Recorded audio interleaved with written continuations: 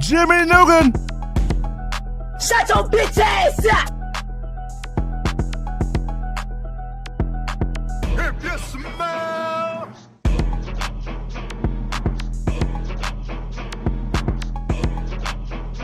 Why are you gay? Why are you gay?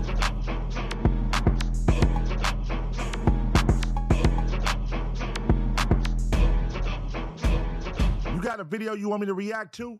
Join the Ace Pit Discord right now. Scan the QR code on the screen, hit the entertainment tab, click reactions, and drop it in. Super easy. Submit today. Jimmy Nolan! Hey. What's all the slander about me being late, man? Hold on. You know what I'm saying? I just had this conversation with my girl. She said it's the same thing. I saw a text that Southern Belle said, you'll be late to your own funeral. And is. I will, motherfucker. But hey, better late than never, motherfucker. Taser gang! Mounter! Nigga. Hey. Shout out to the Taser gang, man. We are in here. Beautiful. How y'all feeling today, man? Make sure y'all smash the motherfucking like tonight, because I ain't playing with you niggas, man. Y'all motherfuckers was being stingy with them likes last time I went live, man. So make sure y'all smash them likes, man. We gonna keep this shit going. I went through and I downloaded, I saved all the videos that was in Discord. I got some of my own personal ones. I got all kind of shit saved up, man. So we gonna keep it rocking, depending on the energy y'all give out. The energy I'm gonna give y'all back, man. All right? It's that simple, man. We gonna have a good time tonight, man. Law and crime. It's the law and crime takeover, man. Now listen here. You know, when I started doing my law and crime, niggas didn't understand it. They was like, what's going on? Oh, he's doing police work. He's doing police content. He's a detective. You know, I gave y'all punch off mysteries, and then I started coming with ABP reactions, going crazy. And now I see Joe Budden is coming to the law and crime world. Hey, it's okay to be ahead of the curve, man. It's okay. Now you got the biggest podcaster in the world coming to the law and crime. I'm just ahead of the curve, man. That's all. And we just ahead of the curve, Taser gang. That's all. Taser gang. Yeah. Now, shut your bitch ass up. Shut your bitch ass up! And follow our lead, nigga. You know what I'm saying? We just over here doing our shit, man. God damn. You know, niggas want to follow what they see everybody else do, man. Everybody go left, I go right. You know what I mean? That's all that was. I'm gonna go out here and do what's up. Shout out to DJ Ghost. You know what I mean? DJ Ghost. I saw him doing his thing. Shout out to him. He likes the law and crime content. A lot of us enjoy law and crime content, as you can see with Taser Gang. Like, shit, nigga, who don't? A lot of motherfuckers. That should be interesting as fuck. Hey, that should be interesting as fuck, nigga. I'll be like, God damn, I like to see the type of shit that people that live on our street or in our neighborhoods or around our quarters or around our goddamn area, city, what they be having going on. You know what I'm saying? It's like, nigga, there's some interesting shit. Hold on, let me show y'all. Let me catch y'all up to speed, man. Let me catch y'all up to speed with what's going on here. Hold on, give me a second. Let me catch y'all up to speed real quick, bruh. Niggas, what? I said, okay, come on home, man. I like that, Joe Buddens. What is the address of your emergency? I've been watching it, reading it, and following cases for years. I came up on Law & Order, SVU, New York Undercover, all of it. Shots fired. Suspect shot back. These shows made me look at crime stories differently. Not just what happened, but how it happened, who it would affect, and what it said about the world.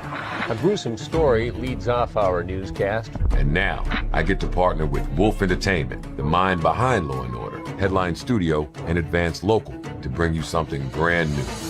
Every week, I'm talking with advanced locals reporters on the ground across the country. Just like Law and Crime. You know what I mean? Just like Law and Crime. One of my favorite channels.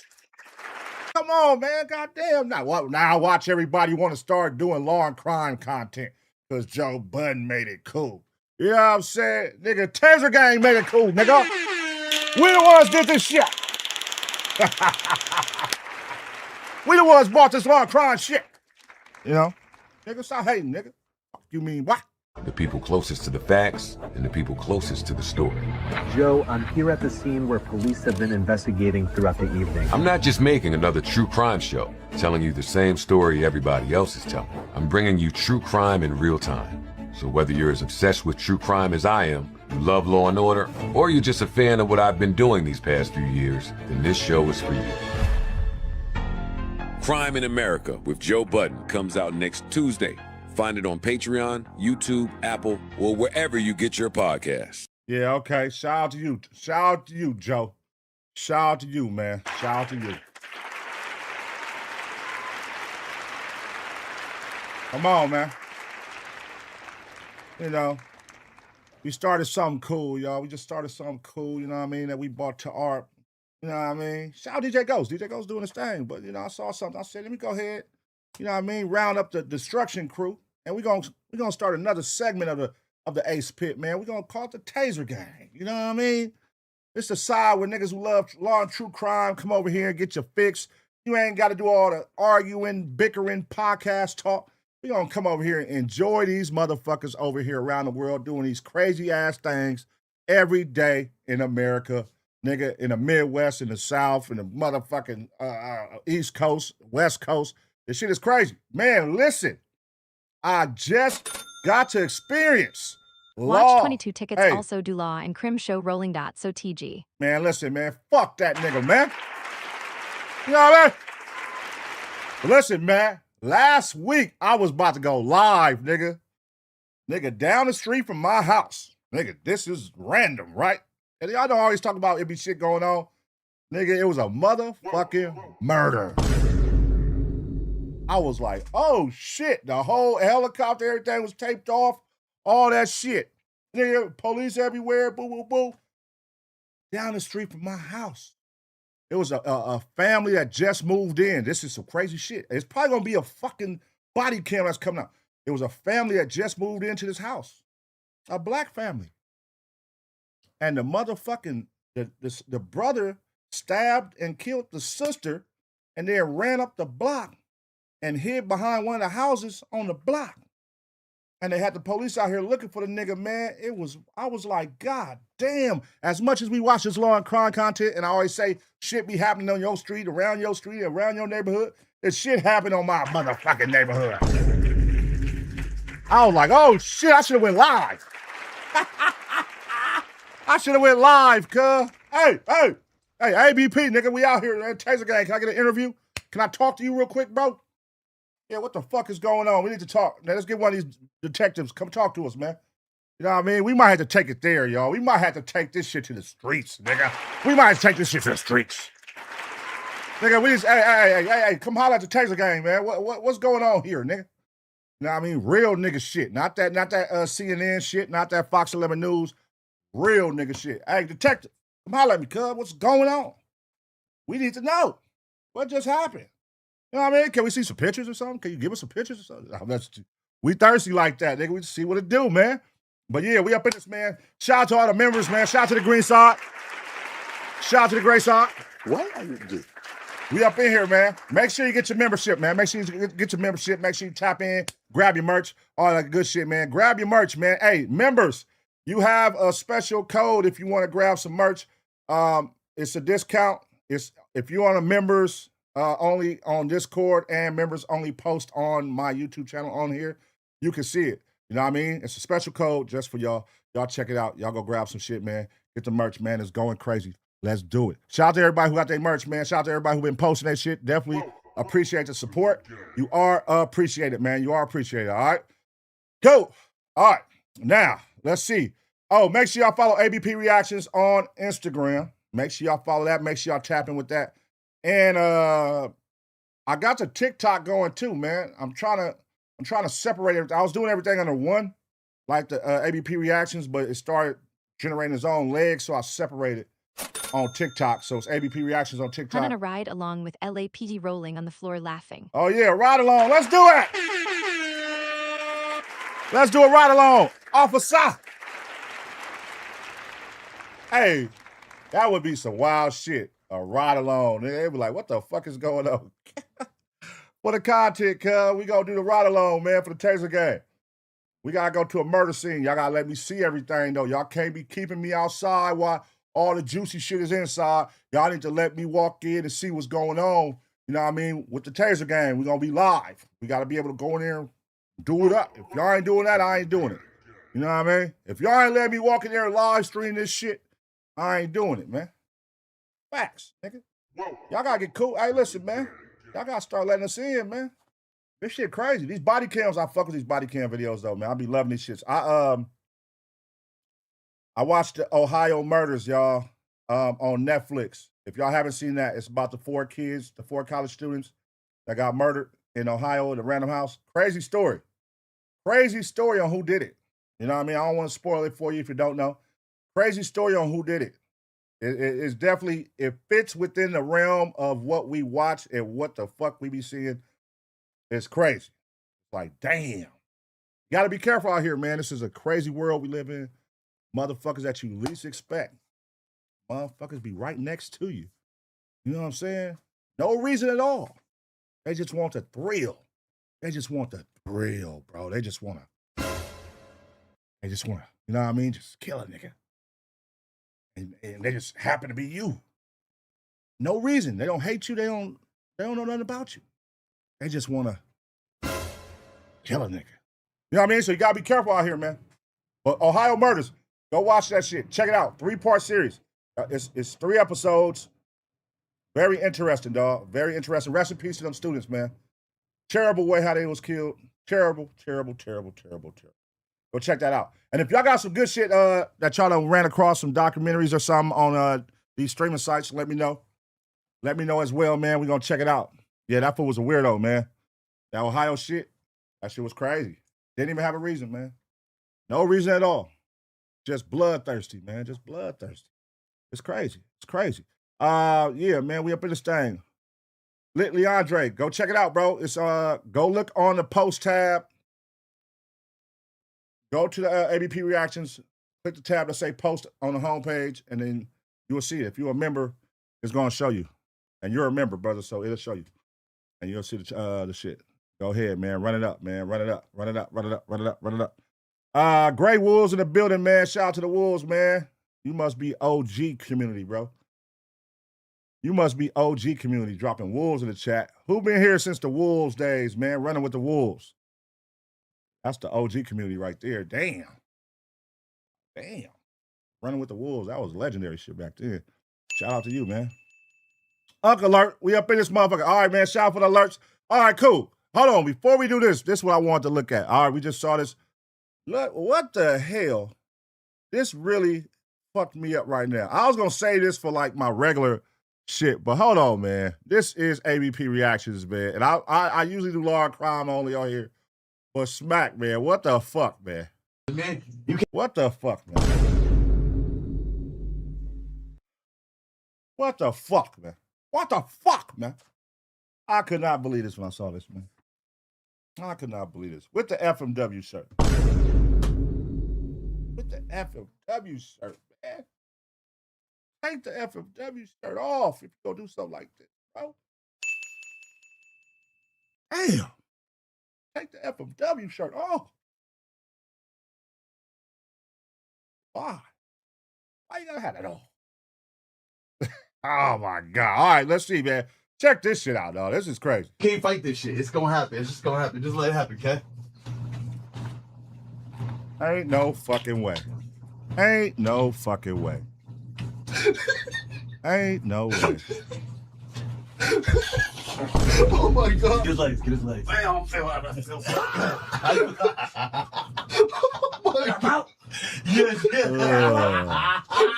Welcome from the other side. Welcome back. Oh my God. Oh, Yeah, my welcome God, back. You here, welcome back. This nigga got drool all on himself, man. God damn. Man, what the fuck? Why you let the homie go out like this, T-Rail? T-Rail is a cold nigga. This nigga woke up in Narnia, cuz. He was lost, cuz. I went out, cuz. Huh. I went out. It worked. Damn, I'm dizzy, T-Rail. Ain't no fucking way, man. Ain't no fucking way, man. That nigga said, I went out. I'm dizzy, T-Rail. What the fuck just happened here? Oh, yeah! Welcome back. You done had a baby. You popped your cherry. Oh, my God, homie. You done. Man, you can't fight this shit. It's Ain't no fucking way, bro. They cold. Come on, God. Oh, no, Smacky. Hey, Smacky. Hey, Smacky is funny, cuz. What the fuck? I did not see this day coming. I did not see this day coming, man. No way. gonna happen. It's just gonna happen. Just let it happen, okay?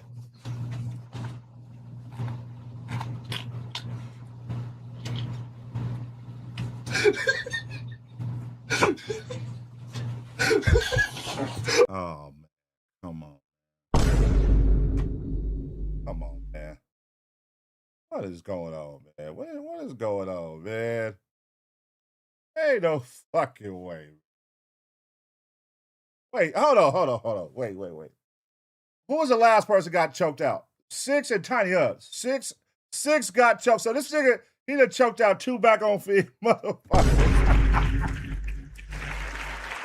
Back on Fig like getting choked out for money. Oh, no, man. Think I ain't got this nigga sleep on the floor like this, man. Then he got drool. This is funny, cuz. Oh my God. Oh, no, look. That nigga is lost. He's in Narnia right now. He don't know what is going on. That nigga seeing stars like in the cartoons. The little birds and stars. That's what that nigga seeing right now for sure. He is lost. Look at all that drool on his fucking oh, my God, dog. Who the fuck? Who allowed this, man? Turn the camera, bro. Why you got the homie out here looking like this? Right here is the perfect meme, bro. Nigga, this is a meme right here. Somebody crop this, cut, screenshot and crop this. This is a meme, cuz. The homie crazy, cuz. I'm feeling Yes. This nigga patted his chest like a dog, cuz, like a little puppy. Welcome from the other side. Welcome back. Oh my God. Yeah, welcome back. You here, welcome back. Oh, yeah. Welcome back. You done had a baby. You popped your cherry. Oh my God, homie. You done. Man, Ain't no fucking way, man.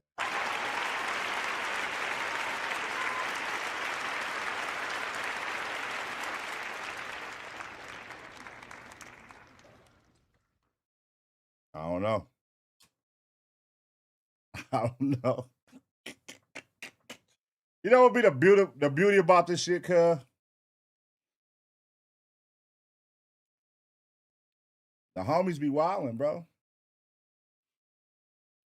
The homies be wildin'. I just, this shit be crazy. That's why I told y'all a long time ago, I'm gonna come over here and sit in my corner and I'm gonna make my law and crime content. I seen what's finna go on, man. I've been seeing what was finna happen with all this shit. I'm finna stay over here and make my law and crime content. And now Joe Budden is over here with us. I'll make my law and crime content, man. I'm not getting choked out for no money. Shout out to the homies, though. Know what I mean? Shout out my nigga G Malone. G Malone has been having a week too. You know what I'm saying? That's my big bro. That's my big bro. He's been having a week too, man.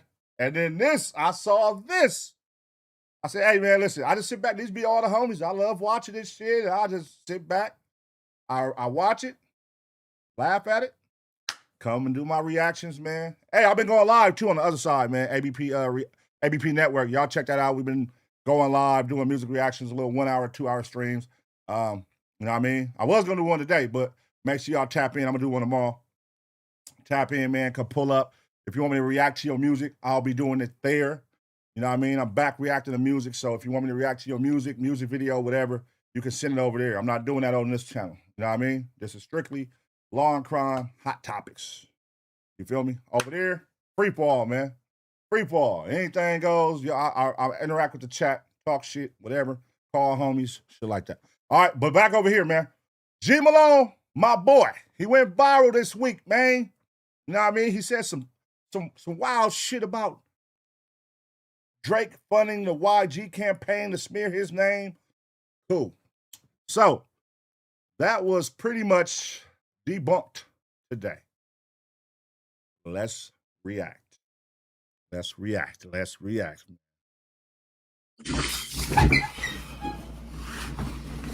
I just heard a nigga say today that Drake been taking care of the family and shit.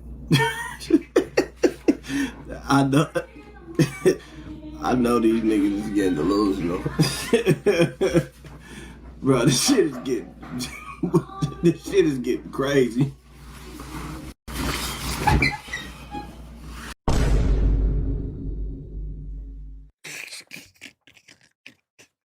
I don't know. I just sit back and react and I just enjoy it. Y'all let me know what y'all think about all this shit, man. But look, we about to get some law and crime, man. Shout out G Malone. Shout out Ralphy. Shout out all that shit, man. What the fuck, man? It is going crazy. Law and crime time, though. I do the whole deep dive on the other channel with that type shit. I go crazy on the other channel and talk about that, and you know what I mean? I just want to see that. And I want y'all to see that. And just know, tomorrow, I'm going to cook. I'm going to get G Malone asked to call in. We're going to talk about it. Because he said he wants to go live with me anyway. I'm going to get G Malone asked to call in. We're going to talk about this. We got to get to the bottom of what's going on. And then Smac, I hope Smac show up to Shame on You tomorrow. We are doing Shame on You tomorrow. I hope Smac show up to Shame on You tomorrow, man. Because, you know, that's my boy. I got Smac. What's up, bro? What was that about? I want to know. I just be wanting to know the minds of what people be going through when they do shit like that. What was that about? That's all. What was that about? Why? All right, cool. And then I'm going to do my thing to punch the gator. I'm gonna cook. You know what I mean? But shout out to my boy Smacky, man. Shout out to Smacky. All right, law and crime, y'all. Let's get it.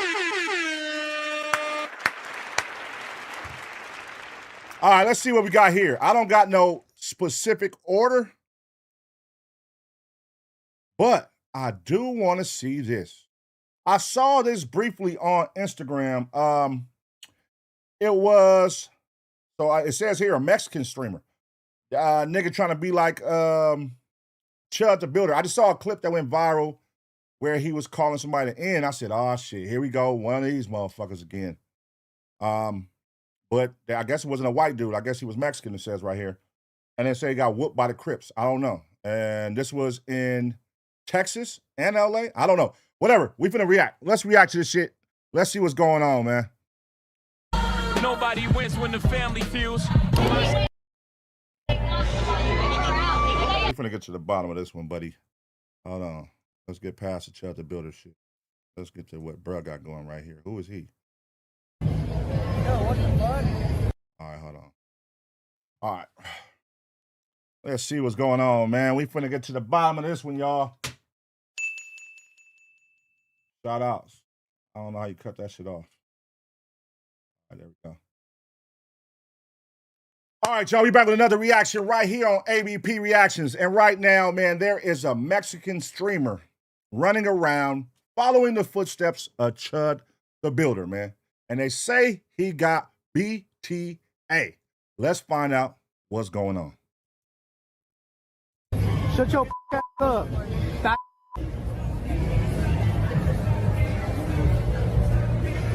Wait, they're saying I pressed you, didn't do shit. Hang him, his nigga. Damn, bro.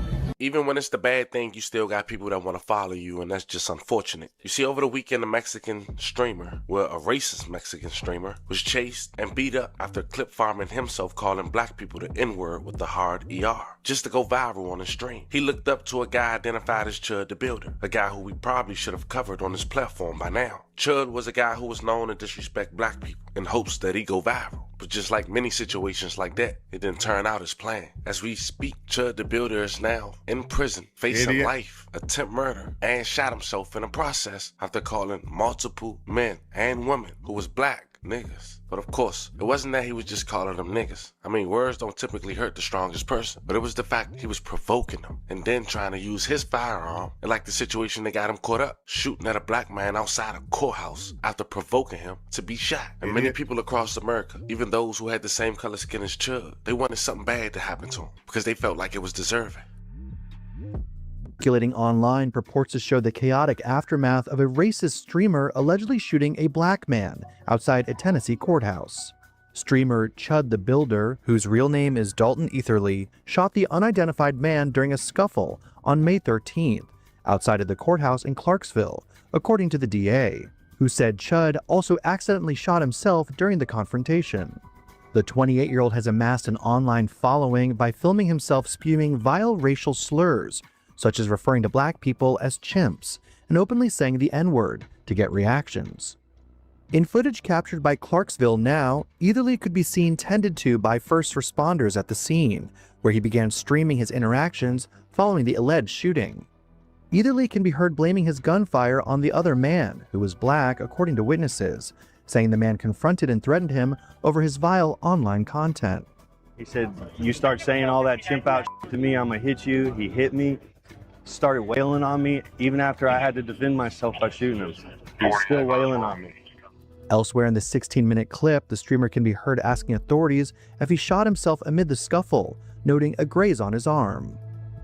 The victim was medically evacuated and is recovering in stable condition, officials said. The mustached antagonist was supposed to appear at the court for a civil case over unpaid debts, which comes just days after he was arrested for allegedly refusing to pay a $400 restaurant bill. This nigga went outside, cuz that's what you get though. Karma's a motherfucker. The energy you put out is the energy you receive, my nigga. You was putting out all that bad energy. That shit came back and got your ass. Came back and got you. Even after he polished off his entire meal. Following the shooting, Etherly was booked into the Montgomery County Jail, while the local sheriff's office vowed those responsible would be held accountable to the fullest extent of the law. Etherly has been charged with attempted murder, employing a firearm during dangerous felony, aggravated assault, and reckless endangerment with a deadly weapon. Now, Chud the Builder remains incarcerated without a bond. Now, because negativity sells, in some streamers' eyes, unfortunately, there's a lane to be filled. Now, there's two main streaming platforms, Twitch and Kick. One of them, this is a no-go. Many of sponsors, one of the biggest streamers in the world is on there. And things like this couldn't have went viral or made you money in the past. But because we have a more leniency platform named Kick that really came along in ways you might not have guessed that we'll later discuss, they're allowing things like this to be monetized. And in return, you're seeing more and more of these clips online, showing you we still have a long way to go in 2026. Today we're going to talk about how Kick came along. We're also going to show you guys what this streamer had did that made him get ran out of 2 states and ultimately jump. Then he came online with a ski mask, insinuating he didn't want to be seen, but in actuality, he had them knots on his face. He also talked. Damn, they got a swollen ass eye. His eye looks swollen in the mouth where they whooped his ass. See, these are what you call real crash outs. This is where the definition crash out come from. Niggas like this.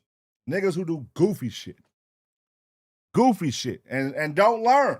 You walking around calling niggas the N-words, you get your ass beat, and then you just get up, go to another city, put a mask on, eyes swollen, and start doing it all over again? What a fucking idiot. So niggas like this, man, I mean, you know what's gonna come. You know, like, we all knew how the Chud the Builder shit was gonna end. You know what I'm saying? We knew it was gonna be something. He was gonna get shot, he was gonna get beat up, something, and he was gonna learn a lesson. You're gonna learn a lesson when you're doing shit like this. Everybody not playing games, nigga. I don't care what race you are. You walking around calling somebody some racist shit, everybody's not going, my nigga. Just because you're doing content. They don't give a flying fuck. about trying to keep going viral doing what he do, but it always turned out bad. I guess anything for $1, right? Now we normally disclose who these guys are, but I'm not gonna use my platform to give them clout. So instead we're gonna use this story as a lesson for those who wanna do the same thing, the action and reaction. But speaking of money, let's hear from our sponsor. It's only 60 seconds, but first, I want you guys to remember, I won't give you no angle. I just give you the story. So all right, my boy about to get his money off. All right, let's see. To the promo code The Family. That links automatically unlocks the $75. Make sure you go through the full sign up process so you don't miss out. Let's check. I noticed as I've been streaming these past few months, especially during my tours, when it really like clicked in my brain. I'm like, bro, this tour shit should be way more viral. You feel me? But I noticed like I be seeing more clips from Kick than Twitch these past couple months. And I'm like, what's going on, bro? A lot of streamers get collabs because they get clipped. The average person don't watch streams. If motherfuckers see you on the clips every goddamn day, that's all they know. That's all they see. So we just testing it out. We just seeing if it work. And if it do work, if it is a big difference, I need y'all to let. I have to be real. After reading about the split revenue with Kick, the Family TV might make one as well. But Kick is a video live streaming platform launched in late 2022 as a direct competitor to Twitch. It offers a creator-first model featuring an aggressive 95-5 revenue split on subscriptions, fam. It's looser content moderation and allowance for online gambling streams, which was why it was created. You see, the founders and backing, Kick was founded in December 2022 by Benji Tarani and Ed Carvin, the co-founders of the crypto gambling site Stake.com. Alongside streaming personality Tyler Freyes, Kick quickly became a Twitch competitor. The platform's creation was largely catalyzed by Twitch implementing more strict regulations and bans on certain online casino and gambling broadcasts in late 2022. And in just 4 years, this online casino has also managed to make one of the biggest streaming platforms in the world. I fuck with Kick, man. That's the thing. I fuck with Kick, bro. I started over here. This is where the show started from Kick, man. But then they fucked up. They put me in the KCIP program. And the one thing they don't tell you is you can't do reactions in the KCIP. They don't let you do reactions.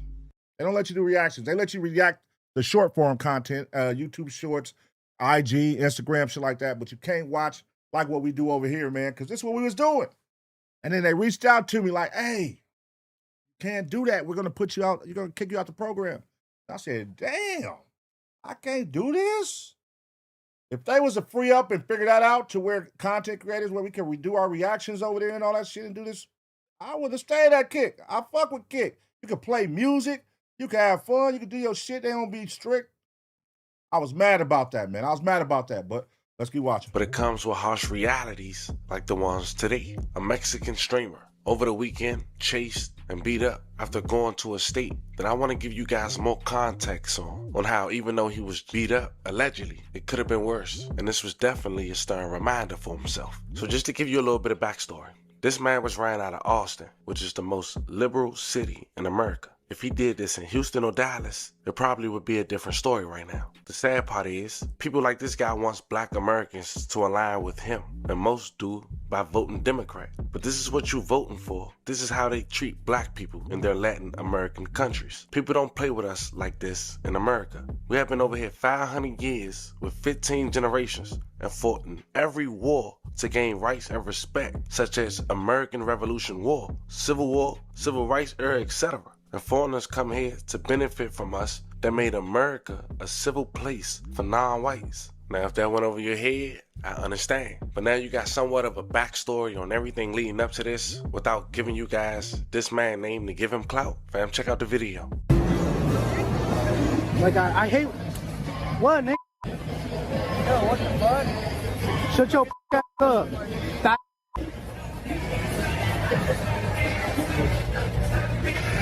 Wait, they're saying I pressed you, didn't do shit. Hang him, his nigga. Damn, bro.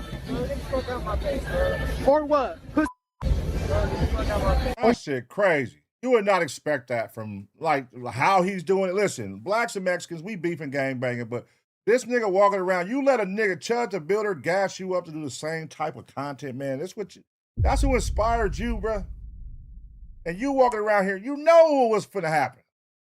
You know what I'm saying? Listen. I'm gonna tell you one thing. This is what the streets is.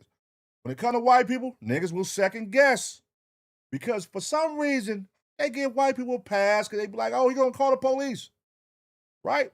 But when it comes to our nigga, the black, the brown, we'll kill each other fast. So walking up, acting like this with black niggas, we don't fear that. Like, y'all know how this shit is. Y'all live out here. Y'all know how people look at white people. Oh, don't touch him. He's going to call the police. He's going to get a lawyer. He's going to do that. Like, man, fuck all that. You on your gangster if you're on your gangster. But y'all know when it comes to each other, man, we'll tear each other the fuck down fast. You know what I mean? But I don't know. He must not know. You trying to fight?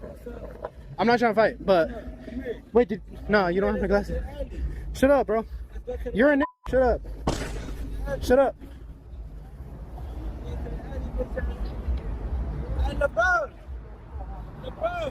Yo, can I get my glasses back? Can I get my glasses back? I don't care about what you're doing, bro. I don't care. I don't. Yep. Run, motherfucker, run. I'm about to whoop your ass. Bro, all right, bro. Chill. Ain't no chill, nigga. Chill, bro. Ain't no chill. Chill. Chill, bro. Ain't that something? That nigga switched his tune up. Chill, bro. Chill. No. You was just calling me the N-word. You was just telling me I need to get hung on a tree. Now when nigga get on his shit, that was chill, bro. Chill. Everybody's not playing, bro. Everybody's not playing, my nigga. Punch me again. Play me again, bitch. You on that fame ass nigga. You a nigga. I'm not on the internet shit, nigga. My mama, nigga. I'm not on that. I'm not on that internet shit, nigga. My mama, nigga. It's over. It's on crib, nigga. It's over. It ain't over. Look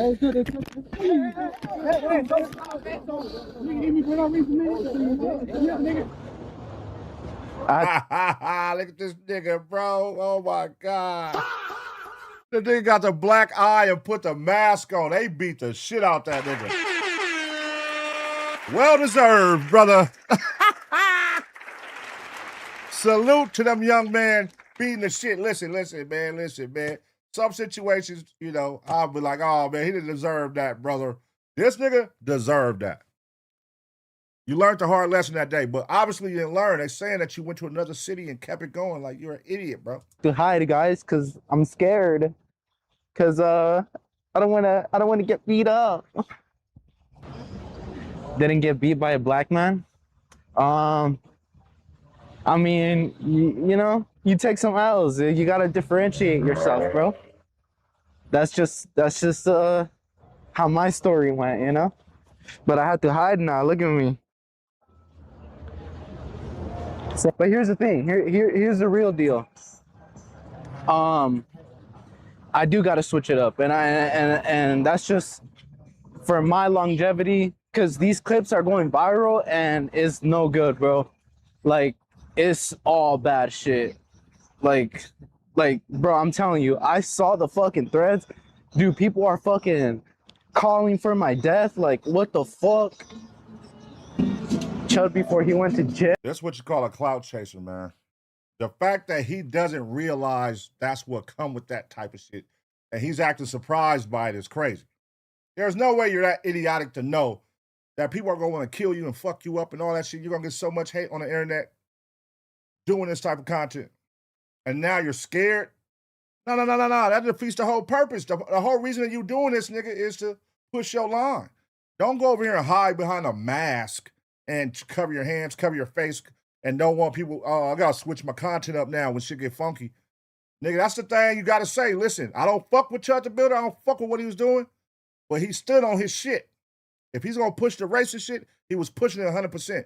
He didn't run. He didn't cover his face. He stayed out there. And he got what he deserved, nigga. And now he out of here. The same's going to happen to you, brother. But don't get try to cover your face. Use a pussy. That means you don't need to be doing this. It don't make no sense why you're doing it anyway. Why are you doing it? As a Mexican, why are you walking around doing that to black people? Like, go pick on somebody else. Like, what are you doing? What is that for? You know what I mean? That don't even make no sense. Like, what the... That chapter builder shit was stupid. Like, all this shit is stupid. Like, you just want to get killed? You basically asking it for somebody to whoop your ass or shoot you or fight you or use a weapon, stab you.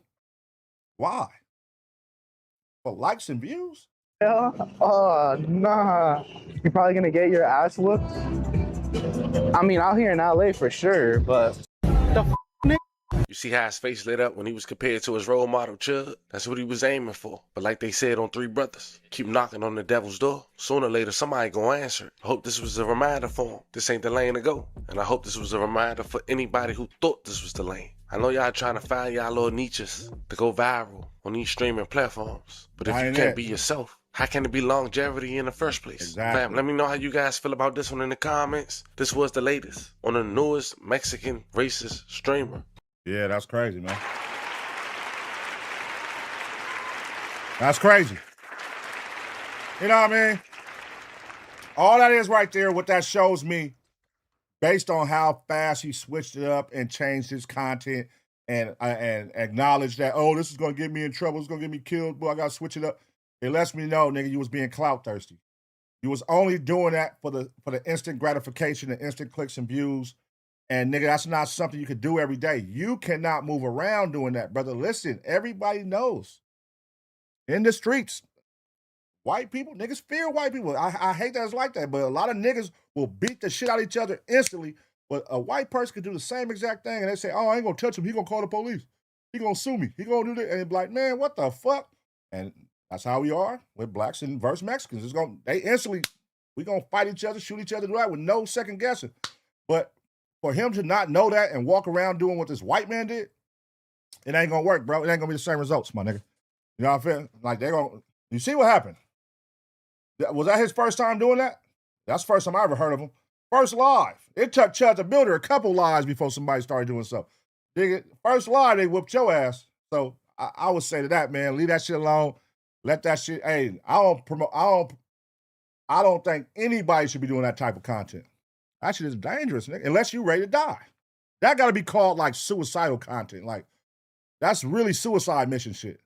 You're going out on a busy street and agitating people and calling them racial slurs all night. Like, what do you think is going to happen? It's like a no-brainer. Somebody is going to fuck you up, shoot you, like, you know. But, hey, man, listen, man. Don't follow this guy's footsteps. Don't follow Chud the Builder footsteps, man. Be original, man. Be original. Make great content. Make shit people love, people can spread, people can pass around. You don't want this shit, man. That's not the light you want, man. Leave that shit alone, man. Leave that for the goofies, man. But let me know what y'all think. You feel me? I don't even know the dude's name. I don't even got to spread his name. Fuck that nigga. You know what I mean? But let me know what y'all think in the comment section. I'm going to give y'all 2 seconds to smash the like.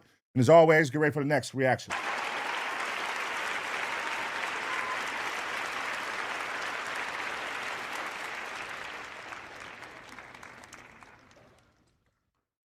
All right, man. Sheesh. Let's see what we got going here, brother. All right. Let's see. And also, I don't have any updates. I haven't seen none on not Chud, on David and Nolan Wells. I haven't seen anything. But let me see something. It actually was. Let me see what's the latest and the greatest. Because this, I don't know. I ain't been seeing nothing, brother. Let's see this week. Exposes he was drunk claims. Witness called and said he looked fine. Nolan Wells' family exposes he was drunk claims. Witness called and said he looked fine. So they were saying he was drunk. Autopsy probe. Yeah, did that shit come in? That's what I don't know. I think the case, let me see, autopsy. Did it come in? Did the autopsy do it? Autopsy results from Nolan Wells. Okay. Secret Nolan Wells autopsy deepens case mystery.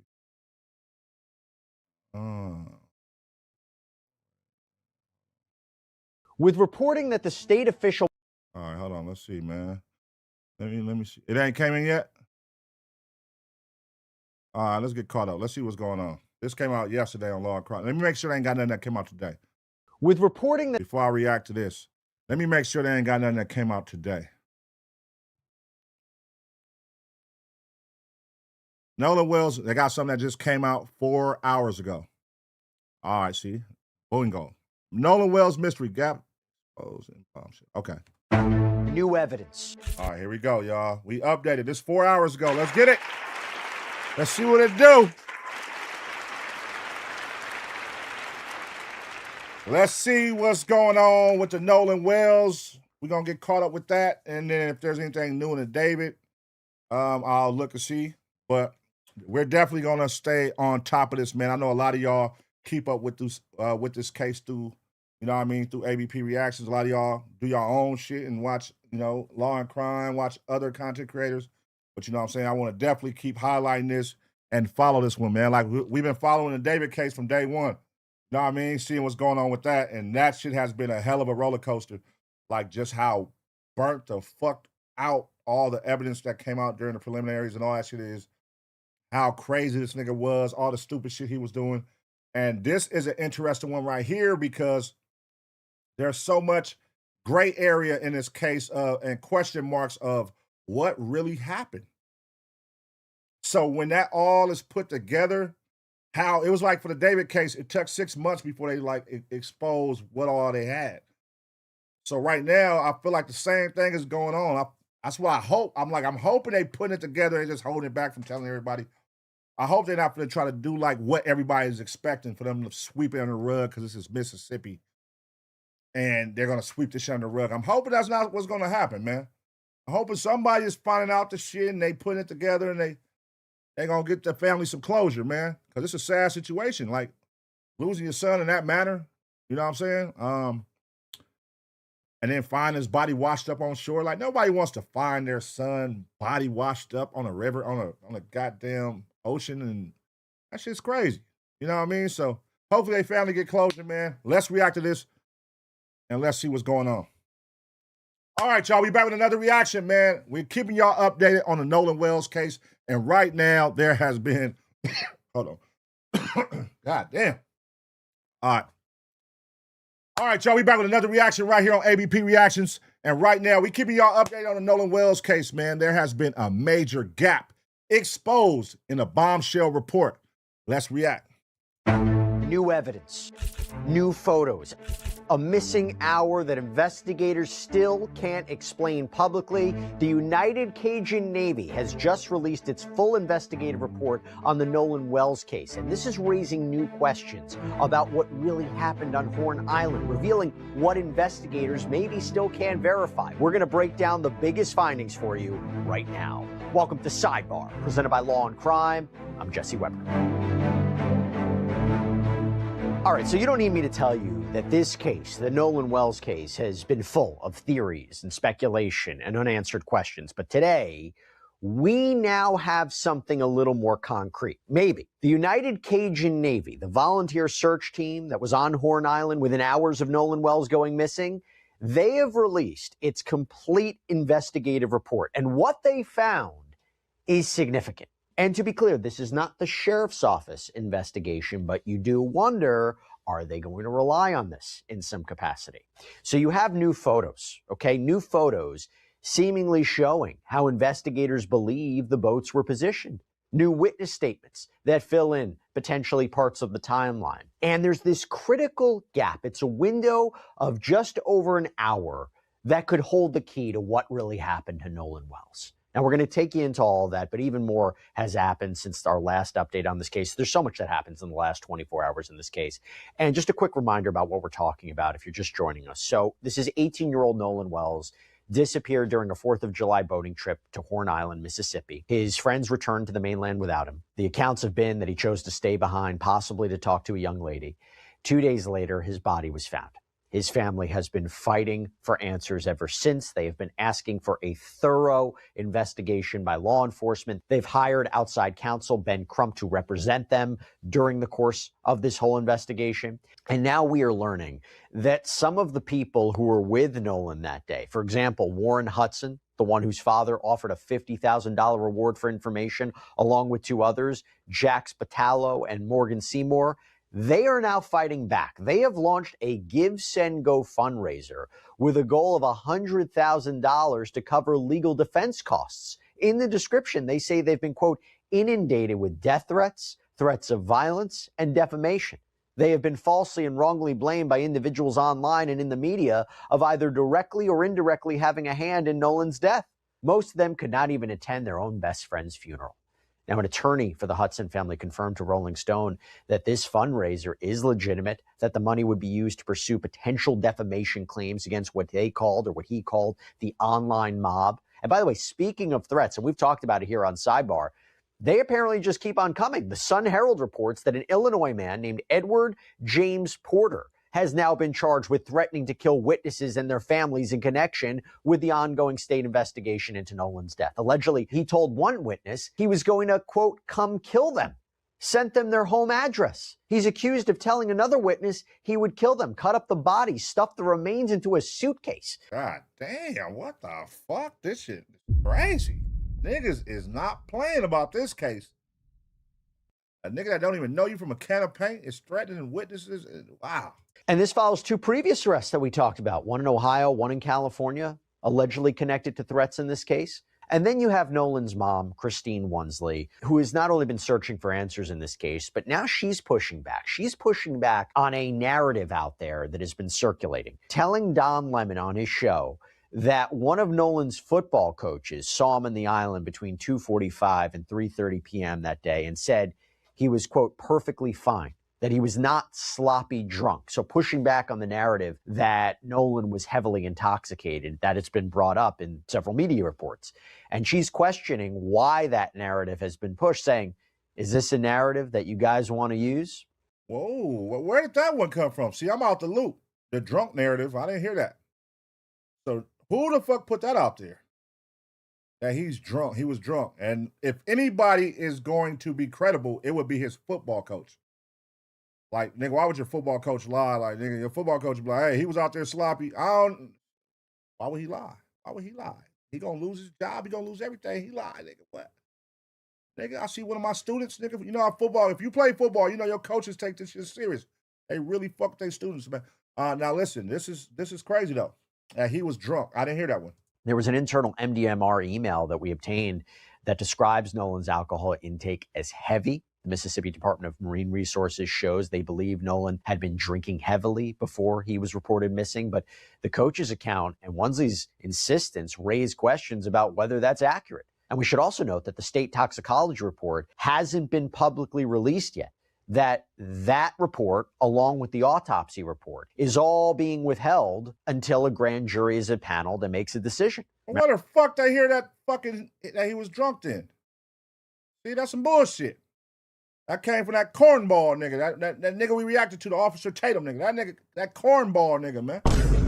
I guarantee it came from that weirdo, cuz. Remember, the sheriff's office is still investigating this. By all accounts, under Mississippi law, this is going to be presented to a grand jury, because that's a key point, right? The official state autopsy is complete, but the results are sealed. District Attorney Angel Myers-Macarath says that every death in the county that isn't natural causes or a non-criminal car wreck goes to a grand jury, meaning the report is not going to be public until that process is complete. We do not have a timeline on when that will happen.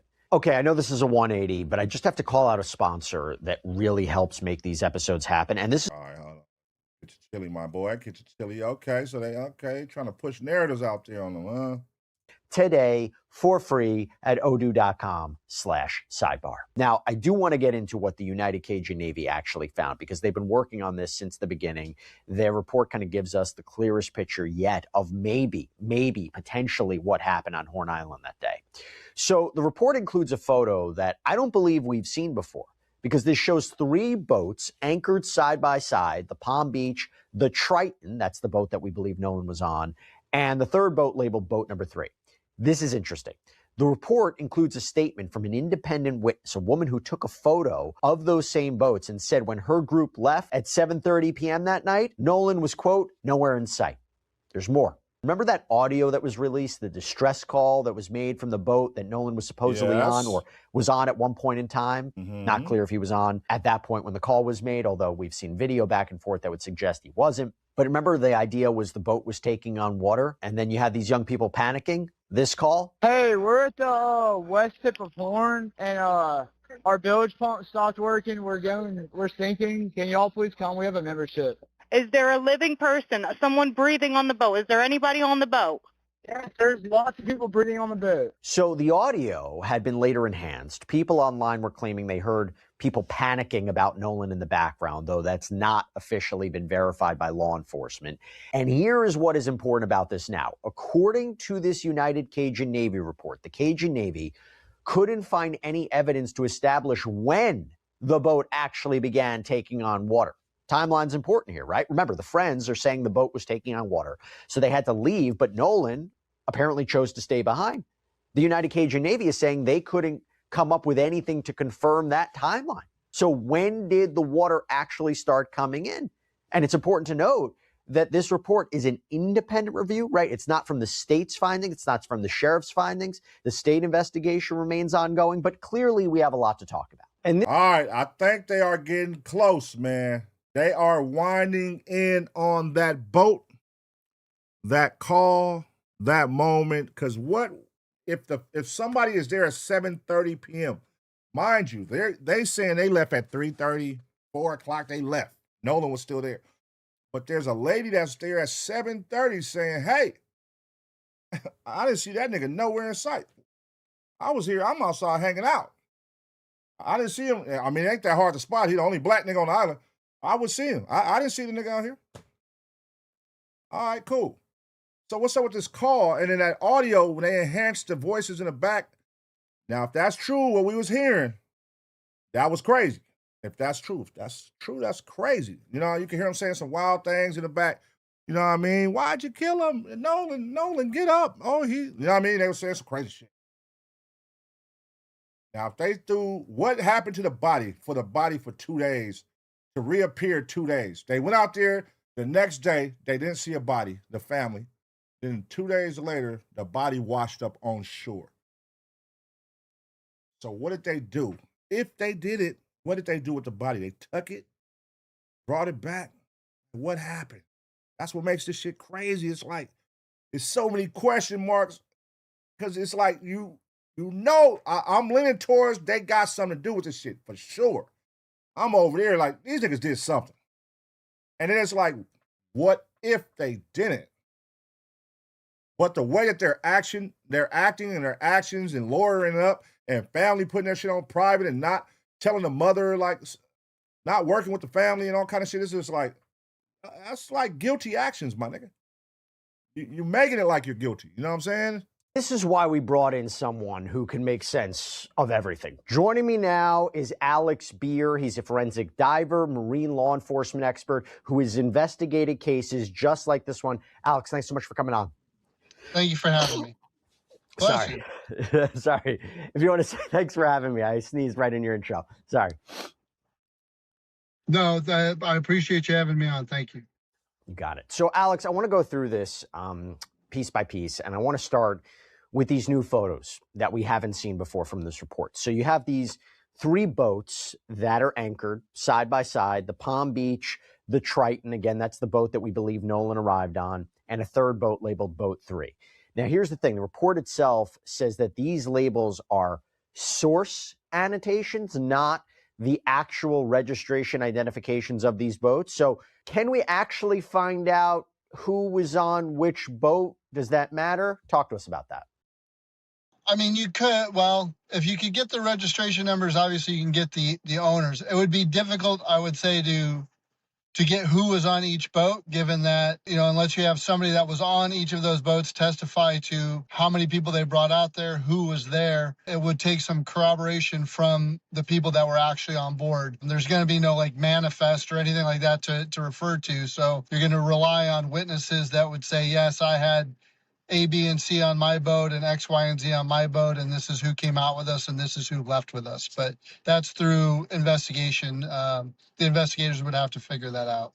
And Alex, I want you to take a look at this. So the report indicates how the boats were positioned and how they moved. And they found that it appears in one photo there on the left, you can see the vessel they're calling Boat X anchored between boats 1 and 2. And then it's not present in the photo on the right. So you're kind of seeing some movement, a transition there. Why is that significant? I mean, it's going to show, if these are boats that are in question in this investigation, one, it will show hopefully a timeline when the boats were there and sort of where they were in relation to the world, who may or may not have been on those as they relate to the case. And then a boat not being there would then give an indication, well, what time or roughly what time did that boat leave? And that will play into the timeline of the case. As far as how they're anchored or why they're positioned there, or, this was I'm sure if you had a much broader photograph of that area at that time, you would probably have 100 boats anchored along that beachfront that are just jockeying for a place to get in close to the beach to enjoy the day's what was going on there on that day on 4th of July. And here's where it gets really, really specific, because the report includes a shoreline photograph that's believed to have been taken at 4:50 p.m., so 19 minutes after the Triton apparently left at 4:31 p.m. And in it's broad daylight. Broad daylight. Their story is he left with the girl. The girl already then came out and said, no, he did not. He didn't stay with me. She already then came out and said, hey, she's working with the motherfuckers. What y'all need? I'll let you know. Hell, he ain't got nothing to do with me. Shout out to him. I talked to him. I seen him. But he didn't leave with me. And that's what makes this shit like, hold on, cuz. The fact that y'all all came together, y'all all made it back except for him. And then his phone was on your boat. And you say, hey, when everybody's in the water, nobody be on their phone. I ain't the point. Nigga, if I'm going to stay, I want my phone. It's that simple. It's like, bro, these are kids, bro. Like, if you got teenagers, they want their phone. They keep their phone in their hand at all times, man. They be on their phone like a motherfucker. So it's like, bruh, come on, man. Make this make sense, man. Y'all did something. I'm rolling. Y'all did something. Y'all did something, man. In that photo, the photo known as boat number 2, they say it's no longer in the original position. So by 4:50 p.m., at least one boat had already moved. The report notes Nolan could be in that photo at 4:50 p.m., but, could be. It's not confirmed. And I guess this would go against what we've heard so much about the reporting that the last time people saw him who were with him was 3 p.m., right? So I think that's significant. It could be significant. Again, these are all, I think a lot of this reporting is still developing. I don't know that any of this has been rock solid confirmed that this is a definitive. I think as they're working through this investigation, they're trying to narrow it down. But again, that relies on things like pictures that have been given to investigators from the public from that day. And as they're combing through those photographs, they're trying to piece it together in a logical or more of a concrete timeline. It will take some time to do that. It's a little bit difficult. You have to recognize, is that the boat? There's a lot of questions. Is that same boat? Is it not the same boat? Is that him on it? Is that not him on it? They're working through that, and it's difficult because unlike TV, it's not put it up, let's enhance this, let's clean it up and run it. It doesn't work quite that smoothly. And most agencies don't really have that technology, and the technology is more for TV purposes. It's not as CSI as people would probably like it to be. So, but that's part of the investigation.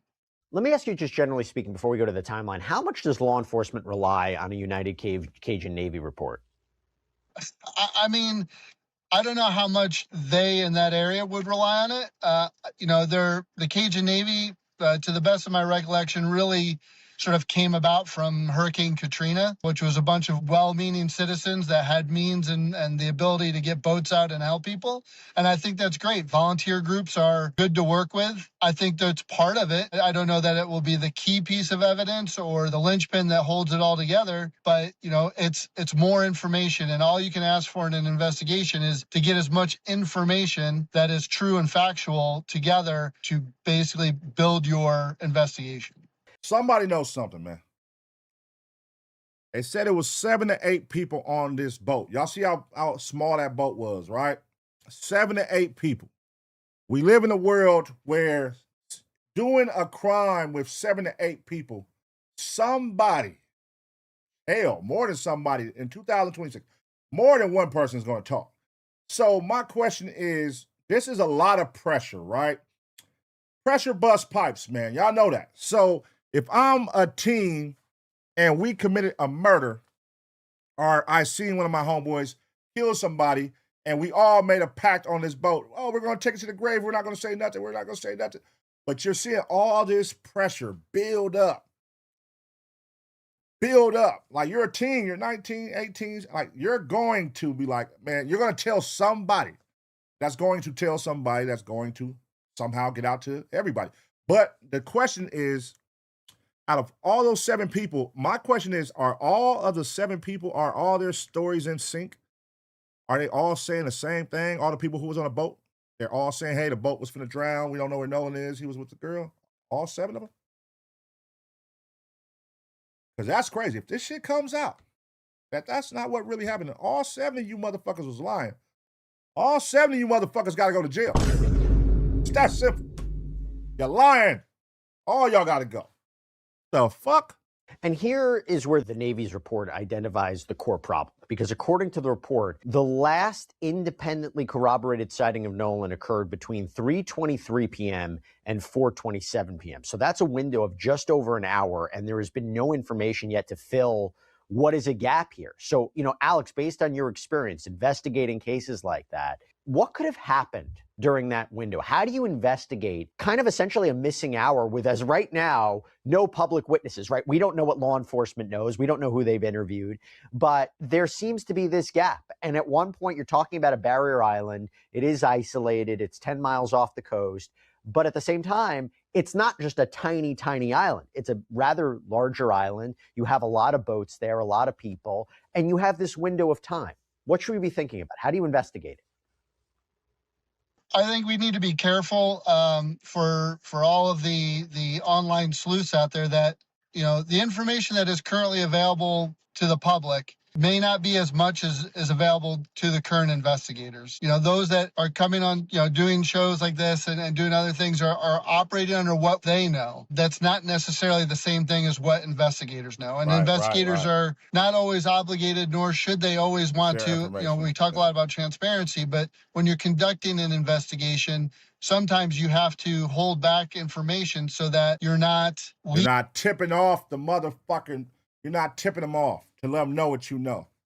Sometimes you got to sit back and let these motherfuckers panic, and they're going to do dumb shit. They're going to start, trying to hide things. They're going to have these conversations with people, not knowing who done turned the informant. Because out of 7 people, one of them probably done turned the informant.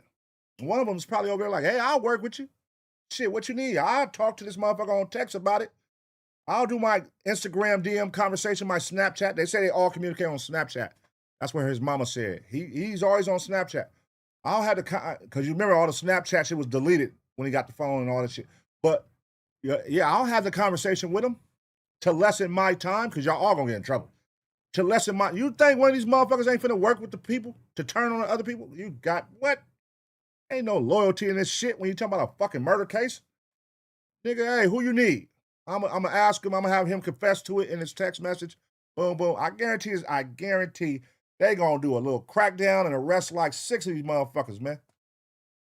In a couple months, if not soon, they gonna do a crackdown and arrest a gang of them niggas. That shit gonna go viral. This shit gonna go viral. Them niggas did something, man. Leading other possible witnesses into conclusions. And so we don't know that window is smaller or larger as of this point from the investigator side. But what investigators would do is continue to run down people that were there that day, schedule interviews, lock people into stories, and try and get as much down to that as they can. But the reality is that there may just be a gap there where you have 100 people are at a, for lack of a better term, a large party. Who's really paying attention to one individual person and sort of watching them? When, he's doing whatever he was doing, you're not necessarily tracking all those people on a one-on-one basis. And it should be also noted, when this report was completed, the investigation by law enforcement is still continuing, so things could change, right? And so this Navy report also notes something that's very important that I want to mention here. So they couldn't establish a, quote, continuous, independently corroborated chain from Nolan's last known sighting through 4:31 p.m. Is that unusual? Yeah, that's not unusual.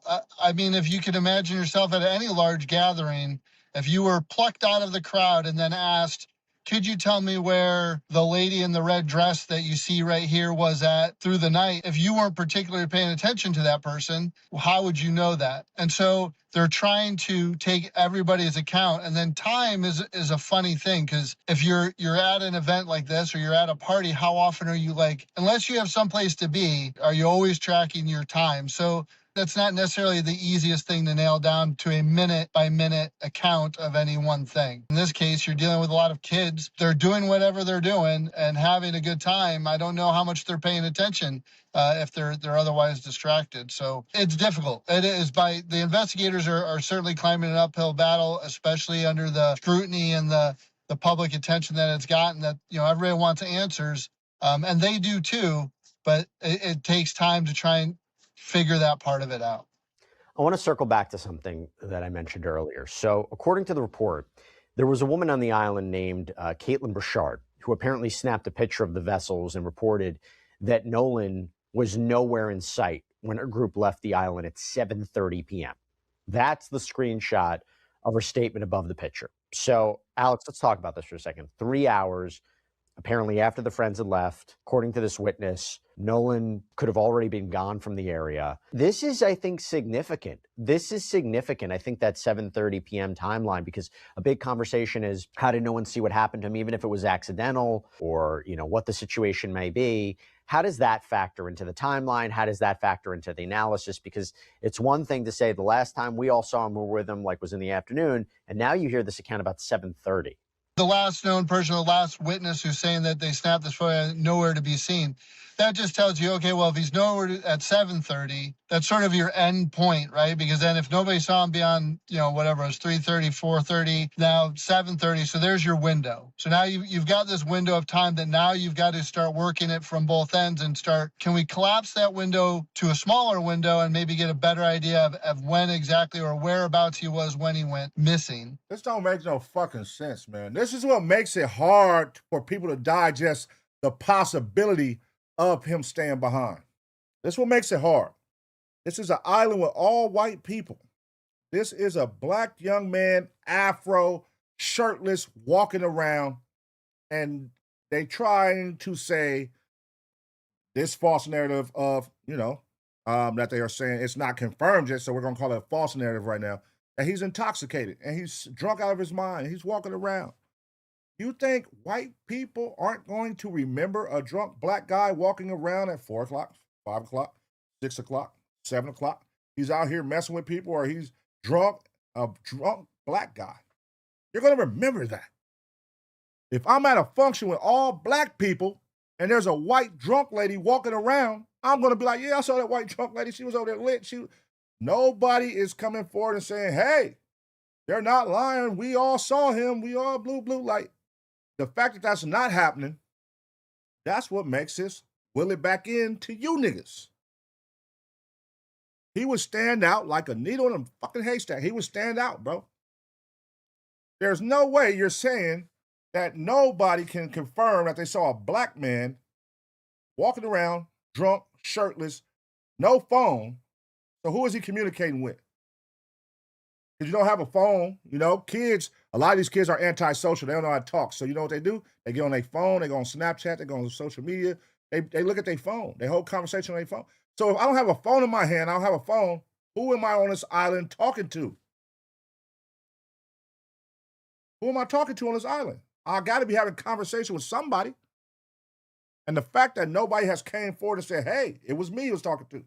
They was gone, he was drunk, I saw him. That's what makes this shit hard to believe that you niggas is telling the truth. Because it just don't make sense. You know what I mean? It just don't make sense. But let me know what y'all think. And then was there any series of events that took place at that time that would indicate what possibly happened? You know, the reality is, too, that I know that there's some questions about autopsies and the two autopsies being done. I know one is right now saying there's no confirmed cause of death. But let's say, for argument's sake, let's say it was a drowning. Unlike TV, drownings aren't always this huge event where somebody's screaming, help, help, help. Sometimes a drowning victim will just slips away and nobody notices it. Can you clarify that for a minute? Because in situations like this, you're dealing with a very specific environment. And there's a back and forth right now about whether Nolan had been drinking and to what extent.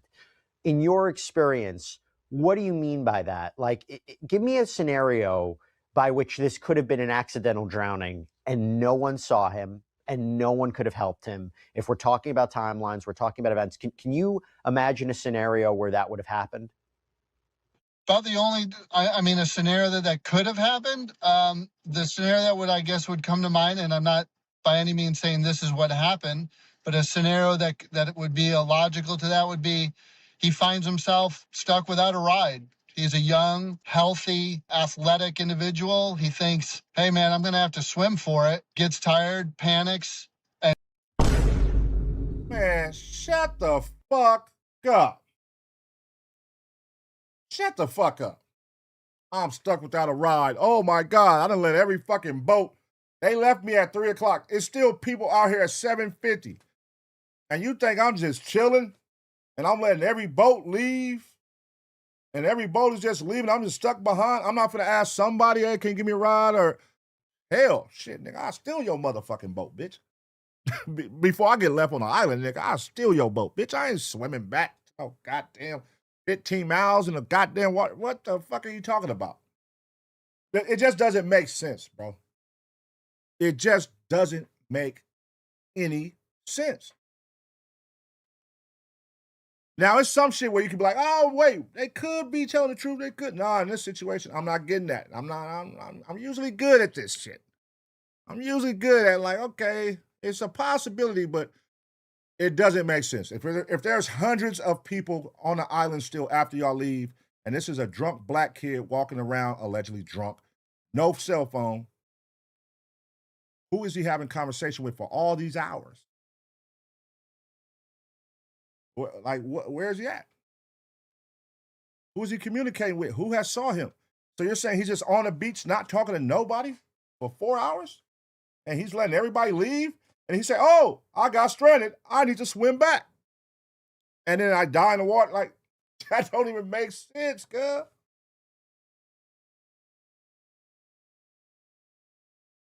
What black motherfucker you know gonna get left on the island and say, hey, I need to swim back in the middle of the night? What? Nigga, that's crazy. And drowns.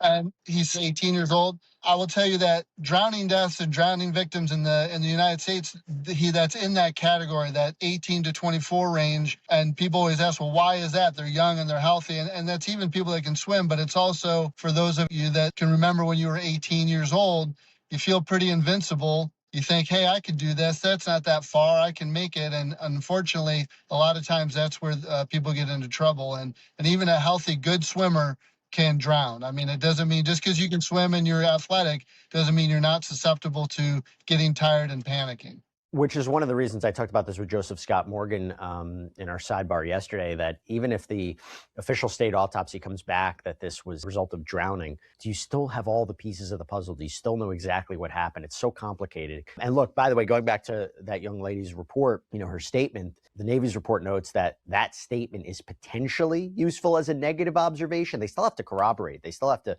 verify it. And Alex, I want to look at something else that has been getting a lot of buzz. We've been building towards this. I want to go to the distress call. Okay, so the one where these young people said the boat was sinking. That audio, very important because it's been a key part of the friend's story. They say the boat was taking on water. That's why they had to leave. The Navy's report says there's no evidence to confirm when that happened. And also significant, the MDMR report, that's the Mississippi Department of Marine Resources, notes that at 4:31, the boat moved at 0.6 to 4.2 knots for nearly an hour before resuming normal operation at 5:25 p.m. So, interesting. Again, we've seen a lot. We've seen video that's come out where it looks like they're getting help and you don't see Nolan on board. There's been back and forth about the audio call. What do you hear in the background? If a boat were really taking on water, what evidence should exist? How does the speed of the boat affect your analysis of this? What should we be thinking about?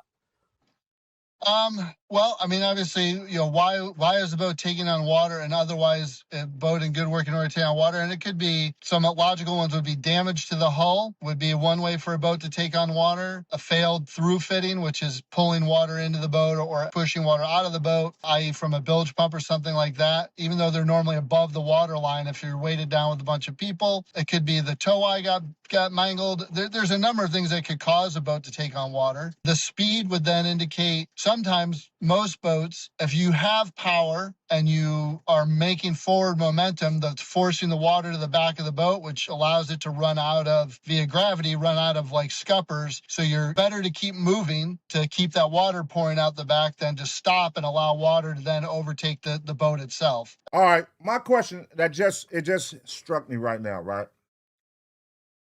They highlight this boat, right? They highlight this boat. But they left in 3 boats. 3 boats left his friend's house.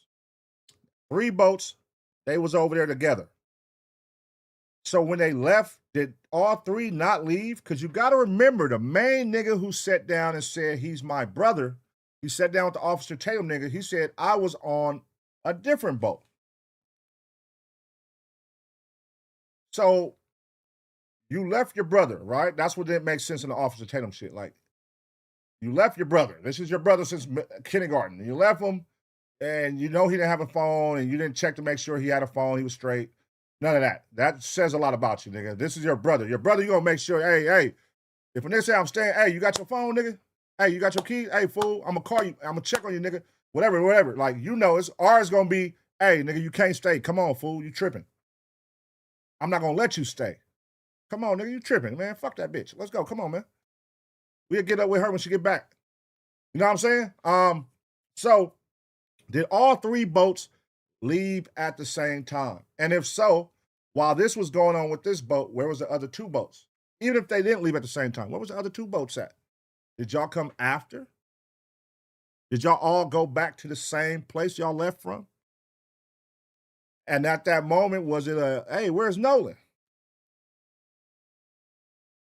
Where's Nolan? Oh, shit. Guess what? If Nolan ain't come back, and this is my brother, and he ain't on none of these 3 motherfucking boats, you know what I mean? Hold on. Check this out. Fuck all that. Hey, we getting back on this boat, bitch. We finna go find a homie. We finna go find him. Now, you're saying he left with this girl. This girl is saying, no, he didn't. He said he was staying with this girl. No, he didn't. So what the fuck? Who is going to come out and say, fuck it, I can't take no more. Here's what happened. Somebody gonna crack. Because there's no way this nigga just died and nobody know nothing. That don't even make sense. And swimming back. What black nigga you know finna do that? What black people, all my people that's watching right now, are we swimming back in the middle of the fucking night from an island back to the motherfucking city? Are we doing that? You motherfucking crazy. And that would also be an indicator of the speed, possibly, that they weren't able to go much faster. It could be a number of things could cause that. And we see it a lot. We have boats come in saying, hey, I'm taking on water. You know, they want to blow through a speed zone because they know if they slow down, it's going to overcome their bilge pumps. And so they want to stay on power till they get back to their dock, to their boat lift, or they get to someplace where they can push it up on a beach so that they're not having to salvage the boat later and deal with it that way. I want to get your opinion on one thing before we wrap up on this. So the Navy report identifies 5 specific problems here that still need to be resolved. According to the report, investigators need to 1, authenticate the last independently corroborated sighting of Nolan, the exact time, location, source, media. 2, authenticate the 3:23 and 4:27 media. Determine whether those times are event times, post times, screen recording times. 3, identify Boat X, determine when it left the configuration, where it went, who was on board. 4, authenticate the 431 departure using primary electronic data, not just recollection. And 5, create a complete occupant by occupant vessel roster and compare each person's statement against the visual record. And the Navy's report says that until these 5 points are resolved, any narrative claiming certainty about Nolan, what he was doing, his movements, quote, exceeds what the supplied evidence can support. Talk to me about what you think about that. If we're ever going to really be, how you even go about resolving those 5 points of potential uncertainty. And I'm hoping law enforcement is doing it. Yeah. Well, I mean, I think those are all valid points. I certainly don't think it's anything that the law enforcement investigators aren't already attempting to do. And while I appreciate the input, and as an investigator, I would appreciate the input from the Cajun Navy or somebody who has experience in that, I could assure you that investigators are working on all of those things, to include looking at GPS data from GPS units on the boats, trying to get specific times off of both electronically and witness account and see how much they match up, and are working towards all of those things. But again, I would also stress that you're talking about hundreds of people. Not everybody at that island that day, I'm sure, has come forward to say, like, yeah, I was there. Because there'll be a segment of that group, not necessarily the immediate group, but a group of the revelers at the island that are like, I don't want to be any part of this. Not that they're trying to not, like, they're guilty. I'm just saying they're like, I just don't want to be involved. Well, with the threats going on and all this attention and the on social media, I wouldn't be surprised by that. So I think that, and I think that's where we have to, in today's day and age of sort of this instant gratification that we get from, YouTube and the internet, to the painstaking process it takes to build an investigation as sort of wide open as this with so many moving parts. The family wanting answers. Somebody wants somebody to be blamed for this, and there's a lot of things there, and people want to throw into it things that I don't, in my opinion, don't really think are relevant. Whether that's race or whether that's, he was this or she was that or the group is this. There's a lot of, and then you have all of the what I just referred to as the comment section, that just want to fire things out there to be, incendiary or to get a rise out of somebody. And I think a lot of that stuff starts to muddy the waters. The law enforcement feels pressure from the public. Of course they do, and they should. Hold on, y'all. What up, my baby? Hi. How you doing?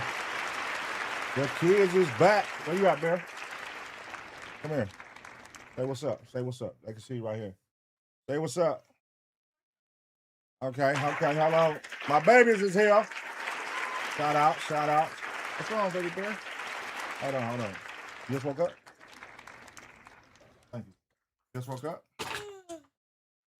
Look a little grumpy, man. How was the ride? Yeah. He was asleep. He was knocked out. Kids just got home, man. They in this thing. Hi. Say what's up. Say what's up. Gloves and roses in the chat. Come on. You want to say President Day? I'm almost. Guys back. Missed you guys. What you see? What you looking at? You looking at the roses? See? That's y'all. That's the Michael Jackson way with the rose. That's your custom. Both of y'all. Can't. What you mean you can't hear the voices? You know how my voice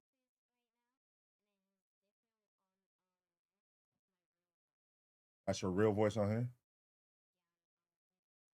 Oh, you kicking knowledge? Okay. That's your voice. The voice off the mic is your voice on the mic. Yeah. Oh, you thought you just kicked some knowledge right now. Okay, you did, Princess. You got that off. Is that Holland? What? What are you talking about? What is Holland? Holland. Talking about? Oh, there y'all go right there. Y'all can see now. Y'all can see over there. All right. Cool. What up, Rose and Tyler? Spider-Man said what up. Tell Spider-Man what up. Texas Southern Bill. Shout out Texas Southern Bill. Shout out my boy Jimmy Nugan. Summer did go by fast. The summer went by fast. Shout out to y'all, man. Tyler Sleepy. Damu Love. Shout out Damu Love, man, in the building, man. Come on, come on. All right. Shout out Jimmy Nugan for the gifted, man. He sent the gifted. Say shout out for the gifted. Jimmy Nugan. Jimmy Nugan. Gifted. Shout out Nugan for the gifted. Nugan. All right, cool. Love you. I'm gonna be let's see. I'm gonna be, how long I've been on? An hour and a half. Give me 2 more hours and I'll be up there. Y'all still be up. He done slept the whole ride. Y'all still. All right. Love you, mamas. All right, love you, baby. I'll be up there in a minute. All right. Huh? Oh, Nightbot? All right, cool. Let's get back to it, y'all. Let's get back to it, man. Shout out to y'all, Taser Gang. Appreciate y'all, man. Let's back it up a little bit. Let's back it up about 10 seconds.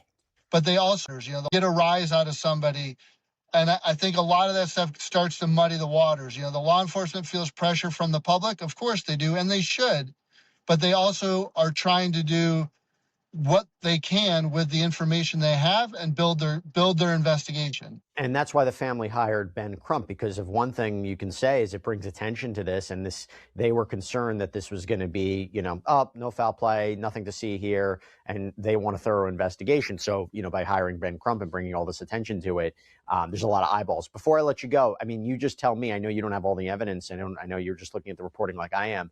Do you think it points more towards an accident or foul play? Foul play. Well, I mean, without having all the information from the autopsy report. He's not going to say foul play. We all know he's not going to say that. We the culture, we the people, we're going to say foul play because we know what motherfuckers is capable of. And based on their actions, how they acting, this is like, nigga, some foul play happened, man. Because who the fuck, hey, listen, man, I ain't got nothing to hide from you niggas if nothing didn't happen. And it was my boat. I'll work with you. Hey, hold on, nigga, I'm a civilian. It was my boat. It was my granddad's boat, whatever. I can give you whatever you need. Let me know. What the fuck? What are we hiding? What are we doing? What? You got my car keys. You got his car keys at your house. You got his phone. You got his car. You ain't contacted his mama. They had to find it on a Life 360 app. What is y'all on? Why do I gotta hunt my son down if y'all know he's missing, if he ain't came back? So this would be swinging in the dark with a blindfold on. If it is foul play, based on findings in the autopsy and any sort of injuries that he may have sustained, I would hope and I would want those people responsible brought to justice. If the autopsy and the evidence shows that there was no apparent foul play or there are no injuries to him beyond what looks like a drowning, I want the family to feel confident in the investigation that took place. And those are two very different things to appease, because no family wants to lose a child. And that's a hard thing to reconcile with, and it's a huge grieving process. And for all those out there that are offering content or comments that aren't helping to move this forward, there is a family grieving the loss of their son, and that's tragic. If it was a tragic accident, I want to see the community come together and celebrate this kid's life. He seemed, from all accounts, that he was a wonderful young man who was active in his in his school, with his friends, with his family, and I hope that he's forever remembered for that. And to his family, I offer my deepest condolences. Why you keep saying accident? I don't like that. If it was a tragic accident, nah, motherfucker. Accident. Why you keep trying to paint it as an accident? Either he was on that island, like they said, like his friend said, either he was on that island or they did something. You know what I'm saying? Stop calling it an accident, my nigga. They did something. Let me see. Based off what I feel like, what could be the possibilities here? Okay. I would want to know, hey, who on this boat got along with Nolan? Did all y'all get along? Was y'all all cool? Was there somebody who despised Nolan on this boat? They did say some girls came down from college. Could Nolan have been flirting? And it said one of the guys dealt with the girl that came down. Could he been flirting with the girl that got into some funk? did some fuck shit. These niggas is drunk. They've been day drinking. He probably did some fuck shit. Pushed Nolan. Nolan hit his head. He fell the wrong way, cracked his neck. You know, shit, mistakes happen. And then they panicked and got rid of the body and didn't know what to do. Like, what could have happened, man? What could? It's a lot of possibilities of what could happen because we don't know. But the fact that they're keeping the autopsy to present it to a grand jury.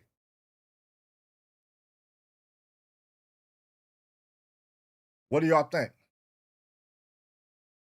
I mean, this is a high-profile case, so I mean, I definitely would assume that's what they're gonna do. Like, let's keep it and present it to the grand jury just to either prove that nothing happened, that everybody think happened, which could be blunt force trauma, strangulation. They're saying he had a red spot in the back of his head, a big red spot in the back of his head. That goes back to what I'm saying. Maybe he hit his head. He fell and hit his head the wrong way, cracked his neck or something, and they didn't know. They panicked and threw the body.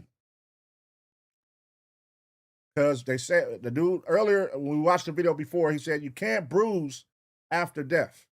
So that bruise came before you died, the red spot in the back of your head. Where'd the red spot come from? You know what I'm saying? You can't say it's after, oh, he hit his head on the rock when he was in the water if he's dead already. Like, you know what I mean? Like, what could it be? What could it be? I don't know. This is an interesting one, man. This definitely reminds me of the buildup of the David case. How the buildup was there, all the narratives was flying, nobody knew, but we all was like, he had something to do with this shit. It got to the point where we was like, he for sure had something to do with this shit. That's how I was feeling right now. They for sure got something to do with this shit. They for sure got something to do with this shit. It's just a matter of how they did it and what they did is what we don't know. Because it makes absolutely no fucking sense. How somebody's on an island hours after and nobody's seen them. I hope the investigators find what happened. 100%. And look, we're kind of on a weird timeline because we don't know how far along the sheriff's investigation is. We don't know when this is going to be presented to a grand jury, but we'll see. We want this family to get closure. All right, let's go. Let's get some closure, man. Let's get some closure, man. I'm going to go out on a limb here and say that they are building a case and they have some shit. They're not going to let the information leak out, which we understand. You know, if they are on a trail, if they are on something, they don't want to give nobody a hint that they're on them, you know, in a lot of cases. And, you know, as they build the case and build more evidence and get all the shit they need to get together. So hopefully that's what's going on right now, man. Hopefully that's what's going on. Hopefully we have the prime suspects. We know who did what. Because at the end of the day, that whole I got left, all the boats left me and I stood there just watching all the boats leave. You would have, listen, let me tell you something about us, man, about us black people. We not staying on no goddamn island shirtless. Nothing with flip-flops and shoes and some shorts on, and we stay on the island shirtless. Check this out. We're getting on somebody's boat. Nigga, hey, bro, can you give me a ride, please, my nigga? Somebody's going to have a heart to say, come on, man, ride with me, man. Now that could be something a little, like somebody had to see something. It was a black guy begging for a ride back. It was a black guy who was asking people for a ride back. He got left by his friends. Like, you're not getting none of those stories. And for somebody who allegedly stayed behind, and when all options failed of leaving here because I let everybody leave, I'm now going to say, hey, in the middle of the night, fuck that. I'm going to swim back. That's what we're not doing.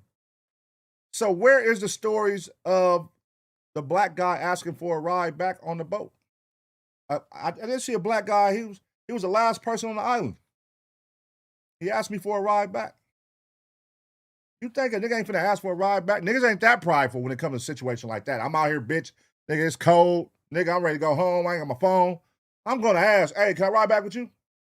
Man, all that pride shit out the window. Hey, can I get a ride with you, bro? What? Man, please. That's where they lost me at, man. Let me know what y'all think, though. Let me know what y'all think, man. How y'all feeling? Do y'all think that his friends got something to do with it? Do y'all believe their story? You know what I mean? That he stayed behind and got left and swam back? Let me know. I'm going to give y'all 2 seconds to smash the like. And as always, get ready for the next reaction.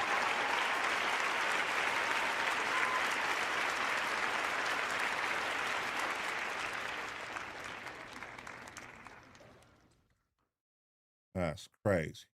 Like a nigga just finna sit there and get left. Ah, hell no. Hey, if anything, you know, niggas, hey, nigga, if it come down, hey, let me use your phone. Hey, can I use your phone?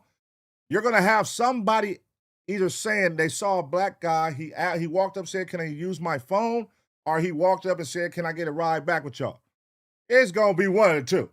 And even if it's use my phone, that would be the second option. I'm gonna ask to get a ride back first. And if y'all say no, well, can I use your phone then? Because I'm not, 9 times out of 10, I'm not even taking a no. I'm gonna figure out a way to get back on this boat, bitch. Y'all not finna leave me here in the middle of the fucking night on the island. That's what we don't do.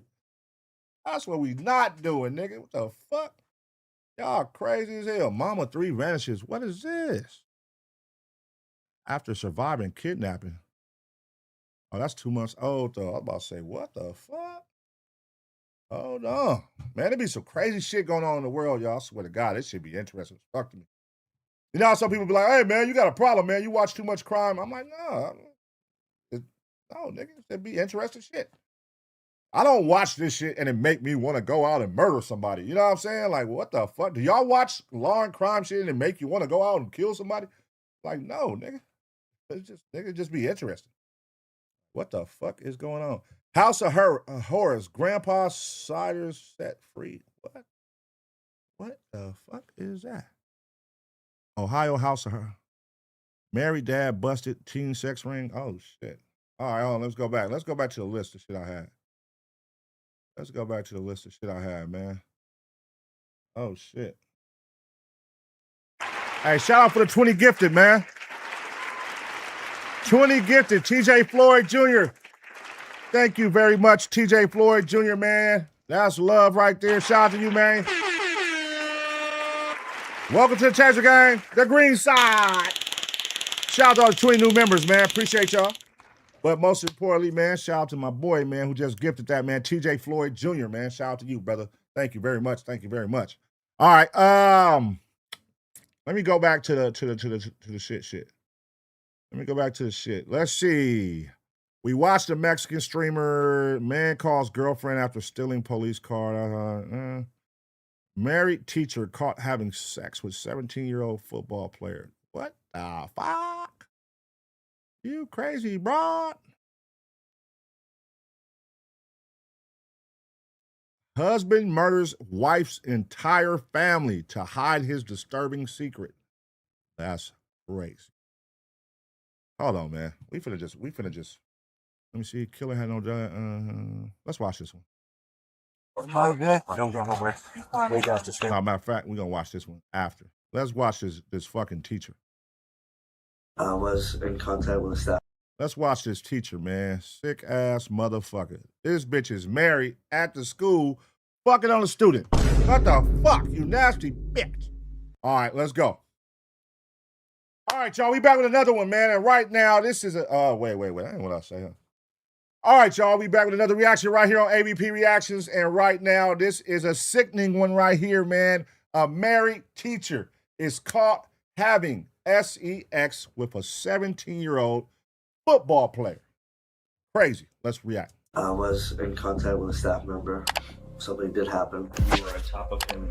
Were you facing or facing away? I was facing him. A limping football player gets pulled out of class. 10 minutes later, he's in tears, confessing something he says he tried to bury weeks ago. What'd you do? Why are you gimping? Oh, football. Oh. Here, we'll take the elevator so you don't fall over.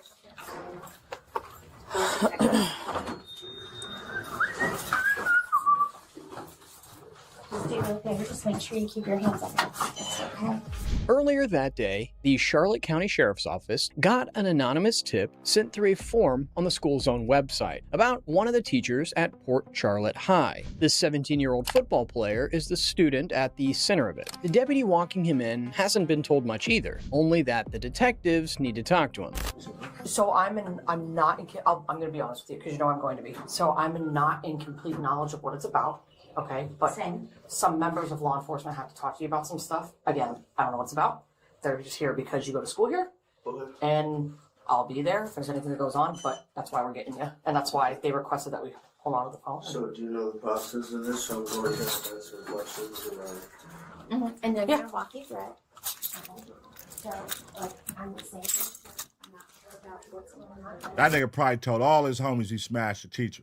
Nigga, 17, you in high school and you smash your teacher, you telling all your homies, nigga. I smack, nigga. I smack, nigga, what? All right. Yep. We're just cut through here because it's easier. Okay. So, do you need a fever? We'll have you sit. He's fine. Yeah, if you're good with it. And then, Taylor, if you wouldn't mind, can you guys hang out there? 100%. All right. All right. Well, I'm not going to keep you sweating. You're fine, okay? You are not in any trouble, all right? But we got a tip about something. Your name was brought up. Again, you're not in trouble, all right? But Something's happening here at school. Sir, something happened here. Yes, sir. Yes, sir. I'll be completely honest with you. Uh-oh. Is he finna come clean? Go clean. Okay.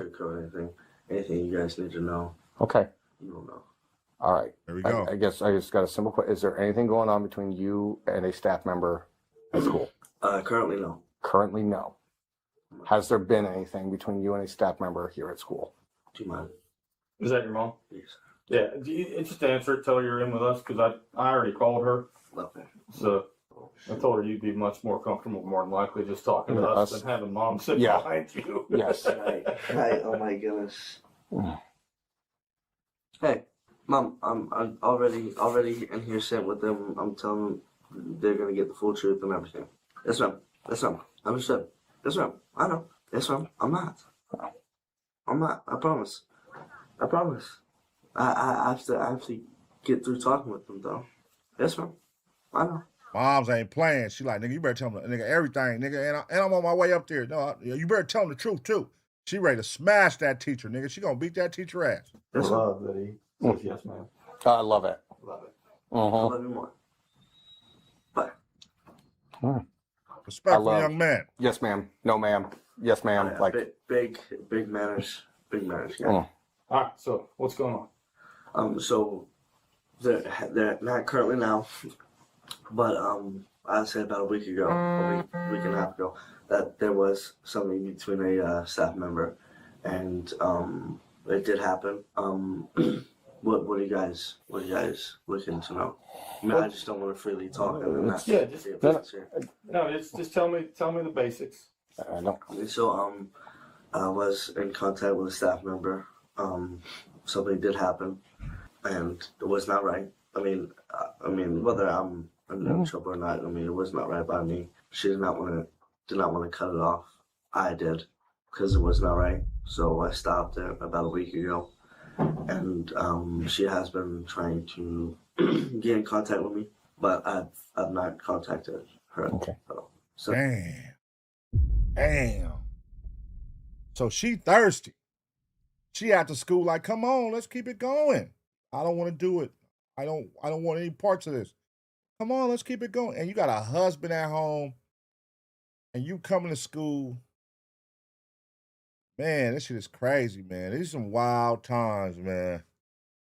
You got a whole husband at home. You probably got a family at home, probably got kids, and you coming up to the school, humping on one of your students, man. And now you got to go down and embarrass the family.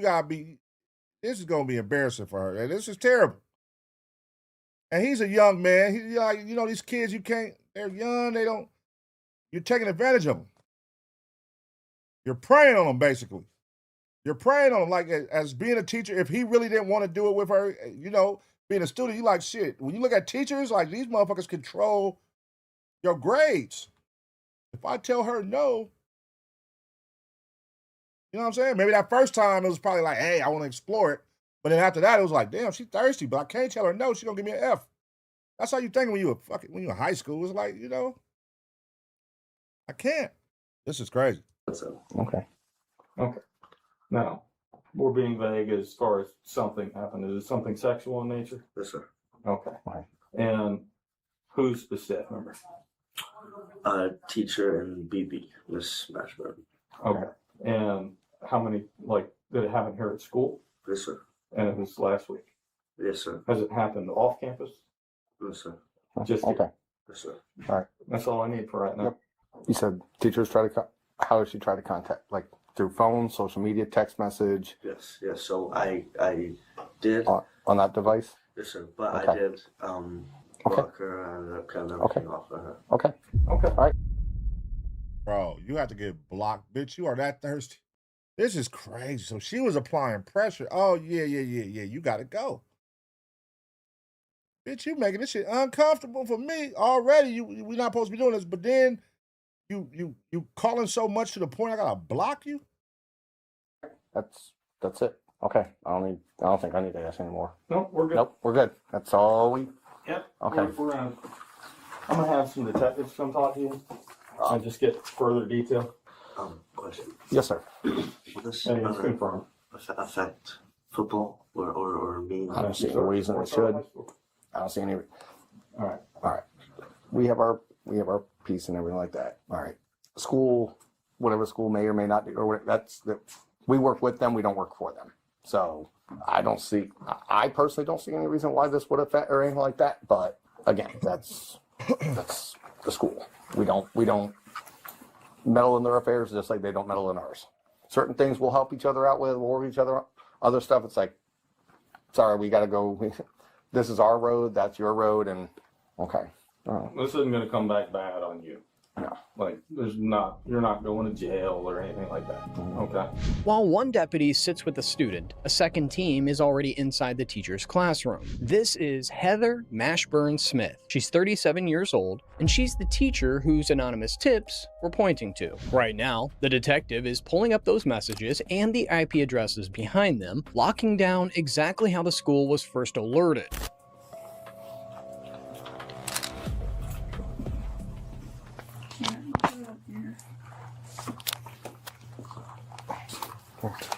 What the fuck? Ain't no fucking way. Ain't no way she used the school website to send messages.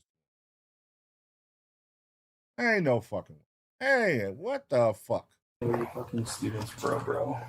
And this, okay, that's the IP. This is the IP. So it's 10759. Can you scroll up? All right, so I see it's from Hi, and the email address assigned to it is at outlook.com. The message states, I know you fucking students, bro.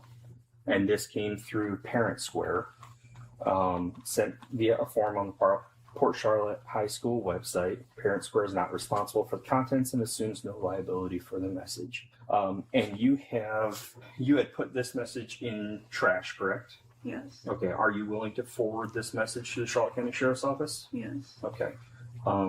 Yeah. Here, I have a card. It's easier to type. And 2 last names. So just the email address. Perfect. All right. And that was the only thing you needed to show us? Yeah, let me just make sure I haven't gotten anything else weird. Oh, here's another one. If you would just go ahead and lock the computer then. Yeah, can I just log out of it? Is that okay? Or Rather like you close just it? lock it down. Whatever you had, however you found it is how I prefer you to leave it. You going down, Miss Mashburn. Stand up, put your hands behind your motherfucking back. Taking your old motherfucking penguin body looking ass, you going to jail. Okay. I just received the emails, okay? Okay. Do you want your card back or? Yeah, you can leave it there. It's fine. To keep it. I'll be case agent, so that will go with your property just in case you or your husband have any questions, right? I can answer them. We're not going to touch anything else. Okay. If you would just show us generally, where in the classroom I see 2 doors back here. One door has a window above it that appears to go outside. One door does not have any window above it. Which door is the back door that you mentioned that you would come through? This one, that's just a closet. Okay, so the door with the window above it, that's the back door that you would come through. And what is, can you identify the door that is the front door that you would come through? Right here. That's this one right here? Mhm. Okay, with the, there's like a drape covering it right Yeah, now? and the reason I have the drape on is because students are disrupted in the hallway, so. No, that ain't why you got the drape on. That's because you be in there fucking the students, you nasty broad. You're going to jail. Wait, look at this goddamn nigga right here. This is a funny looking ass nigga too, the detective. I mean, the officer. They look like twins, low key. They damn near look like twins, cuz. This is crazy. Oh, God. I normally have the window covered so that we can focus in class. Right. And then, can you just show us where in the room the sexual activity took place? Yeah. Oh. This Without broad. trying not to touch anything. I realize it's been a while, like 9 days or so. But It felt farther back here, but By this point, Mashburn Smith has already given detectives a full confession. What follows is the walkthrough, investigators confirming the details for the record, and one thing that she makes clear to them, she knew he was her student and she knew he was underage. That's it. The pat down, the cuffs, and the walk to the cruiser. these desks might have just been moved farther this way. But I feel like it was these desks. Oh, hell no. Imagine if that was your desk in school. And then you see this video and you found out that your teacher and one of the students was having sex all on your fucking desk you had every day. That would be some crazy shit. Like, what the fuck? Bitch, out of every desk you have to use my shit? And then you got me sitting here the next day knowing you just did this disgusting shit. And you got me sitting here at this motherfucking desk. Sex juices all over this motherfucker. That's crazy. okay. And just for the record, after the sexual activity occurred, you had wiped these desks down with Clorox? Just this one. That one? And like the floor area, but I don't know why everything seems so different. It seemed like it was like more here that it happened, Okay. not here. Okay. So I think everything shifted a little bit. Might just get slid. Everything slides a lot during the day because the kids don't push their chairs out. They push Right. the desk forward. So the desks get moved around a lot. But I think these might have just been moved farther because originally I was thinking it was those, but that doesn't make sense to me. Okay. So I'm pretty sure it was these ones. And is this the one where he had just put the tip in, or is this okay? And then where else? Where was the other actual? Like right here in the chair. Well, chair. All right, what's going on here, man? This bitch, something is off about this bitch. Is she slow? What is going on here? Is this a desk where you just put the tip in? Yeah, right here. And then also over here, see, this is the part I be wanting to see. I be wanting to see the husband's reaction. You got a husband at home. How do you inform him?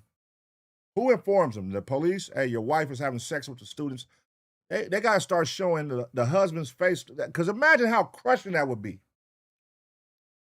You know, when you look at your spouse as a teacher, you're thinking they're doing something great for the children. They're doing a good job. They're teaching children. Nobody ever expects that the teacher, your wife or teacher is at school having sex with the students. So that got to be crushing, bro. That got to be crushing to the parents. That got to be crushing to the husband. That got to be crushing if you got kids. Like, Mom, you're at school fucking on the students. That's crazy. You're cheating on my dad with a. That's crazy. Or like, would it be a student chair? Yeah, it was just a random chair. Okay, so it's not this one that's pointing right there towards no. towards the mirror. Okay. All right. And so I know you stated you were on top of him.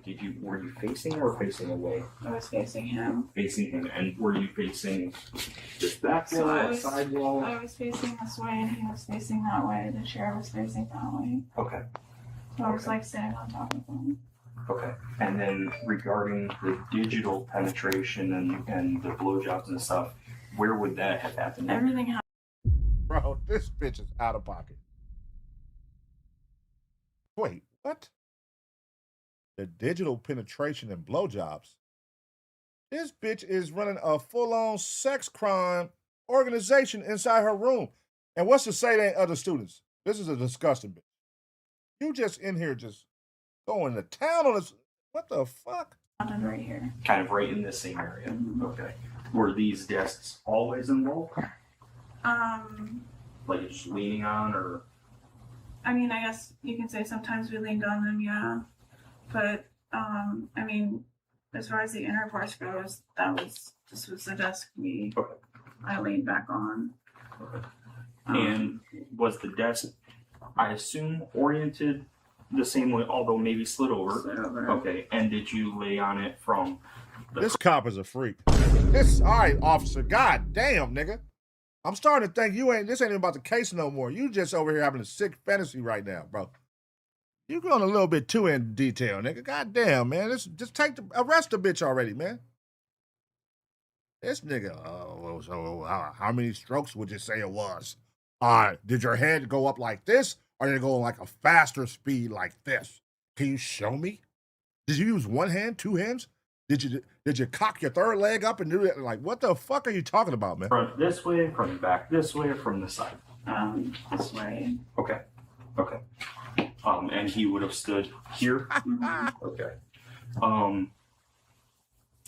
During the actual sex part, you had mentioned that when he just... Do you mind if I pull out a chair and I sit down and you can show me how you did this? That's what I feel like he's getting to. Is it okay? I'm going to remove my pants and shirt. I'm going to need you to get on top and show me which way you were facing and put the tip in. Like nigga, you sick motherfucker. He getting off on this shit right here. He's disgusting. Stuck the tip inside of you here. You had a dress that you just had to pull up and pull panties to the side. Who took his penis out at that point? Did you take it out, or did he take it out? He took it out? Okay. What about for the sex that occurred in the chair? I'm pretty sure he did.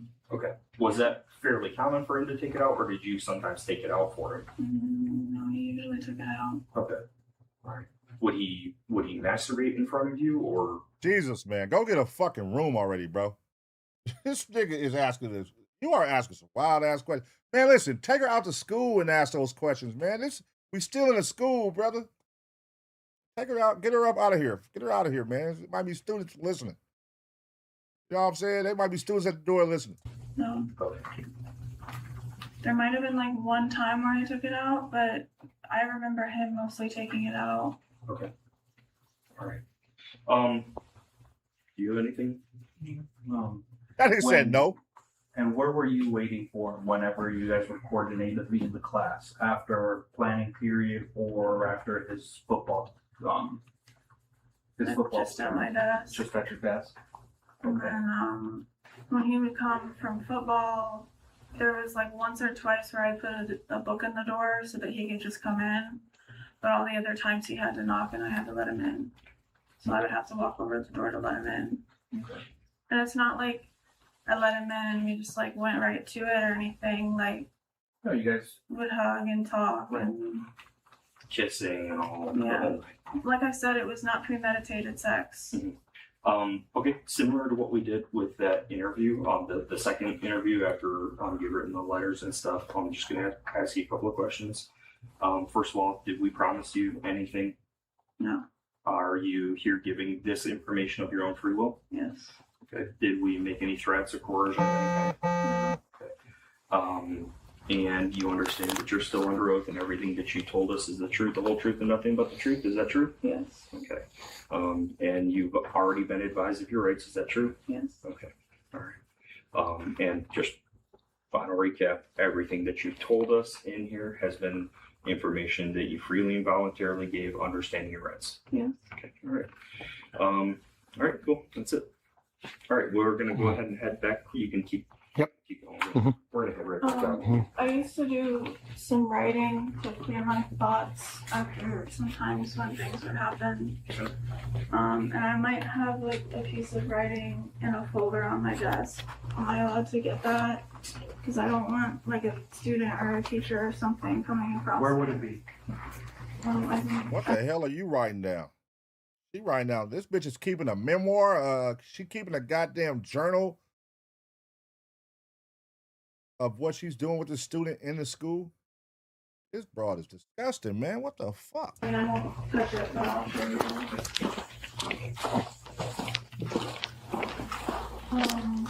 And there's a folder here, like right here. Is this the dark colored folder? Yeah. Okay. And you think that has? There's that might nothing have like something- graphic in it, but it's just like thoughts that I would write as if I were writing to him. Okay. To. But I never. To who? But I would never like give it to him. Oh yeah, this broad slow, y'all. She was in love with this little boy. Like, this is a level 10 predatorial shit going on.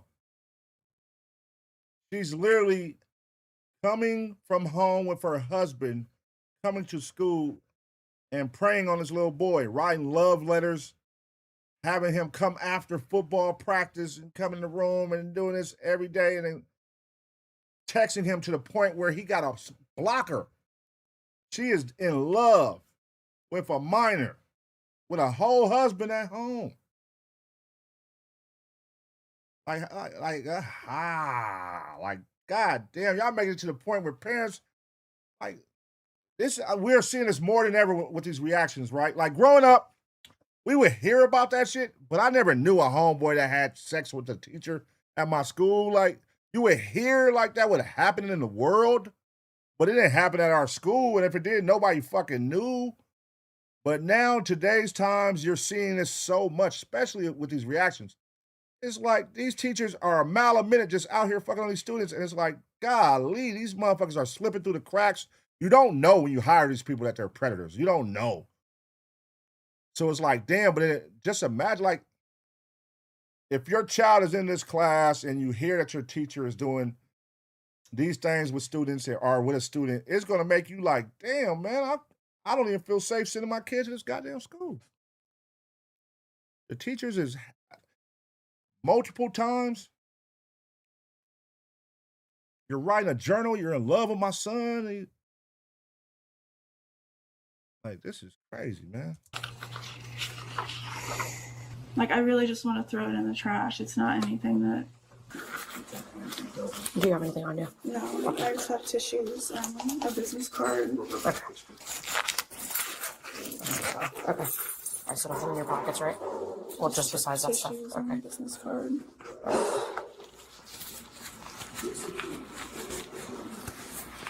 Okay, interlock your fingers and place them on your head for me. And then spread your feet. A little bit further if you can. All right, I'm going to start with your hair, okay? Do you have a bra on? Yeah. Okay.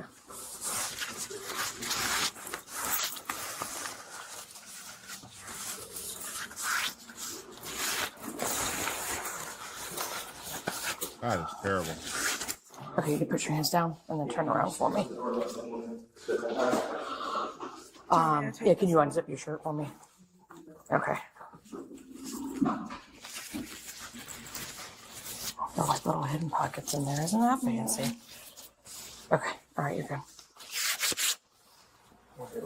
Slap some cuffs on it. Are you gonna want to keep your sweater on when you're in the car? If that's okay. Okay. Yep. Just roll up your sleeves then. That's all I was gonna Slap ask. them Just- cuffs on her. Just roll up your sleeves. Taser one time. All right, just turn around for me.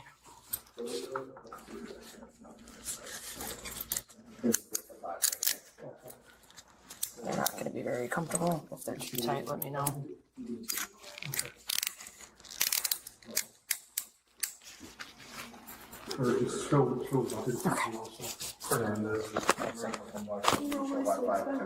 What's that? Can you roll my sleeves back down? Sure.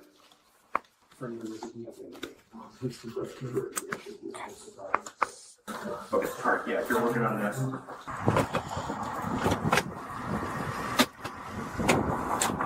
Is this like on a weekend or something? That parking lot empty as a motherfucker. When did they have her go up there? What the fuck? I'm like, damn, I was hoping to see the walk of shame. Like, this bitch, yeah, you over here doing the most. Just watch your head. Yep. Just making sure this isn't gonna like completely choke you out. Alright, is that okay? Yeah. Too tight? Okay.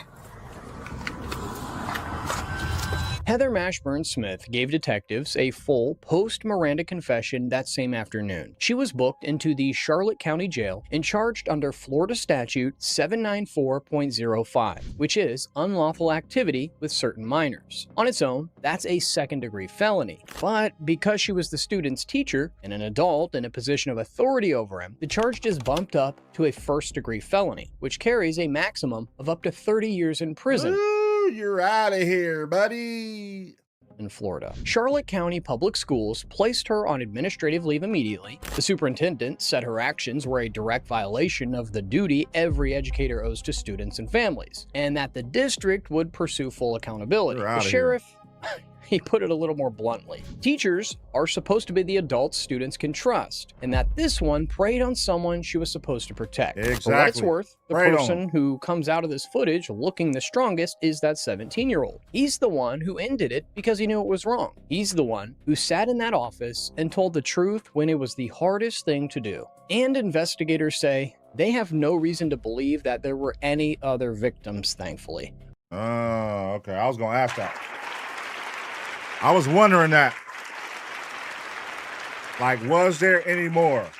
Because obviously this bitch is a stone cold idiot and a stone cold freak and preying on this young man. So there might be more. It's probably just a guy who didn't want to come forward. You know, a lot of people don't want that exposed. Like, shit, hey, I did it one time, but they didn't want to come out and shit. And that's what's be fucked up about that. Like a teacher preying on students to the point where you got a love journal on the desk that you sit and write in after every time he leaves, and you just leave it there on the desk.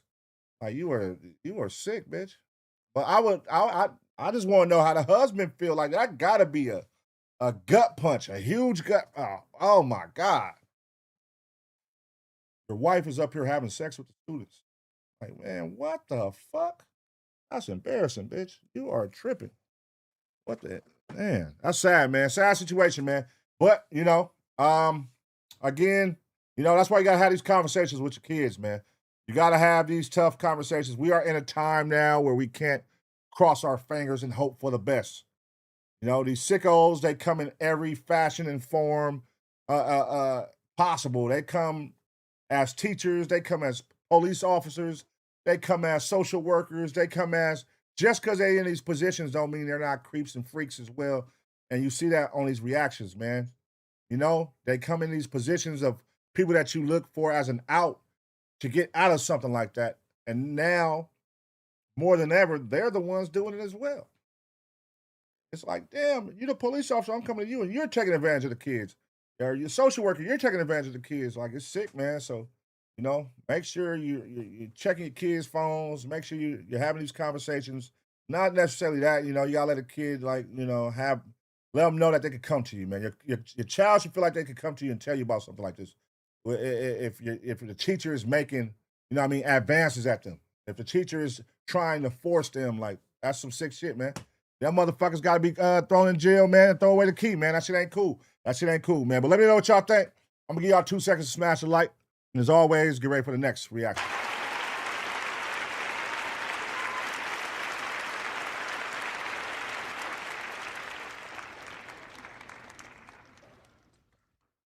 All right. Bingo, bungo. All right, we good, man. We good. All right, cool. Let's see.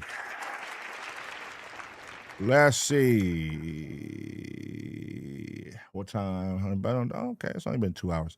Man kidnaps baby mama and try to murder witness. Police surprise man in traffic after Terrorizing cafe doesn't end well. Did we watch that? We didn't watch this, right?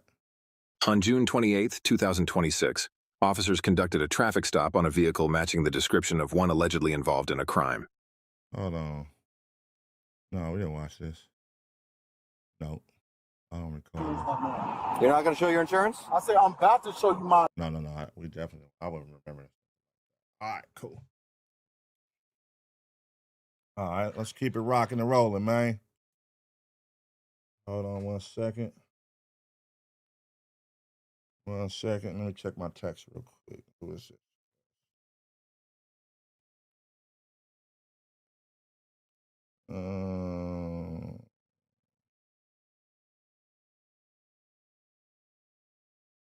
uh,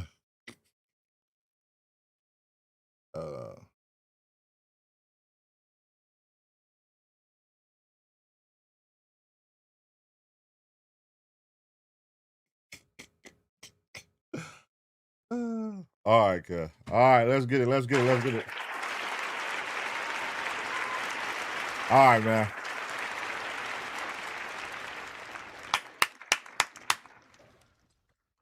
Cool. All right, y'all, we back with another reaction right here on ABP Reactions. And right now, man, the police surprise a man in traffic after terrorizing a cafe. And it doesn't end well. Let's react. On June 28, 2026, officers conducted a traffic stop on a vehicle matching the description of one allegedly involved in a crime.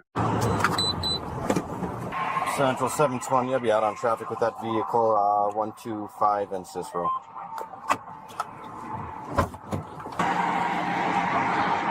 Hello, sir, how's it going? All right, reason why I pulled you over is your vehicle matches the description of someone that just left the business and broke some stuff. Okay, was that you? Nope. No? You got your license and insurance? Nope. Where you come from right now? Shit don't matter where I'm coming from. What? I'm saying okay, that's fine. Just so you know, your tints are illegal. I have a plate in my left eye. It's not. It's through my doctor, and I have papers for that. Okay. Can you provide those papers? Yeah, I can provide papers. I got a lot of doc papers on me. Yeah, you can bring my papers to me. I'm right here up in Aspen, what's now? I can't hear you. Man, who got my license right here? Do you have your insurance? And your license plates are suspended. You say what? Your license plates are suspended for not having insurance. When they do that? I don't have an exact date. I'm not showing my insurance right now. You're not going to show your insurance? I say I'm about to show you my insurance. All right, go ahead and pull it up. I'll be with you in a moment. This nigga feisty, cuz. It's about to go down. We about to get some taser action. He's too feisty. His clothing doesn't match what they said, but male black, 6'3", brown shirt, brown shorts. No. He's got white shorts on. He's got, like, yeah. If you want to go head over there, I'm going to give him a call just to see. I'm going to write him a couple tickets. Go by Janet? Who's over there right now? Janet? Just her, yeah. Oh, okay. She took it. Okay, never mind then. Yeah, right after it came out, he came flying past the PD. Black Ford sedan. Hey, this is Sergeant Slowacki, House of Police. Oh, okay. Hey, ma'am, was the subject wearing like a black, like do-rag on his head? Yeah, we copy. That fits with what we got stopped here. Can you guys pull up the cameras and see? Okay. All right, well, I'll talk to my officer, okay? How you doing, man? You got your insurance? All right. Can I see? I'm just looking at the insurance. That's a Ford Fusion. Okay. All right. The insurance is good. All right. Thank you. Hang tight, okay, sir? Insurance is good. I mean, he's got distinctive white pants on, though. I know. Like white. Hello? Everything here fits, per se. Yeah. He's very uncooperative. Yeah, I wouldn't be surprised if he takes off. Yeah, I'm surprised he didn't want to stop at first. He was kind of thing. So I'm going to start writing up some tickets for traffic stuff first, and then see if you can get me a photo, okay? Let him know he's got like distinctive white pants on. That nigga keeps saying them white pants. He's basically telling you, bro, you being thirsty, nigga. This ain't him. In his opinion, because it might be him, the nigga might switch clothes. But this other cop, like, that ain't him. Nigga, he got these distinctive white pants. They didn't say he had on shorts. Nigga ain't got a wave cap on. Nigga, hey, look, what we finna rob a ticket for, though? He got his insurance. He got his papers for his tent. He said his doctor told him he could have a tent. And you said that's why you pulled him over. So what are you giving him a ticket for? Well, the lady didn't even know if he had a do-rag on when I asked. I mean, his pants are very, like, white as can I asked her if this guy, he's got a do-rag on? Yeah. Because he's got, like, clay-colored, like, tannish pants on. But they're not shorts. All right, see what you can get. All right, well, at least I'll get him identified. I'll write him some tickets, and then if we can get video later, that's fine. Tickets for what? Yeah, he was very angry. Huh? He's very angry. The lady there couldn't give any information on anything. She says it happened so fast. He was angry, slammed down on the machine, broke it, and then left. Huh? 6'6", 250. This guy? So it kind of fits the description of 6'3". I bet it 100%. It's him. 100% it's him. Yeah. 702 from 20. Am I good to cut this guy loose? A couple tickets if we can't get him identified properly. All right, load her up and let's get this moving, please. No, I told her to load her up. Let's go. These niggas is thirsty, bro. Golly. Y'all so thirsty. Yeah, what if it's not him? Y'all just holding this nigga, taking up time. Y'all playing. He's 6'6". Oh, 6'3", that's him. Bitch, that's a big difference. 6'3" and 6'6" is you would notice the difference. Even though it don't sound like much, a 6'6" motherfucker versus a 6'3" nigga, you would know the difference, man. What? Is he even fine? Is he cool? Yeah, No? kind of. Okay. I'll stick around then. All right, sir. So here's it. Like I said, the reason why I stopped you is because your vehicle and you fit the description of something that just happened at a gaming cafe in town. Okay, do you want to talk to me about what happened there?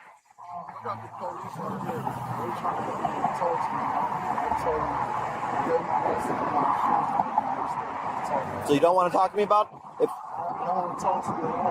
Okay, so what we're gonna. Okay, listen.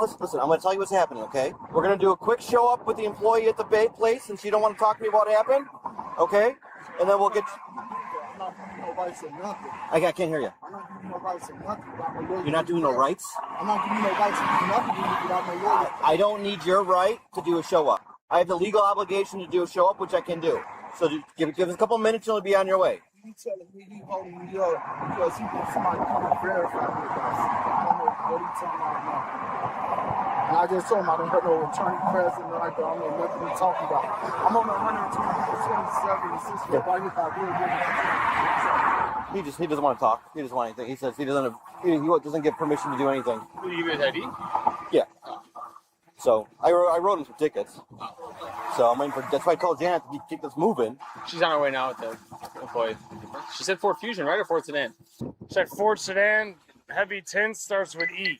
Good enough for me. All right. What side is she on?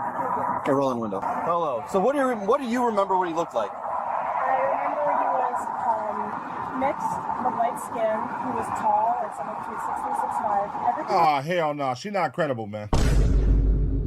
What? She gonna see a black, tall nigga, big nigga, and she gonna, yeah, that's him. She not credible, man. We not taking her word. She walking around with highlighter yellow hair, man. We ain't listening to this broad. She does meth. She does crack. We not listening to her. The hell we listening to her for? Where was neutral color was the best I remember, right? Okay. And again, I don't remember his car. We profiling you back. I make sure to try to focus on that. Yeah. Here, pull up a little bit so you can see the car at least. Roll in. Move over a little bit. She's not 100% positive. That's the thing. And we can't get video. She's not 100% positive. At this point, y'all playing. The man is giving you everything, giving my tickets about my man. Listen, I don't got on nothing y'all saying. She said I had on. So you saying I took off some shorts from a matter of this cafe to here? I took off some shorts, put on some white pants, and did all this. Like, listen, y'all thirsty, cuz. Y'all being thirsty. Let's see.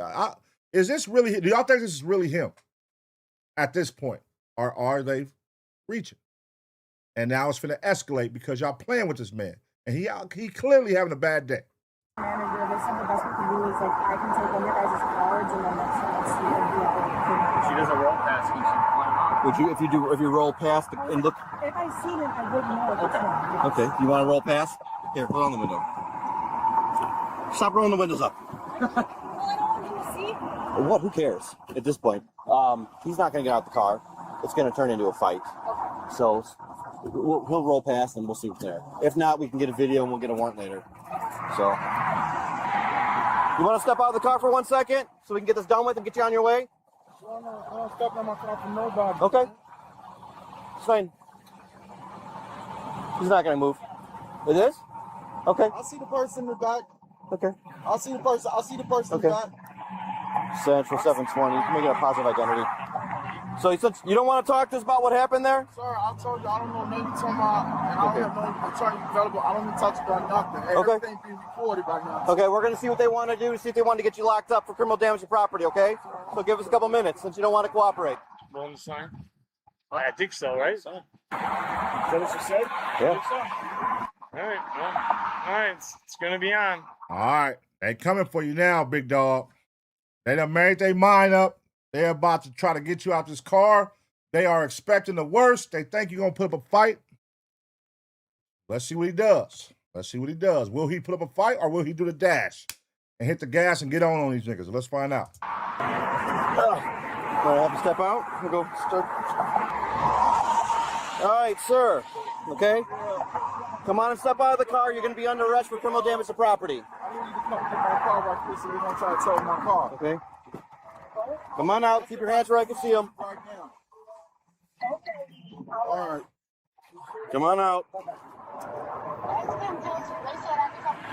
Yeah, you come. My sister right here. She better come get my car. Come on out. Get my car right. What? My sister come get my car right. Are you going to cooperate? I'm not get up. Then come on out and we'll talk about it. I'm saying she come get my mom and my sister. All them on the phone right here. They stay right here. Okay. I'm right here on 126 and Cecil Road, bro. How far out are they?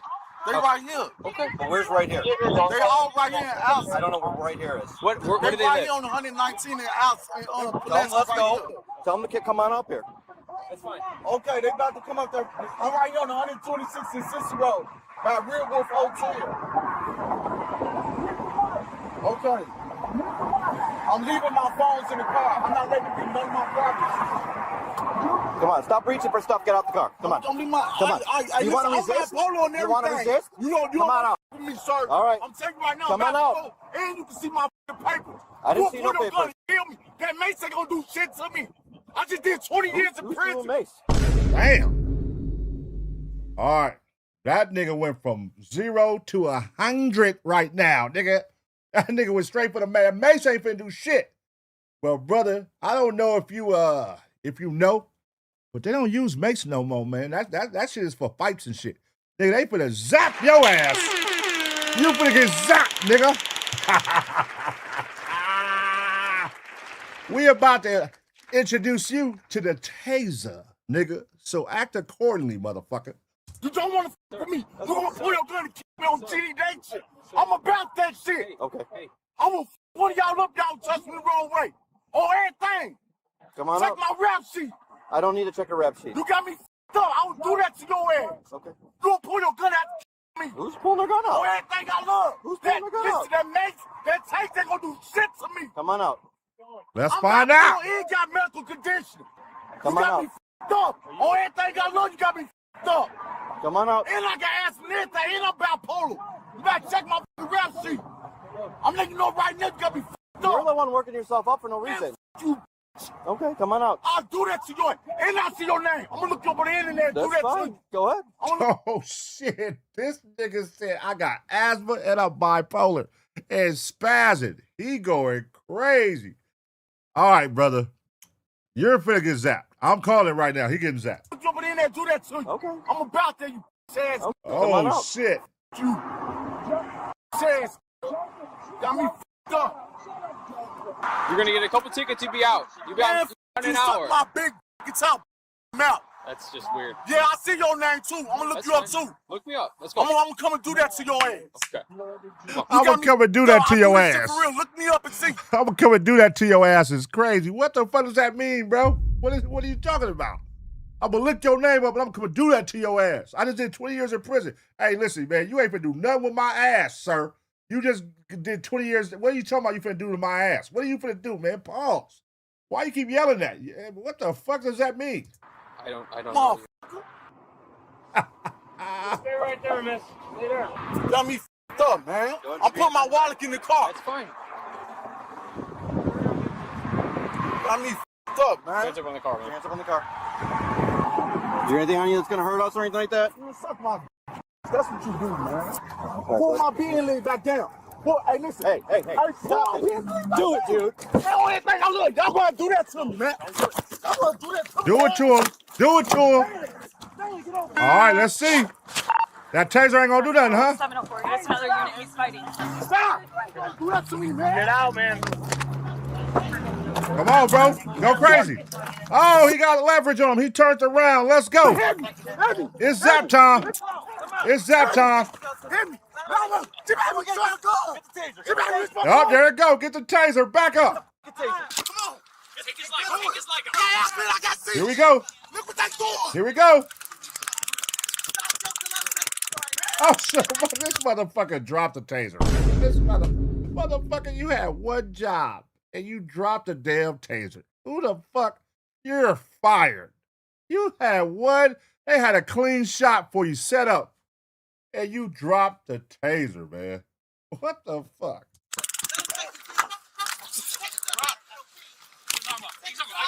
Push him over. Oh, turn it around. Get the f over. Move, roll over. He's not going. He said he's not going. Stop fighting. Turn over. Cut it out. Over. We are the police. Cut it out. It'll be done. Roll over, it'll be done. He said he's not going. I got asthma. I need my ass to come. I can't breathe. Well, grab it when you breathe. I can't breathe, man. No one's on you. Come play. I can't breathe. I can't breathe, man. I need my ass to I'm right there. I need my ass to I can't breathe. Bro, whoever got this taser is out of pocket. They need to be fired. How the hell you don't know how to work the fucking taser, man? What are you doing? I haven't saw one clean shot yet. And they've been holding his arms wide for you to shoot the motherfucker. You ain't shot it. You keep trying to zap his leg. What are you doing, man? This nigga, his adrenaline is on 1,000 right now. But I hope they give him his asthma pump, man. I don't want to see the nigga die. God damn. Look at this nigga with this taser. Man. All right. Get the back right now. Get on the sidewalk. All right, you're good. Stop. I can't breathe. We got you, man. We got you. All right. Hey, y'all, cut it out. Hey, give me 12 ass, man. I can't breathe. He's in. Okay, roll him. I can't breathe. Give me to the hospital, man. I got ass bad. I can't breathe. I can't breathe, man. Here. I have your pump. I need some water. Okay, I can't breathe. she said 2, right? You need 2. You got water in here? Take another. She told me you need 2. Here. I got water, bro, all right? Oh, I got smoke up in, man. Oh, I didn't know. It's your back seat. What? I need an ambulance, man. They're coming. Do you want your second pump? This would have been simple, man, if you just cooperated. Simple. It was a simple Yeah. thing. He didn't cooperate. He didn't cooperate. He did this all to himself. All he had to do was cooperate. All right, who was wrong? Who was right in this situation? Who was wrong? Who was right? Could he have prevented this? Or were they harassing him to the point where he telling y'all, hey, I'm bipolar, nigga, y'all fucking with me. Y'all gonna trigger my shit. Y'all say I was gonna give me some tickets, man. What the fuck? Listen, man, who was right, who was wrong? All he had to do was cooperate. One second, man. I can't walk, I can't breathe, man. Okay, we're gonna. Y'all gotta let me sit for a second, right? Okay, you can sit here. I can't be nothing right now. The ambulance gonna stop back here. Y'all know I got panic attacks and Well known that simple compliance and it would have been done. It would have been a ticket. All it would have been was a ticket done. He amped it. That was all on him, not on us. Hey, sorry, man. My mama right there, she's 75 years old, man. She got to go to the doctor's appointments. I'll be taking But listen. Sorry, one second. Just give me 1 second. My mama's 75, man. I got to go to jail. Listen, I'm going to take her to the hospital all the time. Her doctor's appointment, she's 75. Okay. Y'all know y'all always come to the house for her. She got to get to her doctor's appointments. Please just give my mama a card where my sister able to Whose take car is her. it? This is my car. It's your car. Okay. But she need to get back to the 4. Okay. The ambulance is here. We're going to have one of my officers go with you. If you want to go to the hospital for whatever reason, then it doesn't matter. You're still in custody, regardless go to hospital or not. Man, Okay? It's a criminal damage part. I'm not worried about that. It was a simple thing. You just had to say, okay, cool, we're done. It is over $2,000. The ants in your hands, bro. All right, man. You're good. Have sit. Ask first. I'm gonna take one of the cuffs off. All right. Put your glove right here. You want to throw one of them up? I gotta throw a cuff on the. I need you to scooch a little bit to your right, buddy. I'm not screaming at I know. We'll handcuff each hand to the thing so it's open, okay? Sorry, I just want to know, man. You didn't say I swung on none of y'all know. I didn't. Oh, come on, bro. What the fuck, man? Well, you was a tough. Well, he did say he bipolar, so I'm gonna give him a pass. I'm like, oh, now you all soft as shit. He did say he bipolar, so you know they do be spazzing. They be having their little, you know what I mean? Their little moments, man. So, damn. You didn't swing on us. You like that, man? You were just being completely uncooperative, man. That's it. When we say fight, it's resisting fight. It's the same thing, man. We're not charging with battery if that's what you're worried about, man. All right? Okay. And Mom, I'll explain to you what's going on in the situation right now, so you guys are aware, so you don't think he's just off in the middle of nowhere. Okay. So here, simplistic thing. Okay. He was pulled over for something that happened on Pulaski. okay, that could have been nothing, washed, okay? Obviously, whether it's who knows what, it got amped up real fast, okay? So he's in the ambulance because he couldn't breathe, etc. So we're more, right at this point, we're more concerned with his health. That's why he's in the ambulance, he's gonna go. So they're gonna transport him, and have one of my officers follow, and make sure he's good, etc. But he is in custody, okay? He's gonna be charged with certain things. We don't know 100% yet. Okay, it's gonna be whatever happened over at the business in town, and then resisting arrest, okay? Regarding him being released from custody, it's all going to be with the state's attorney's office. We don't know 100%. And obviously, he's going to the hospital. He might be there for 2 hours. He might be there for 12. We don't know. It all depends on what the hospital wants to do, scans, you name it, etc., and make sure that he's in tip-top shape to be released. Okay, so once that's done, then he'll come back to the police office, and then we'll do the charges from there. This man was charged with criminal damage to property, resisting arrest, and multiple traffic violations. The case remains pending. Damn. Damn. Now, I don't know. You know, all that, we was going to let him go, but he started tripping. I feel like y'all wasn't going to let him go, nigga. Cut the bullshit. Y'all was already on his line. Y'all was pushing the line. Y'all wasn't finna let that nigga go. You know what I mean? Cut the cat. Cut the cat. Either way, y'all already knew it was about to be a fight. Y'all could tell he was tripping. Y'all wasn't finna let that nigga go. Cut it out, man. You know what I mean? But let me know what y'all think about how the police handled this situation, man. How did the police handle this situation? In your opinion, how did the victim, how did he handle the situation, man? You know, who was right, who was wrong, in your opinion? Let me know. I'm going to give you 2 seconds to smash a like. And as always, get ready for the next reaction.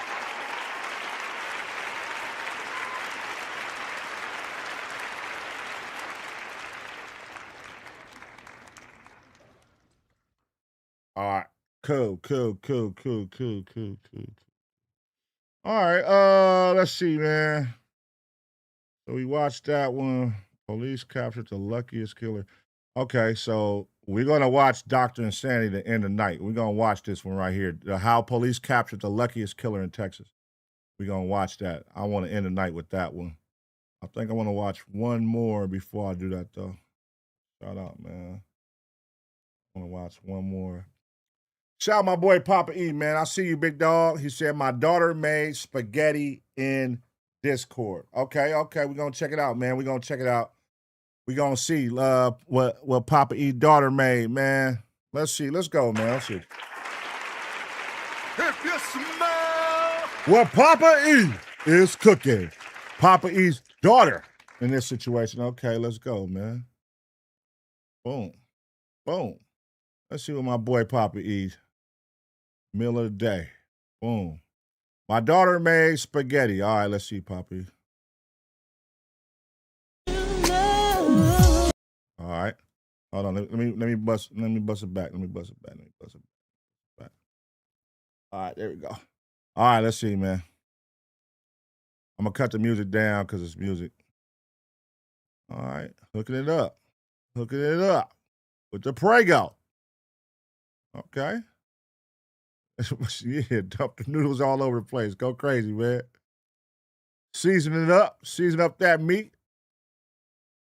Okay. All right. Okay.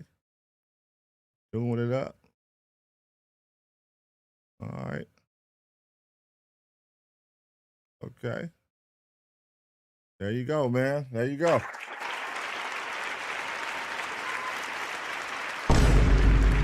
Yes, sir. if you smell What y'all think, man? Shout out Papa E's daughter, man. You feel me? Spaghetti, man. Shout out to the youth, man. Shout out to you. We not finna sit here and clown the youth, man. Shout out to the youth, man. Shout out to the youth. Shout out Papa E's daughter, man. Doing it up in the kitchen like Pops. Go crazy. You can't go wrong with spaghetti, man. You can't go wrong with spaghetti. Now, what type of person are you? I know some people that like the noodles in the sauce, and I know some people that like to put the sauce poured on top of the noodles after the fact. It's different type of people that like spaghetti, man. You know what I mean? I like the way Papa E put it all together. I eat the sauce and all that shit together at one time. I don't like to give me the noodles and then pour the sauce on top. No. Give me the shit all at one time, man. But yeah, shout outs, man. Shout out. They said no sugar. Who the hell put sugar on spaghetti? What the fuck? Sugar on spaghetti That gotta be some country shit. Sugar on spaghetti? What? Y'all niggas is out of pocket, man. Who the hell eats sugar on spaghetti? Sugar on spaghetti? What a baby said sugar. No sugar? Mookie Ali said that's the only way. Sugar on spaghetti. Wait, what? That's some country shit. Ain't no way.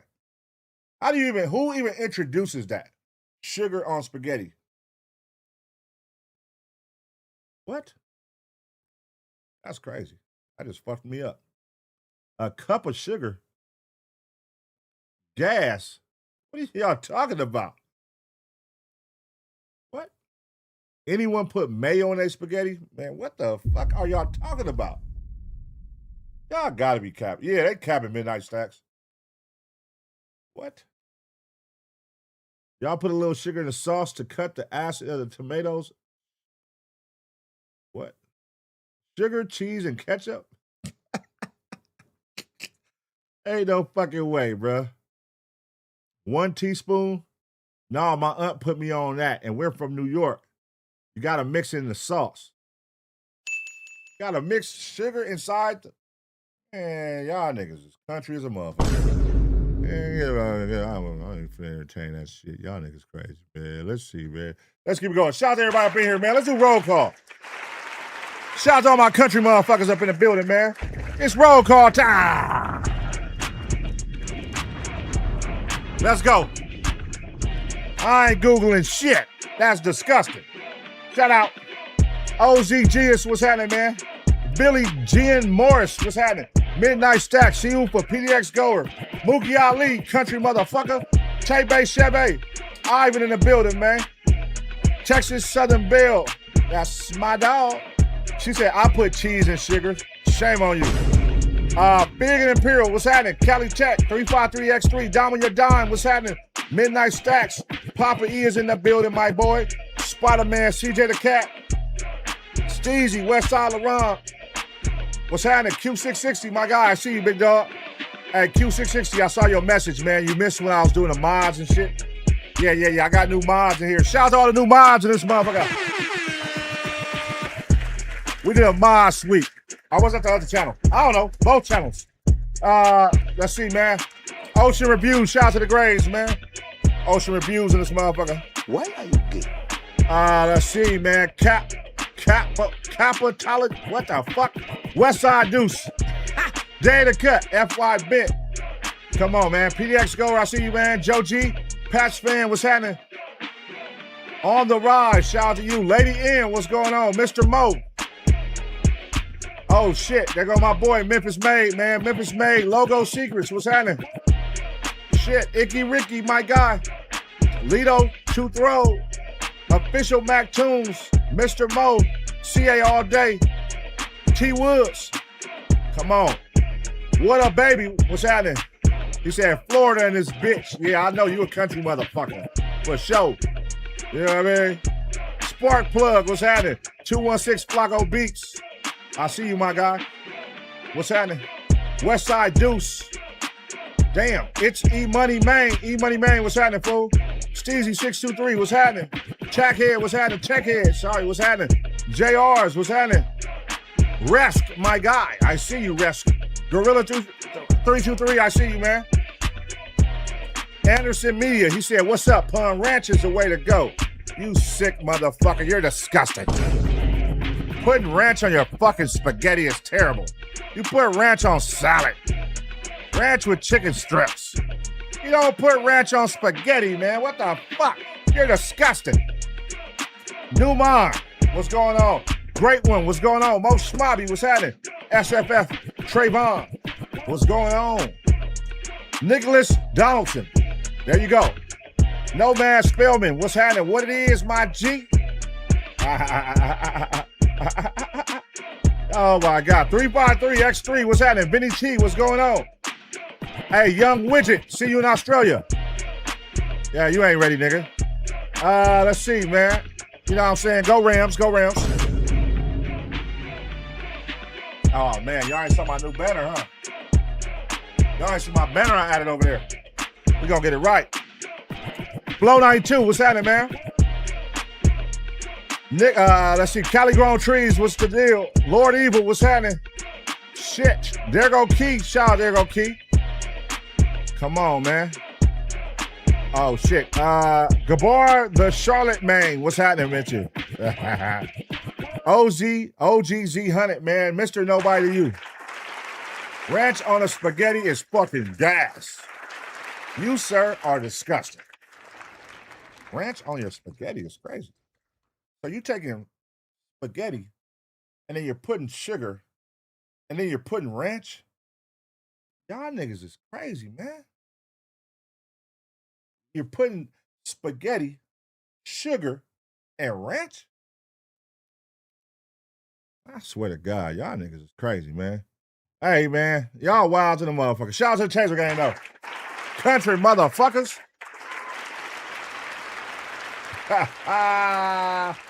Country motherfuckers.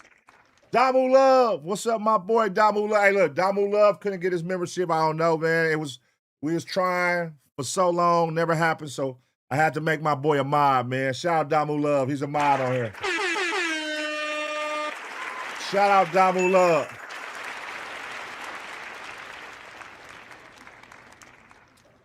I know spaghetti plus salad, bro, but you put the ranch on the salad, my boy. Wait, so are you saying that you take the spaghetti and then you take the salad and you mix it with the spaghetti and you put ranch on top? Now, that's even crazy. Why would you fuck up the spaghetti by putting the salad inside of it and mixing it? That's what you're saying, huh?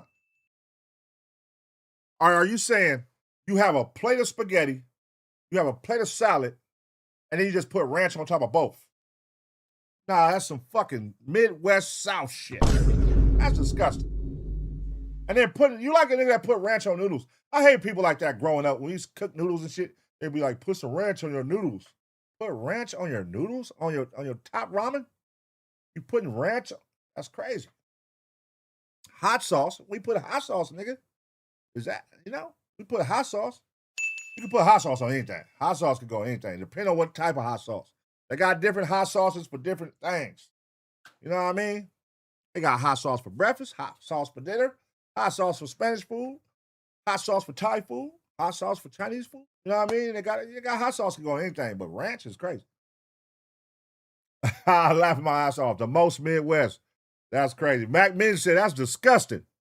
W to new mods. It make it, oh my God. J Mello said it make it creamy. Pause, bro. Pause. It make it creamy. Your goddamn spaghetti should already be like, what are you eating? It's supposed to be already be like, I use chili oil. All right, there you go, Tyler Jones. You know what I mean? Folks who put ranch on everything is crazy. That's right, Mookie Ali. Mr. Nobody said, put the ranch on a spaghetti and mix it up with the Hawaiian rolls. Thank me later, nigga. You know what I'm saying? Some niggas just, what? So you crumbling Hawaiian rolls and tearing it down and putting it inside the spaghetti and putting ranch on top? That is crazy. You got it, man. What? Oh, hell no, man. What the fuck, man? Who the fuck does that? Who the fuck is saying, let me crumble down a Hawaiian roll in my spaghetti and then put, that is great. That's so disrespectful to the person who making the spaghetti. I don't need you to add all that shit on my, it's like a nigga who put A1 sauce on a steak. Bitch, you disrespecting me. Nigga, who the fuck puts A1 sauce on a steak? Nigga, that mean my steak is nasty and it need flavor. So you saying my spaghetti is nasty that you gotta crumble down some bread and put ranch on top of my creation?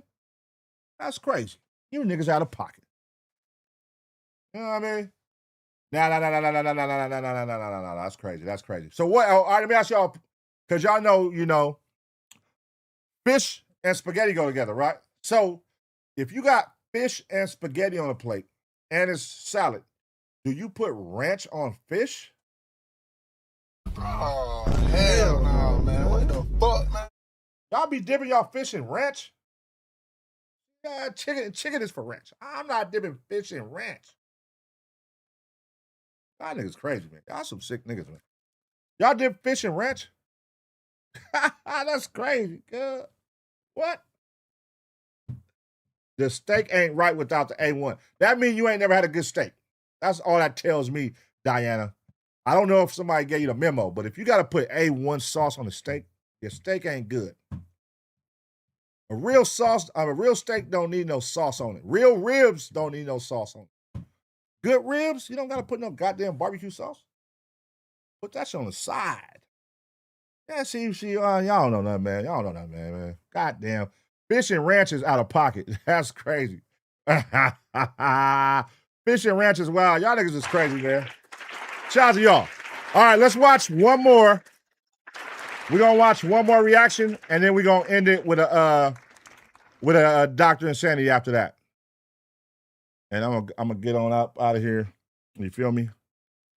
Go catch these kids. They about to start school next week, so this is their last week of being able to stay up late.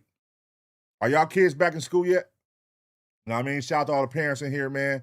You feel me? Summer is coming to an end. You know what I'm saying? The kids are finally going back to school. Shout out to everybody who kids are stepping into the graduation zone. Whether it's, kindergarten, graduating from kindergarten, which is a beautiful experience. I got to experience that multiple times with all my children. Graduating from 5th grade, graduating from 8th grade, graduating from 12th grade. You know what I mean? I have 2 seniors this year, man. I've never got to experience that, and I finally get there, and I'm finally at that graduation point for my children, and prom, and all that, college. Man, it's like, it's like, damn, you always wonder when you have your babies, what's that's going to be like. It seems so far away when you have your kids, like, damn, these are your babies, you with them every day. And they get to that 12th grade, and you like, man, that's crazy. It's like, damn, it's like a surreal moment. Like, damn, this is crazy. They done got all the way. They got to 12th grade. They finna graduate. It's gonna be a prom. I'm finna get to see my child walk the stage. My kids walk the stage. That shit is amazing, man. So shout out to all the parents out there, man, who's been busting their ass, man, making sure ends meet so that they can get their kids to school day in, day out for all these years. Got their kids in college. Got their kids through college for the parents who got their kids in college right now. The parents got their kids through college. Shout out to y'all, man. Salute to y'all, man. Salute to y'all. We are a Taser gang, but at the end of the day, we are a parent gang as well, man. Shout out to all the parents. You feel me? Doing our thing. I love it.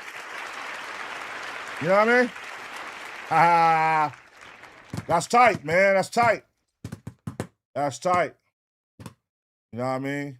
Like, even with my youngest babies, a lot of y'all done see my babies grow up. I was looking back, me and my girl, at AceBoyPun first time on camera, man, like how small he was and shit. I'm like, damn, y'all done see my son. Y'all done see my son grow up in this shit. And he's still going, you know what I mean? My daughter, she didn't want to be on camera earlier. And my older kids, they don't like being on camera at all. You know what I'm saying? My daughter got on, my older daughter, she got on when we was in Palm Springs on Kick one day. And she got on. I was so shocked by that because they don't like being on camera. It's so crazy. It's like, they don't want to be streamers. They see their dad doing it, they don't want to do that shit. Only Tyler. Only AceBoy Tyler, the only one I want to be like, I want to do it. You know what I'm saying? So, it's tight. That's tight. That's tight. That's tight, man. Yeah, it's all good. Yeah, shout out to all the single parents, man. Shout out to all the single mothers out there. Shout out to all the single fathers. You know what I mean? Salute to y'all, man. Salute to y'all. Poppy said, my son graduated, working now in college, and I got 11th grader. That's right, man. Salute to you, brother. Salute to you. Live streaming ones, do they walk to the stage? Oh, man, what? When my baby walked to the stage, boy, I'm in that motherfucker loud. I'm in that motherfucker loud and proud. I'm going to lose my voice. I'm going to lose my voice. What? Goddamn right, nigga. Worked hard to get to this motherfucker, man. All right, cool. Let's keep it going, y'all. Let's keep it. Yeah, he the president after all, for sure. That's hilarious. Yeah. If we still thugging at that nigga right now, my son going to 4th grade, Tyler. If y'all still, I'm still doing this shit when he graduated 12th grade, that'd be one hell of a fucking ride. God damn. Like, because he was definitely, before he got in kindergarten, he was on this motherfucking TK. I remember he was on there with that big-ass chain and them big-ass headphones. He was small as hell, no teeth in his mouth. Yeah, we was watching that shit the other day. Like, damn, that's crazy, man. That's crazy. But shout out to him. Shout out to him. All right, let's keep it rocking and rolling, man. We're going to watch one reaction, short one, like 12 minutes, this one right here. And then we're going to watch Dr. Insanity to end the night, man. Make sure y'all smashing the like right now, man. Let's make sure we get these likes up. It's very important and pivotal that y'all give me these likes, man. These likes keep the show going, keep the channel growing, keep the episodes growing. We need them likes, man. We need the engagement. We need y'all in the comment section, man. We need y'all going crazy in this motherfucker, man. Engagement, engagement, engagement, man. Build this channel, keep it going, y'all. All right, let's get to it. Let's get to it. Okay. Let's see what's going on here. Let's see what's going on here. All right, y'all, we back with another reaction right here on ABP Reactions. And right now, this killer had no idea the whole time the murder he was committing was being filmed. Let's see what's going on. Okay. Don't go nowhere. We got to stay with us. My man, what happened? They were breaking into the truck. And they shot me. While losing consciousness on the streets of Atlanta, a valet worker gives critical details about the man who shot him and fled the scene.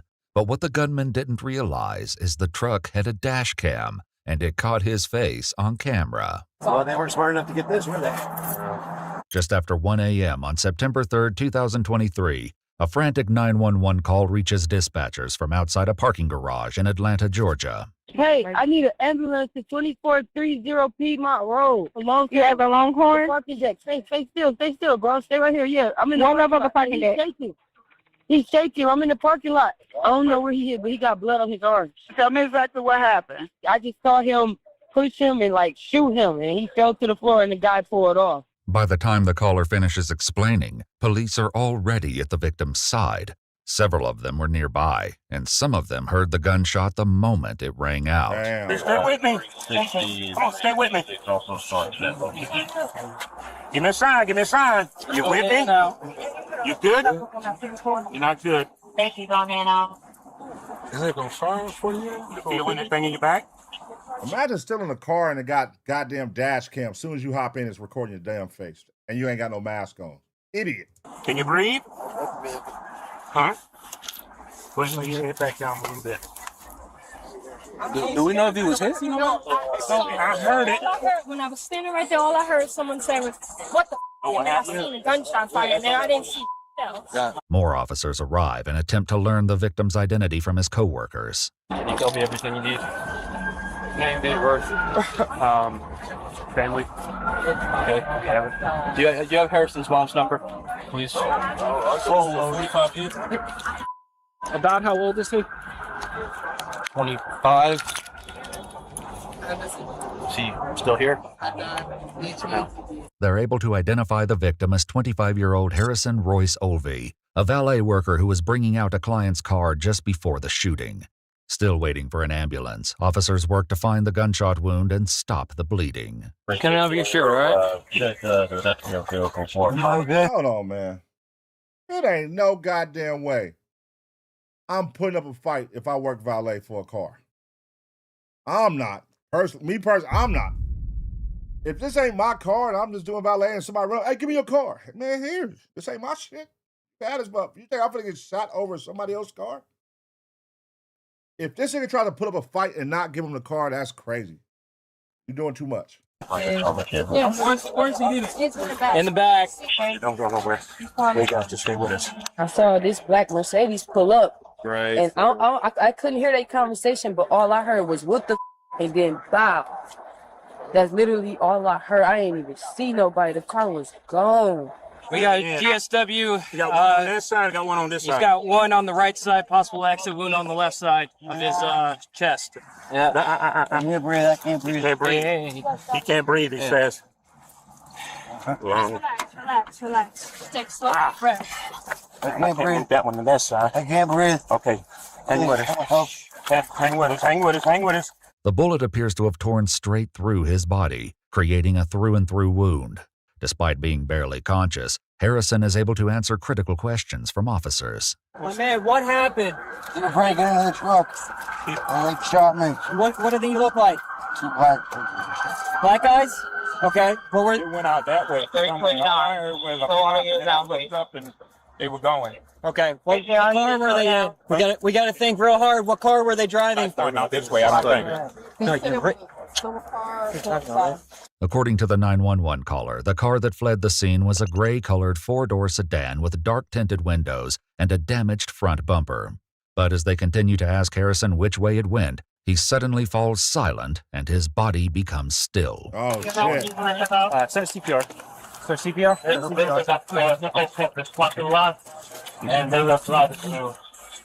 Ain't no way, man. He better not die from this shit. Somebody breaking inside a valet car and you going to protect it and getting shot over it. That's a terrible way to die, man. You know how much, like, if I'm that mother, like, if that's my child, your fucking company owes me, man. My child lost his life over this shit. A valet over a car that's not his. It's one thing to lose your life over your own car. But this ain't even your car, man. And you got to put your life on the line for this shit? Damn. Stick with us. Stick with us. Stay with us. Get rush on that 4. While officers continue chest compressions, others work the scene. Just as Harrison said, a nearby truck shows signs of a break-in with a shattered rear window. They're able to locate its owner, Max, who works at the nearby Tongue and Groove nightclub. Here you go, right here. This one right here. I might have that. Here's my truck that they were breaking into. Yeah. Yours? Yeah, and I have a dash cam, so I might have recorded it. Wow, they really did ransack it. I have nothing in here, but well, they weren't smart enough to get this, were they? An ambulance finally reaches the scene and rushes Harrison to a local hospital, where CPR continues as he's moved into a trauma room. Back at the scene, officers wait for any news of his condition. I talked to him about 10, 15 minutes before and he walked past. Yeah, I talked to him.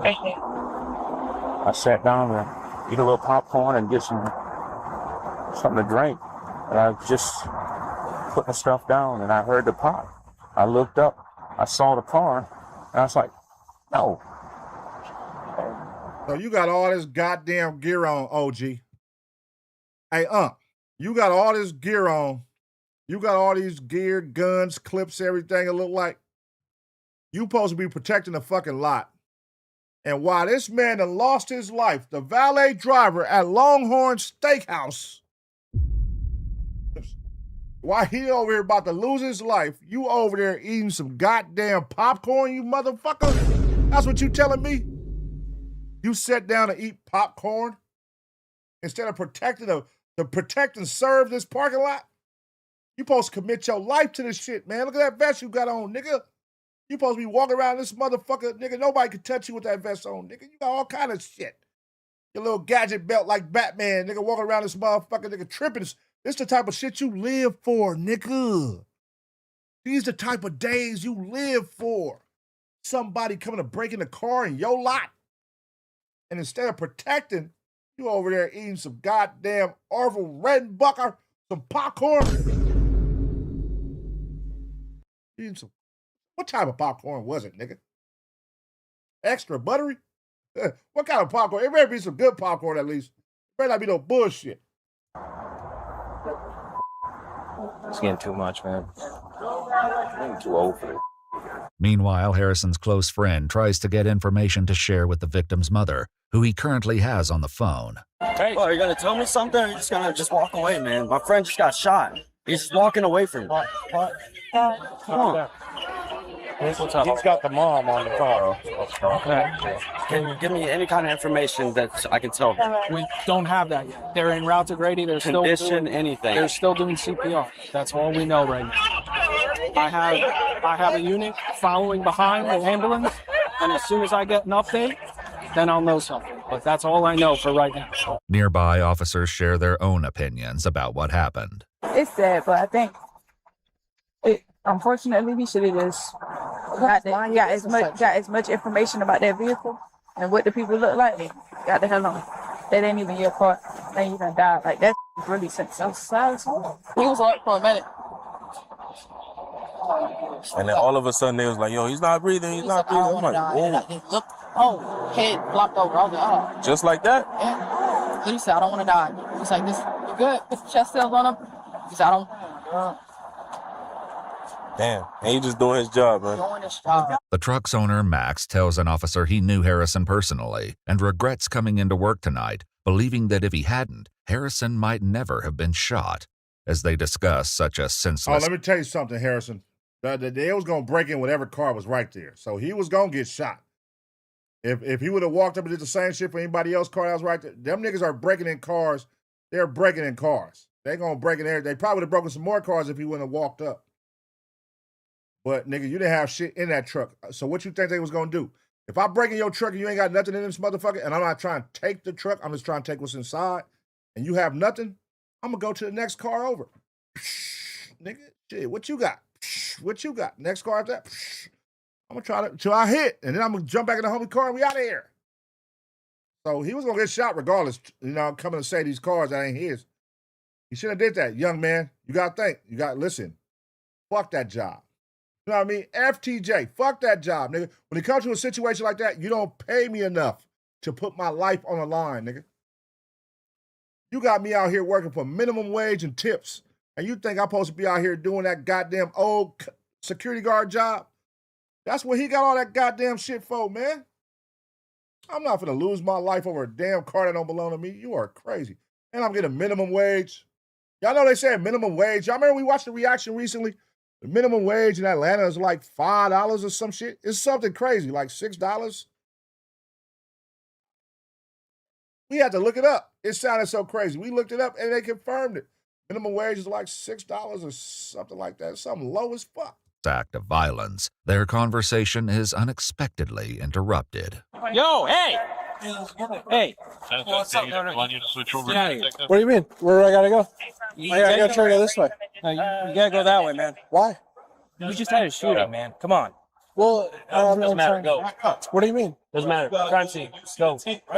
Oh, I see a tape, but like, is this a tape? So not. Hey, last time, if you don't leave, sir, you'll be arrested. Oh my God. Fucking idiot. Look at this guy. Okay, arrest me. Head out. Have a nice day.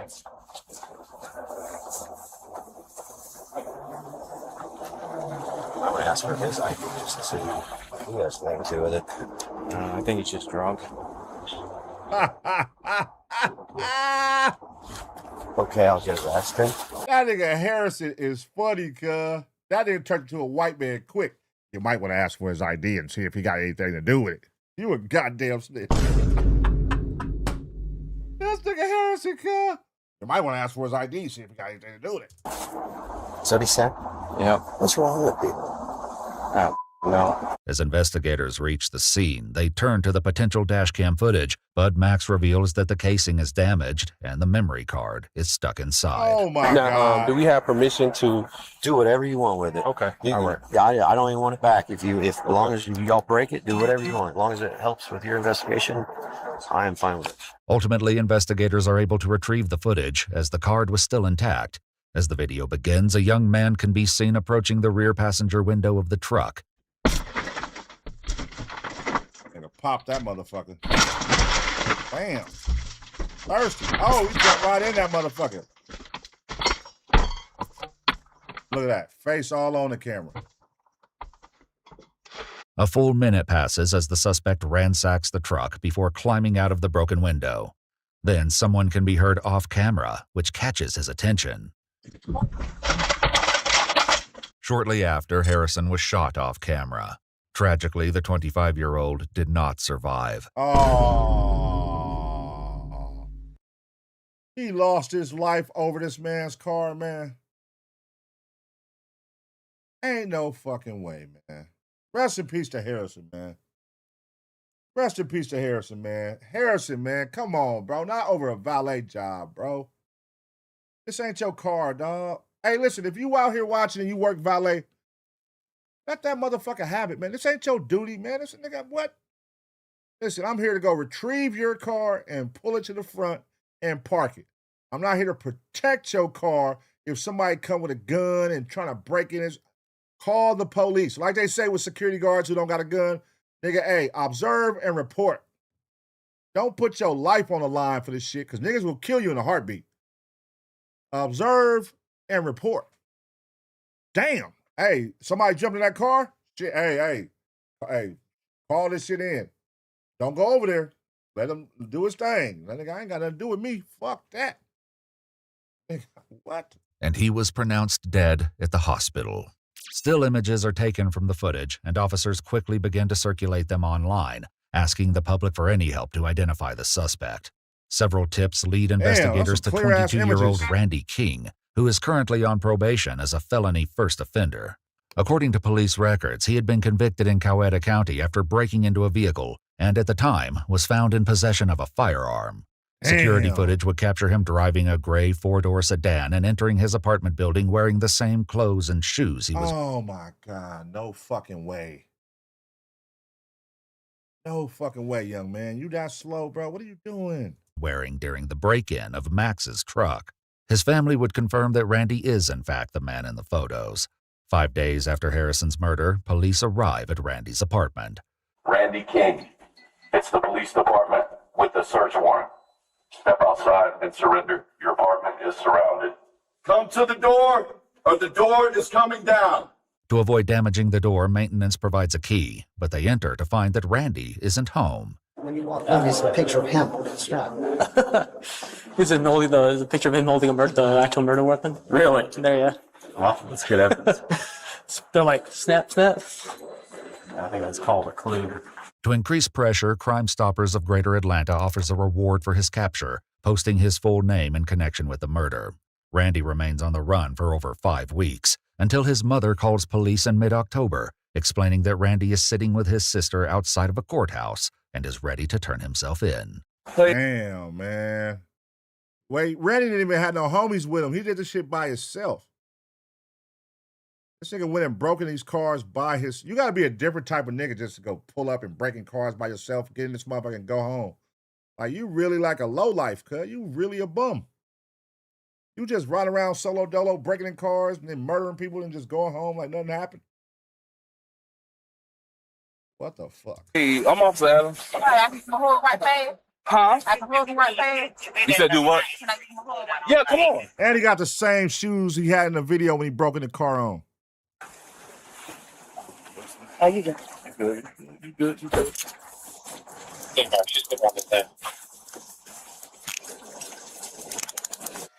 I can get my hold right past. Oh, yeah. Yeah. Appreciate you. Thank you. Thanks. Randy is then taken to a police station, where he declines to speak with detectives. You know you got a parole warrant? Yeah. You can only run for so long. No, thank you. It's uncomfortable. Oh, hiding, looking out windows. Trust me. You're right about that. Investigators found a shell casing inside the car Randy was seen driving at the time of the murder, but a firearm was never recovered for comparison. After the case went to trial, prosecutors showed the dashcam footage to a jury, and though the defense acknowledged Randy was there, they argued he wasn't the one who pulled the trigger. However, the lead detective testified that Randy acted alone, as no evidence uncovered a potential second shooter. In 2026, the jury found Randy King guilty of murder, aggravated assault with a deadly weapon, entering an automobile to commit a theft, possession of a firearm during the commission of a felony, and possession of a firearm by a first offender probationer. At the age of 24, he was sentenced to life in prison without the possibility of parole. Oh, come on, Brandy. Y'all know what makes this so crazy? Y'all know what makes this so crazy, man? Hold on. Randy, man.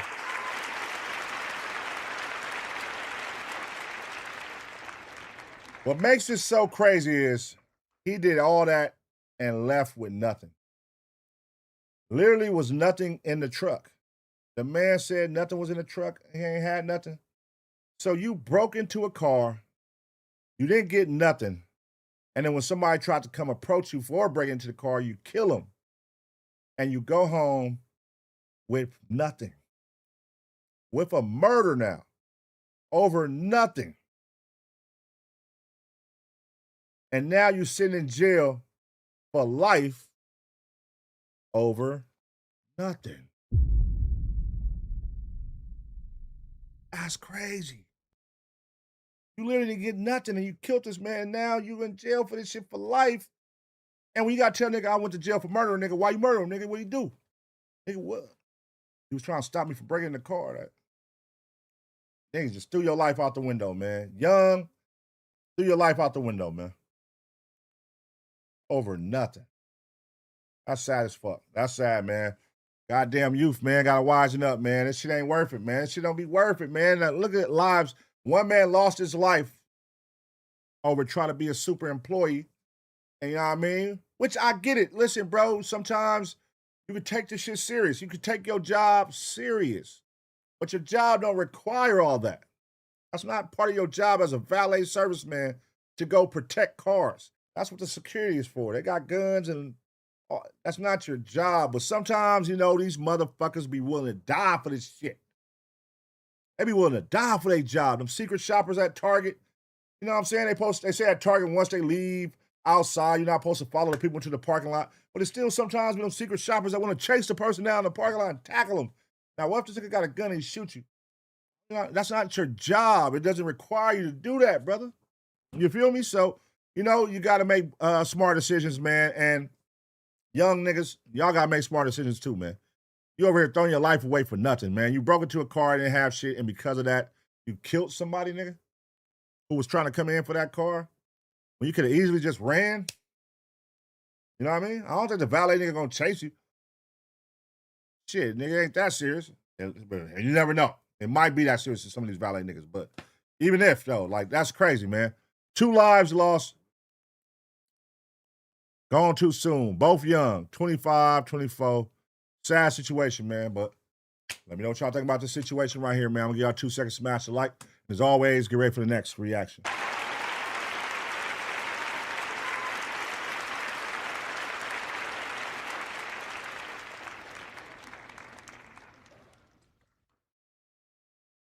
All right. This is going to be the last one, man. Shout out to y'all. Shout out to everybody up in this motherfucker right now. Shout out to the Taser gang. Taser gang. Again, man, make sure y'all go hit the merch site, man. If you are a member, you can check on the post tab on the YouTube page. There's a special code. You get a discount when you purchase merch, man. Go ahead and grab you some merch. Also, make sure you follow ABP Reactions on Instagram. Make sure you follow, man. We dropping 3-minute reactions on there. Y'all can check them out. Also, make sure you follow ABP Network. Hold on, let me go back to who's reacting to that. Make sure y'all follow ABP Network, man. ABP Network on Instagram. New shit every day. Wild shit, funny shit.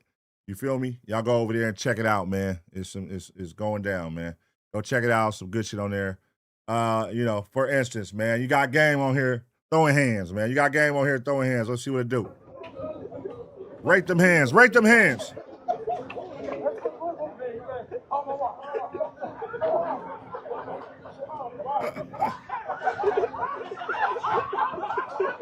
Just started choking that nigga.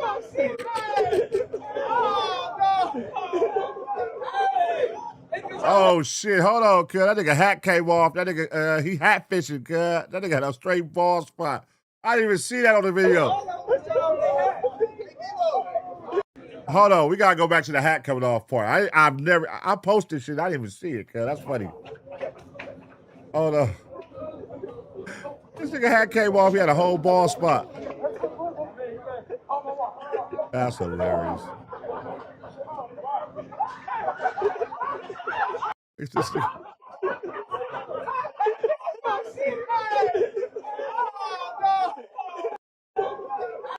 at that nigga. God damn. Nigga, let it go. Ain't no way. Shout out to Brodo. But listen, bro, you gotta let that go, my boy. Damn. Shout out, bro, man. Shout out, bro, man.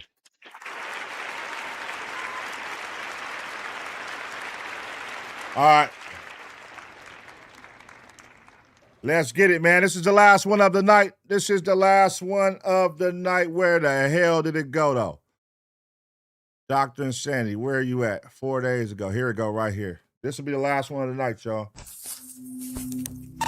Make sure y'all smash that like button. Make sure y'all smash that like button for me, man. If y'all ready for this video, I'm going to give y'all a little bit of time to do it, man.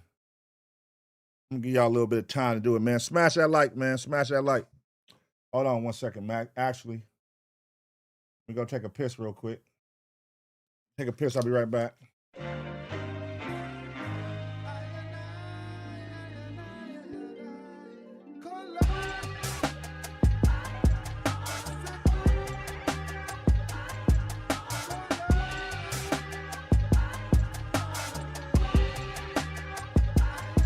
Hey, don't go nowhere. I'm about to go take a piss break. Give me a second. I'll be right back. Make sure you smash that like, man. Hey, leave a comment. Hype me up. Y'all know how it go. Taser gang. Tasers in the chat.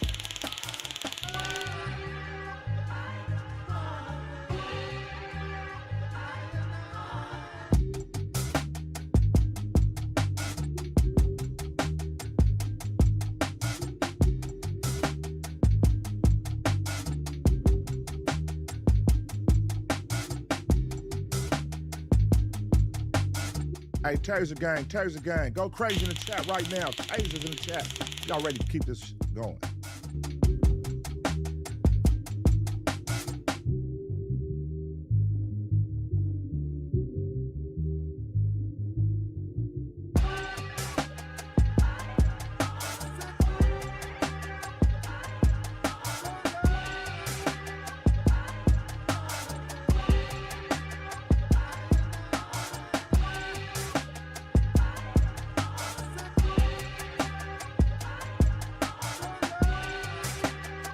Hey, if you're just tuning in, don't worry. I'll be right back. I'm just taking a piss break. Give me a second.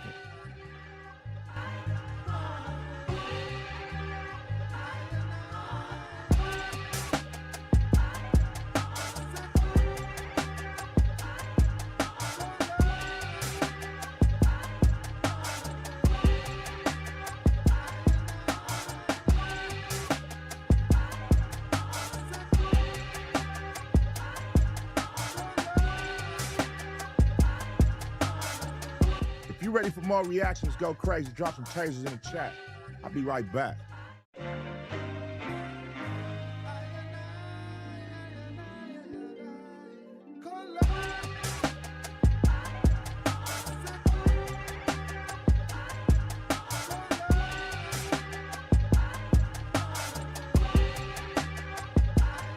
Hey, don't go nowhere. I'm about to go take a piss break. Give me a second. I'll be right back.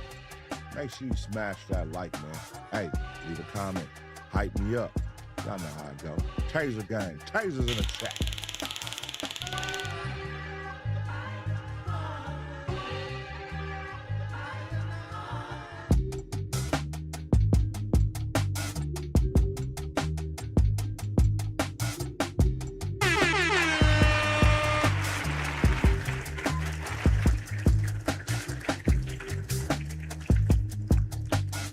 Hey, Taser gang, go crazy in the chat right now. Tasers in the chat. Y'all ready to keep this going?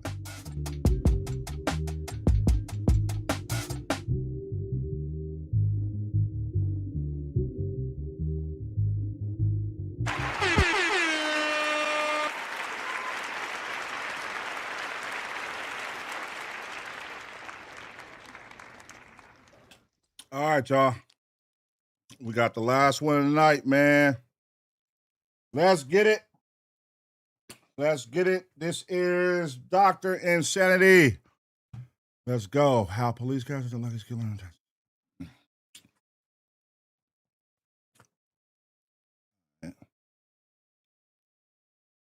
All right, y'all. We back with another reaction right here on ABP Reactions. And right now, we're going to take it down to Texas, man, and see how police captured the luckiest killer. Let's react.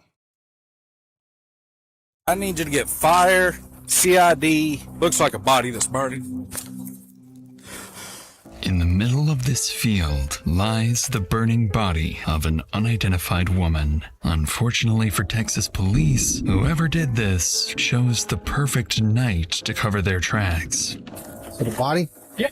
Oh, Jesus. What is this hole right here in the skull? Ironically, perfect storm of the perfect storm of destruction of evidence. As investigators analyze the crime scene for whatever evidence remains, a stray dog refuses to leave the place, circling the field as if he's trying to lead them somewhere. Detectives don't know it yet, but this dog is their only lead to a killer who spent years slipping through the justice system, walking away from violent crimes that should have put him behind bars long before this night. And worse still, this burning body may not be the only victim. There is possibly the victim's dog that's running around. Yes, hi, my name's Mandy Round, and I got a message that you guys found my dog. Get in your car! Yeah! You make any movement, you will be killed! Damn. Let's go. Jeez. It's approximately 10 p.m. in Robinson, Texas. A violent storm is sweeping through the area when police receive a 911 call about a possible brush fire. But in reality, it would be much more than that. Robinson 911, where's your emergency? I was calling, I tried calling the fire department to see there's a fire in our subdivision, but it may just be them burning brush because they're building houses, but I wasn't sure. We did have lightning, so that's why I wasn't sure too. Okay, I can get someone headed out that way to check on it. Given the severe weather, the call sounds routine. Still, dispatch sends Jason Atkins, a veteran corporal with more than 2 decades of experience, to assess the scope of the fire. But once he arrives and gets closer to the flames, he would spot something so vile, it would make him sick to his stomach. Damn. 12 to 04. Straight burning body. I need you to get fire, CID, and 04 out here. This looks like a body that's burning. Damn.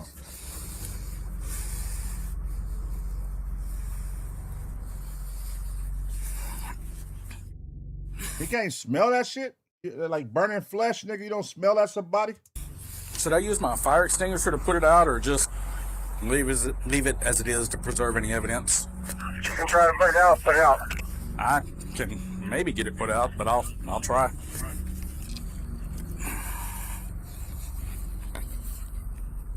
About to fuck up the scene, man.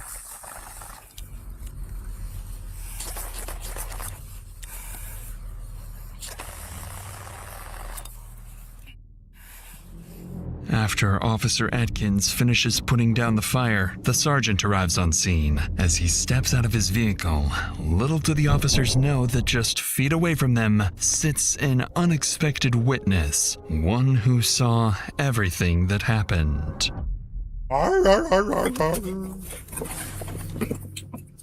Is it a body? Yeah. Oh, Jesus. I got the fire out. Okay, that's fine. Just I got this up. I saw. One thing that stands out to me is how close to the homes he burnt the body. You know, he didn't go like deep in the woods and burn his body. Like if you look, the houses are directly right across. So who the fuck, like that's not like somebody trying to hide a body. And then you left a dog there. Like how did that happen? Like I'm interested. Be careful. I haven't walked up super close. I just walked up close enough to spray it out because obvious death. I wasn't going to get all up on it. Possibly female. Looks like a bra strap. I got to about right here. Okay, that's fine. I hosed it. That's fine. Fire extinguisher. That's fine. Rain's starting to come again. If y'all have any pop-up canopies or something where we can get something put up over the crime scene to try to preserve the crime scene, please. Just be worse for the scene, or let crime be worse for the scene? Letting it burn, because if it continues to burn, you could potentially lose any additional evidence that's there. Right. Versus if you put it out with a dry chem. Now, if they would have hit it with a hose, it would have washed everything into the mud. With a dry chem fire extinguisher like that, we can separate the dry chem from whatever other evidence might still be there. I got a potentially female. Yeah, it might be hers. Potentially female body burned all the way down to the bone, 700 block to Heston.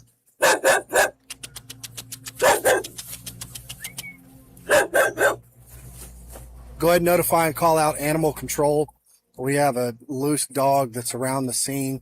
Possibly might be the victims. We need to capture this animal.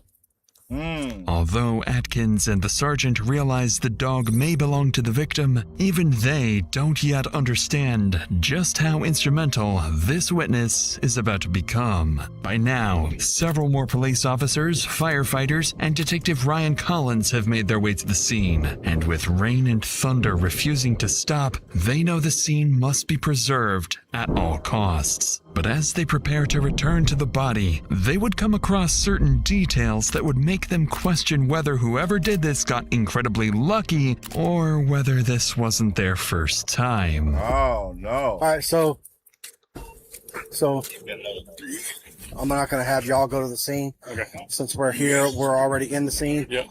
Corporal Atkins will not be going in the scene, but I will assist Detective Perry in throwing that up. You want us to set it up here so you can just carry. That would be outstanding. That seems like the easiest thing to do. Way to be smart. Way to be the smart one. Come on, think tall thoughts. Yeah. Now the question is simply, the way that dog is hanging around, usually, you know, dogs, their owners, they don't want to leave their owner's side, shit like that. I think this dog belongs to the person. Now, if that is the person who, why would you take your dog to kill somebody? I don't see that. I don't see a killer being that sloppy. Taking your dog to kill somebody and leaving your dog behind. You got to be an idiot. I think that could be her dog, but I may be wrong. Let's find out. Hey, you good, brother? You know me. I told you. That's why he's asking if you're okay. Oh, I'm good. Here. 1, 2. How would you testify in court on the amount of rain that came in between the time? It was a short torrential storm with dime-sized hail. Okay. That lasted about 15 minutes. And Sergeant Hughes was here also? Yes. Okay, so that'll be on y'all's body cam. So as far as time and all, okay. Yes. It would drizzle, pour, stop, drizzle, hail, stop, poured, then drizzled, then stopped. To top it off, the fire was involved. Ironically, perfect storm of the perfect storm of destruction of evidence.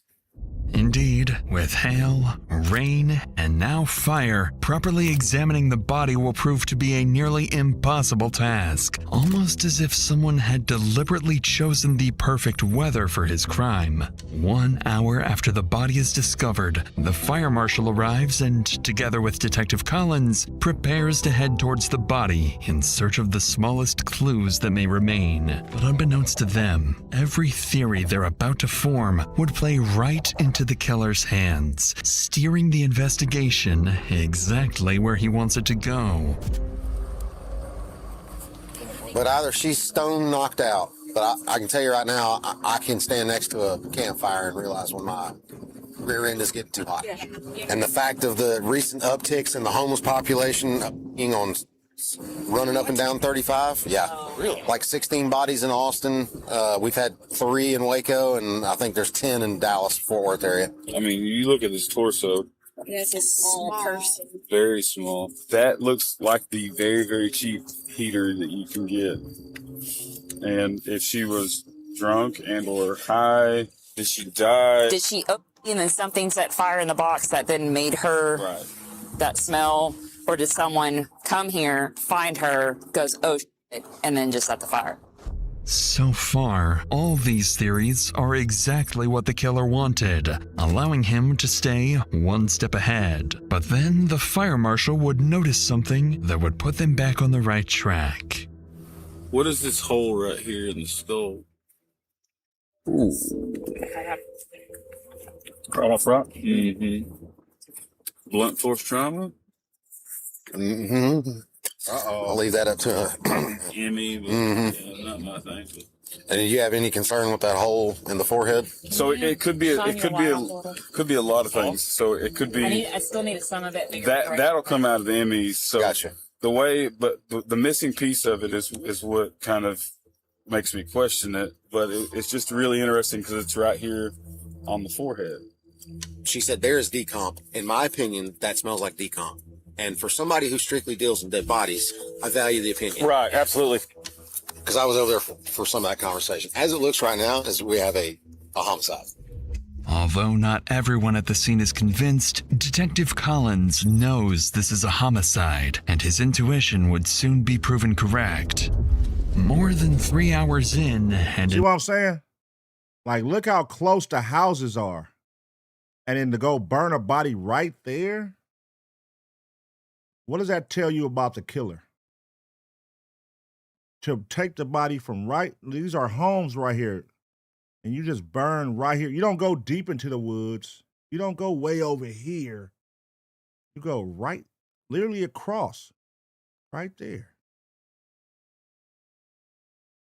That's crazy. Investigators still have no idea who the attacker or even the victim is. Yet, the answer has been sitting just feet away from them since the very beginning. They just need to catch it first. There is possibly the victim's dog that's running around because it kept running up to the body and barking at it. We haven't found it. It took off. She likes your truck. You want to put your tailgate down, see if she'll jump in it? Maybe the owner was a truck person, had a pickup.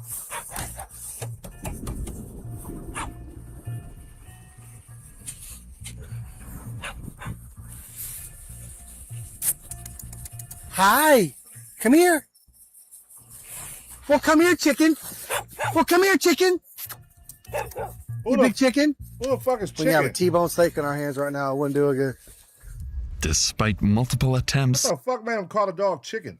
none of the officers managed to catch the dog as it disappears towards the neighboring houses. Soon after, the body is transported for autopsy, while animal control is requested to arrive the next morning in the hope the dog will still be around the scene. As the scene is locked down, it becomes increasingly clear to detectives that the killer is highly calculated, carefully choosing the perfect circumstances for the murder. And most worryingly, this may not be his first time. But despite this planning, the killer has left something behind, something that will come back to bite him and expose his carefully constructed escape plan. Uh-oh. You think my little... Oh my... Detective, with all due respect, do not call me back. Get in your car! Get in your car! Where'd he go? If you make any movement, you will be killed! Uh-oh. The next morning, officers return to the field in search of a breakthrough. One team is sent back to the crime scene to look for any clues that may have been missed, while another goes from business to business, checking whether anyone may have captured the victim, the killer, or even the dog on camera. And despite the killer being seemingly prepared for everything, officers are about to discover there are a few things he overlooked. Uh-oh. How are you this morning? Good, how are you? I'm doing good. My name is Investigator Collins. I'm with Robinson PD. No, what it is, we found a dead body that had been burnt, and so. Around here? Mm-hmm. Oh. Rangers are going to be here tomorrow at night, so hopefully nobody comes out here with our flags. All right. I don't guess we've heard anything from Come here, chicken. At 2:00, they weren't even there. Oh, really? Yeah. We're literally, when I leave here, I'm going to Pilot, going to McDonald's, going to Rush. I'm going to every business to see if they have Oh, any yeah. fish. So, Yeah, of course. I mean, we're literally just kind of treading at this point. So you burnt the dog, too? No. I think some of these ring cameras are going to be our freaking saving grace. I hope so, man. Hey, he around all them goddamn homes. Somebody seen something. One of these cameras caught something. At least getting a vehicle coming in. I And cannot believe that dog belongs to me. what are the chances? It just hangs around. What time is that at? That caught me, so it says, what, 2033? So that's 8:30? And he's kind of, that's the only thing I got that looked weird. After visiting nearly a dozen businesses, one officer finally stumbles across something potentially very useful: a black Honda leaving the area around the time the fire started. The problem, however, is that the footage is too blurry to make out the license plate, meaning detectives still need something else. Later that afternoon, the police department receives a major update. The dog has finally been captured, but the biggest breakthrough comes when animal control scans the dog's microchip, identifying him as Titan and his owner as 26-year-old Mandy Rose Reynolds. Listed alongside Titan's contact information is Mandy's address, located over 100 miles from where her body was found. Interesting. Long way from home. And when they look Mandy up, her appearance matches the little information officers already know from the scene, that the victim is a young woman of small stature. With this, officers decide their next step is to conduct a welfare check, so they head to her apartment in San Marcos. But when officers arrive, the person who opens the door isn't who they expect. But before we get to that, lately I've been paying... Nah, man, who the hell is it, man? What the fuck? Why would you cut it off right there, man? What the hell is it? Hold on, man. What the fuck? Who y'all think it is? QR code on screen to join.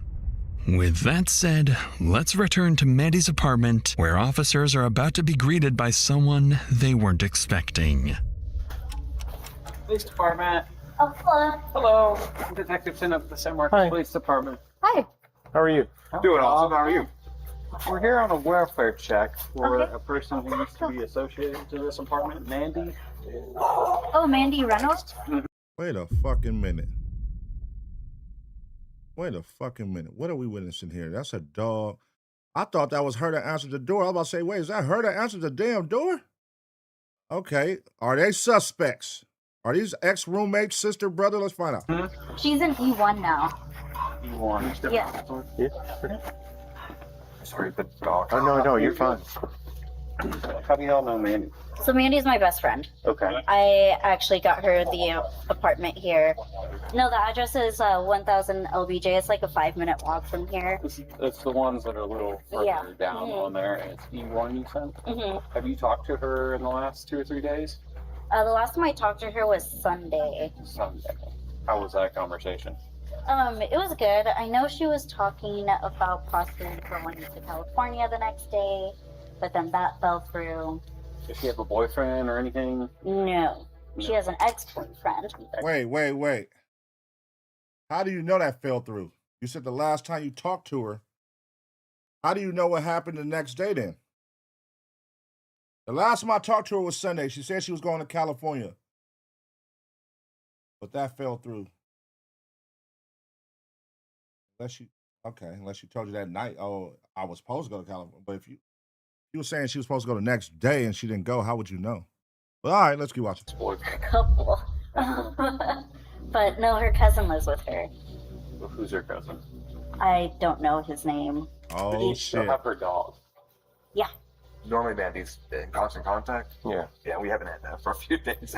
And I remember, thinking, I haven't heard you mention, hanging out with Mandy or, doing anything together in the last few days.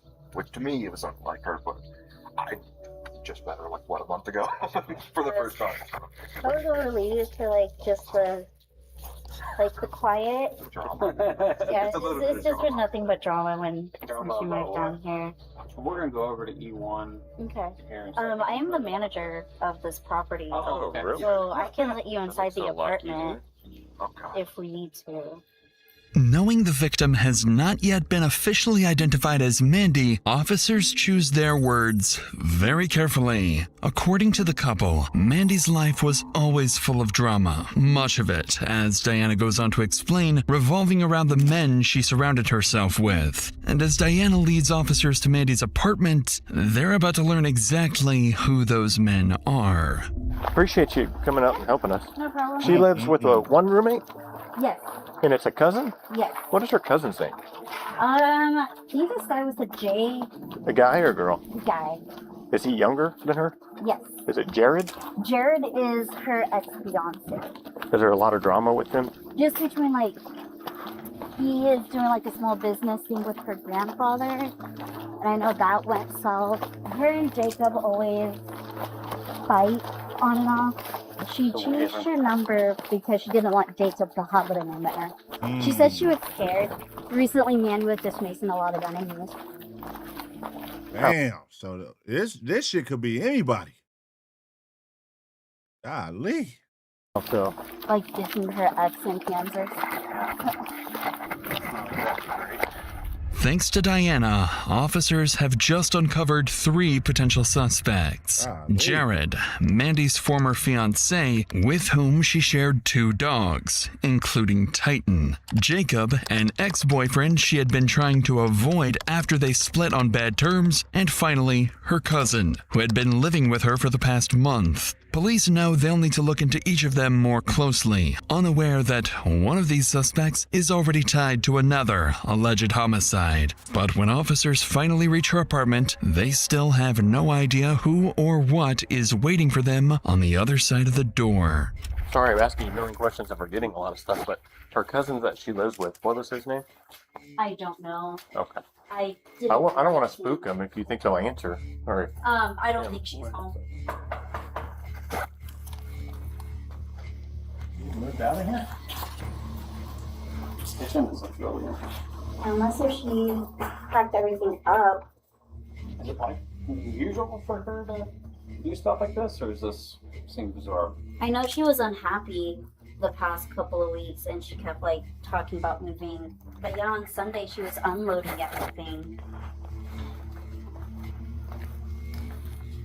That's on me. We might have to put her friend as a suspect too, man. We might have to put her friend as a suspect. I don't know. You know a lot, but you also, what's up with you? Yeah, all right. Okay. Where is it? Where is the roommate at? Where's her cousin? That's going to raise a red flag. Where is the cousin? She just dropped 3 suspects. Damn. is this just a 1-bedroom or 2-bedroom? Just a 1-bedroom.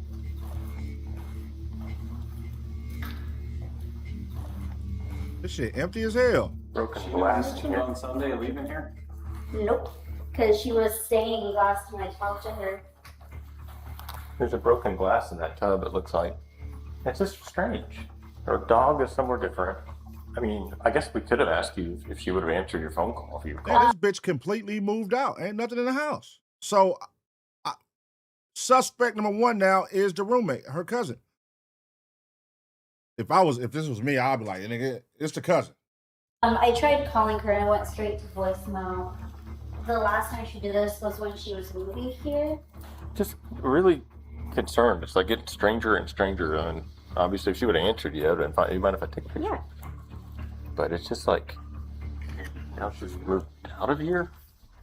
Strangely, officers discover Mandy's apartment has been completely stripped out. Yet there are no signs of a struggle, no blood, and no evidence that a crime had taken place. Still, to both Diana and the deputies, something doesn't add up. Shortly after midnight, officers leave the apartment and head back to the station to review everything they've learned. But before long, they receive a call from the medical examiner confirming what they had feared. Through dental records, the body is definitively identified as Mandy Reynolds. She suffered a single gunshot wound to the head, inflicted sometime before her body was set on fire. With one of the investigation's 2 biggest questions answered, detectives finally begin gaining some momentum.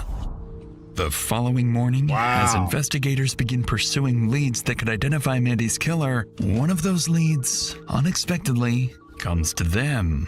Robinson Police. Yes, hi, my name's Mandy Reynolds, and I got a message that you guys found my dog. Oh my fucking God. You're calling in acting like the dead woman, and that is your dog? You fucking idiot. So in your mind, you believe the body was burned so bad they can't identify who it is, that you're comfortable enough to call and act like the woman that you killed, so that you can get the dog back? So whoever this is the suspect. I mean, this who did it. Whoever this is. Now, the question is, who is it? Ex-boyfriend or the roommate? I'm going with the roommate. Because why would the cousin move out all of a sudden and his shit gone too, when her shit gone? And the building manager had no idea she was moving. Oh, perfect. Let me put you on just a brief hold here. Give me 1 moment, and I'll get you with the person that can help you. Awesome, thank you.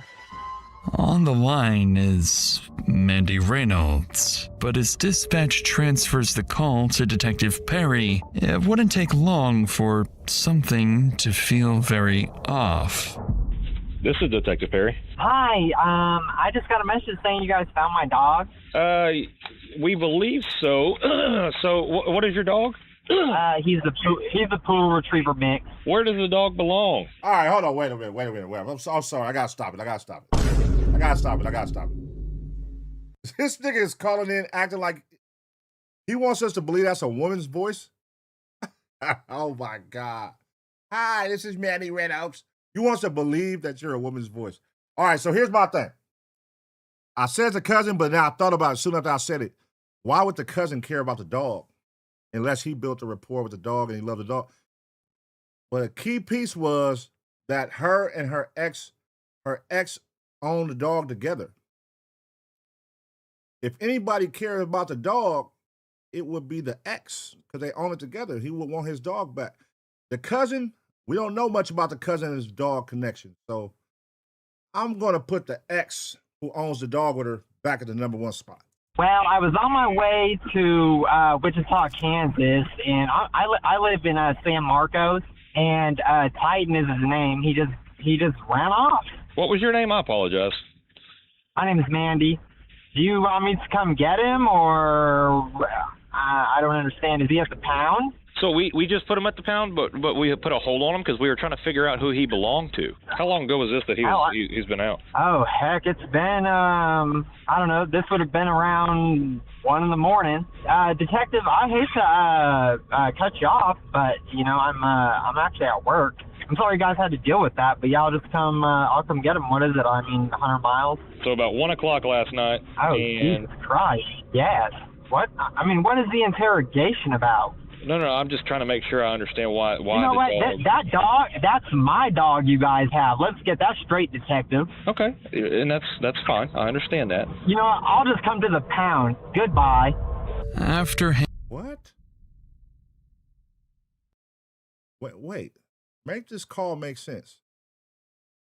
You're either A, a fucking idiot, or B, you're trying to throw them off and act like her in hopes that they could be like, oh, well, she called him, not knowing that they already identified the body. In your stupid ass mind, you think, oh, they're going to be like, when they be like, where's Minnie Reynolds? Oh, she called in the day after looking for her dog. You idiot. They're not, like, that's a guy's voice. They're not dumb, man. Golly. All right, man. Hanging up, Perry is certain someone is attempting to impersonate the deceased victim. Believing he may have just been speaking with the killer, Perry immediately calls the number back, while investigators race to trace the phone's location. This is Mandy. Mandy? Yeah. Hey, this is Detective Perry. I think we got off on the wrong foot. So the reason I'm asking some questions, I'm just going to be upfront with you. We found your dog in a field. In the field was a crime scene of a deceased person. And God. I didn't want to give you all the details because that's kind of sensitive. That is why I was asking some questions to verify how the dog got there, what's going on. Oh, wow. I mean, geez, that field... Good Lord, I just wonder how long he was outside, you know? I can't even imagine what he went through, and then now there's a deceased person. Like, oh my God. This number comes back to a different name. Are you on somebody's phone plan? I'm going to be frank with you, sir. You know, I'm sorry that this happened, but I cannot waste my whole day speaking to you. Hell no, man. What the fuck? Oh, you're busted. What an idiot. Why would you call in? What the fuck are you doing? Trying to figure out how long the pup was there if the puppy messed with the body. If the puppy messed with the body? Dogs are natural scavengers. You think my little Titan would go... Oh my... Detective, with all due respect, do not call me back. Although the caller hangs up once again, investigators finally get exactly what they needed. Who is it? The phone is successfully traced, and the signal is pinged to the west side of Wichita, Kansas. With Mandy confirmed dead, a mysterious caller impersonating her, and her Honda Accord still unaccounted for, detectives issue a bolo for the vehicle. Before long, flock cameras pick up Mandy's Honda traveling along Mays Road in Wichita. Convinced one of their 3 suspects is behind the wheel, officers move in to conduct a traffic stop. Who do y'all think it is? The roommate, the ex-boyfriend, or the ex-husband? Or whatever the hell he was. Which one y'all think it is, man? Which one y'all think it is? But instead of pulling over, the driver would do the exact opposite. On the sidewalk. Hey, he's taking off. Give this guy the opportunity to get out of your way. Yeah, go around. Try to gain as much as you can. Is that him up there weaving through traffic still? He's approaching Tyler. Okay. Go. He's running left. Get a perimeter. Go. He's running west? Running west, yep. He's running to the Dillons. I'm going with the roommate. I'm back as the roommate as prime suspect number 1. Because I thought it was going to be the actual owner calling in, acting like himself. But that's the girl. Ah, yeah, this is crazy. Damn, I'm going with the roommate, y'all. Take us to the backside. They've got 3 up here. Sure, come open. I'll approach you 21st Charles right now. Take us to the back. Watch that fucking asshole on the bike. Do we have suspect description? Did he run into? Yeah, he ran into the Dillons. White shirt. Lock the Dillons down. Uh-oh. That looked like the boyfriend. The ex-boyfriend.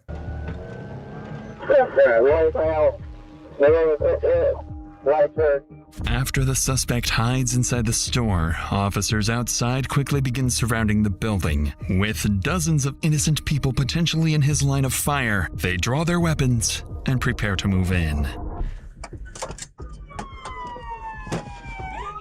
Get in your car! Come out! Come out! Come out! Come out! Come out! Hey, my man, get your family out of here. You're fine. He said go. Let's go. Hey! Come here! Come here! Where'd he go? You didn't see him? Didn't see him. Yeah. Nigga, if that was me, I'd run out of that bitch with a cart full of groceries. Nigga, I'm out of this motherfucker. Where'd he go? They say they towards the back, but I just didn't get here. Oh, maybe he's over there. I hear something yelling. Hey! I have flash. Let's crossfire. Come on! Yeah! Yeah! You make any movement, you will be killed. I got hands. Crawl out. Crawl out towards the sound of our voice. Somebody get less lethal. Somebody's got to back off one direction or the other. Place lethal. Right. Go ahead. Hold on. Crawl out towards us. You're gonna have to move with me. Ready? Yep. What the fuck? What the fuck? I ain't never saw nobody hide in the grocery store on the bottom shelf. This is a first. What the fuck? Pull him out. 283, clear the air. 1 in custody. In less than 4 minutes, officers finally locate the suspect hiding inside a store shelf. As they move in to arrest him, they notice he's drifting in and out of consciousness, leading them to suspect he's under the influence of drugs. Despite his condition, officers manage to identify him as one of the 3 suspects connected to Mandy, the ex-boyfriend. Her cousin. Oh, the cousin! Ah, fuck, I should have stuck with that one. I should have stuck with the cousin, man. Fucking shit. The cousin did it, man. Derek Dagenalt. Believed to be suffering from a drug overdose, Derek is taken to the hospital where he's treated overnight. During this time, investigators begin digging into his background, and what they uncover is deeply concerning. Not only does Derek have a lengthy criminal history, including aggravated assault and burglary, but he's also wanted in connection with another homicide. Just weeks earlier, his girlfriend, Shanoa Hansel, had been found dead in a ditch under mysterious circumstances. Wow. Investigators now realize they may be dealing with someone far more dangerous than they anticipated, and under no circumstances can they afford to let him back out onto the streets. Wow. The next morning, Derek is transported to the Sedgwick County Jail for questioning, where detectives need to figure out his role in not 1, but 2 homicides. Hey, Derek. What the fuck? Detective Chisholm, this is Sergeant Hardy. What's that one say? Which one? Where? The big one on your arm there. Family Forever. Family Forever. Okay. You feel like you have a pretty good handle of what's going on, why you're here, why we want to talk to you? I'm just trying to make sure you're in a position where you can answer questions. No, I fully understand my situation. I'm not exactly sure why you guys want to talk to me, unless it has to do with Shanoa. Mm-hmm. And besides that, no. I am the detective that's been investigating Shanoa's death. Shanoa was your girlfriend, right? And Shanoa was my best friend for 2 years, just since I was released from prison the first time. So pretty much January goes by, man, and me and Shanoa, we're not talking. Like, we might be here and there. Like I said, it's beyond repair. It's gone. And I'm okay with letting like, I'm not about to go do my life in prison over a female. The last thing I said to Shanoa, man, I'll be myself. I said, you leave, don't come back.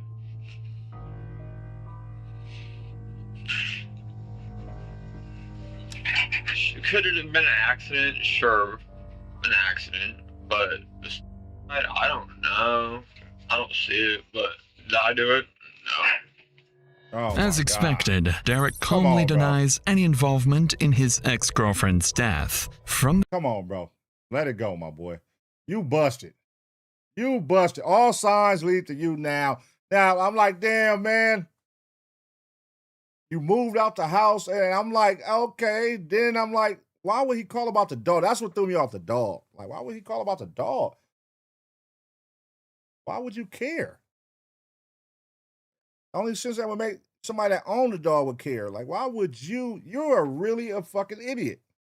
Why did you have to call and check on the dog? For what? the beginning, detectives believed the evidence tying him to her murder was weak at best, but the same cannot be said about Mandy. And as questioning continues, the conversation is about to take an inexplicable turn. Where'd you get the car? I'm gonna tell you something, and I'm gonna leave it at this. Like, the cartel in Texas is very real. Oh. When the person I went down into Texas with was knee deep in debt with the cartel. But how's that have to do with the car you ran from us in last night? What do you mean? Well, I mean, where'd you get the car? The car was my cousin's. Did she give you the car? No, she didn't. I took the car and it wasn't my choice. Like, if it makes sense, it makes sense. If it doesn't, the cartel told me, go dig this grave, right? And guess whose grave I dug? My grave. They empty a couple slugs right into my chest. They say, hey, Dan, you want a beer? And I turn, and take two to my chest, man. And I got a bulletproof vest on. Man, shut the fuck up. This nigga is tripping. This nigga think he in a movie, huh? They made him dig his grave. Hey, you want a beer? Poo poo. What? I had a bulletproof vest on. Nigga, shut the fuck up. Playing in it, you know? Do me a favor real quick. Lift up your shirt. Just let me see your chest. Whereabouts do you think you got shot? Pretty much center mass there. Okay. As the detective examines his chest, there is no bruising on Derek's body, something investigators would expect to see had he truly been shot twice, even while wearing a bulletproof vest. By now, detectives realize that by avoiding direct confrontation, they've gotten virtually nowhere. So now they would attempt to pick apart his account piece by piece. But this approach is about to backfire. I get out of the grave, and I go home, and... Where's home? Home is in San Marcos, at Mandy's apartment. It wasn't right in there. What do you mean? It was just an eerie feeling. Like, there's just certain that she wouldn't have left that was left.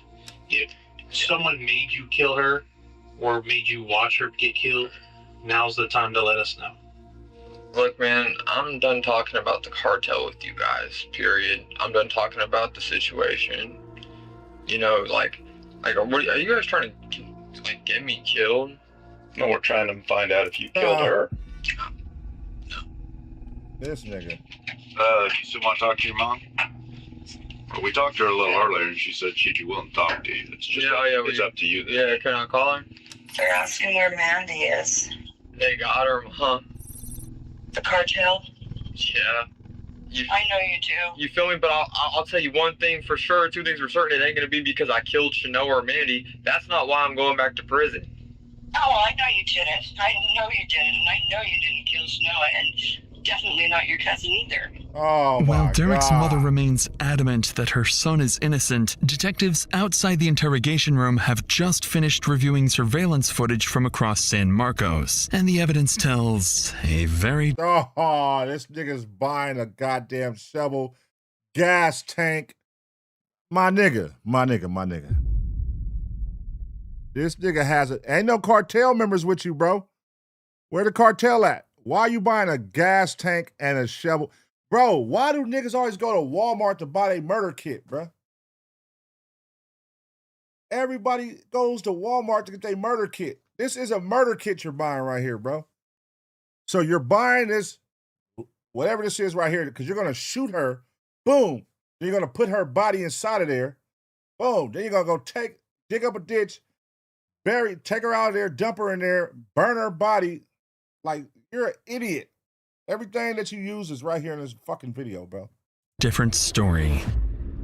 Piece by piece, investigators begin reconstructing what they believe happened to Mandy. Just weeks after Shanoa's death in March, Derek had an active warrant and was wanted in connection with the case. That's when Mandy decided to let him stay at her apartment in San Marcos. By early April, the situation had deteriorated. Mandy was struggling to live with Derek and decided she would drive him back to Wichita around April 4th. Investigators believe Derek knew he was about to be kicked out. Prosecutors allege that sometime on April 3rd, Derek shot Mandy once in the head inside her apartment using her own stolen .380 caliber handgun before taking her cash and belongings. The following morning, Derek purchases a large plastic storage container, the same type used to later conceal Mandy's body, along with a shovel, gas can, duct tape, and garbage bags. 15 minutes later, CCTV captures him loading the items into Mandy's Honda Accord, and sticking his head out of the passenger window is Mandy's dog.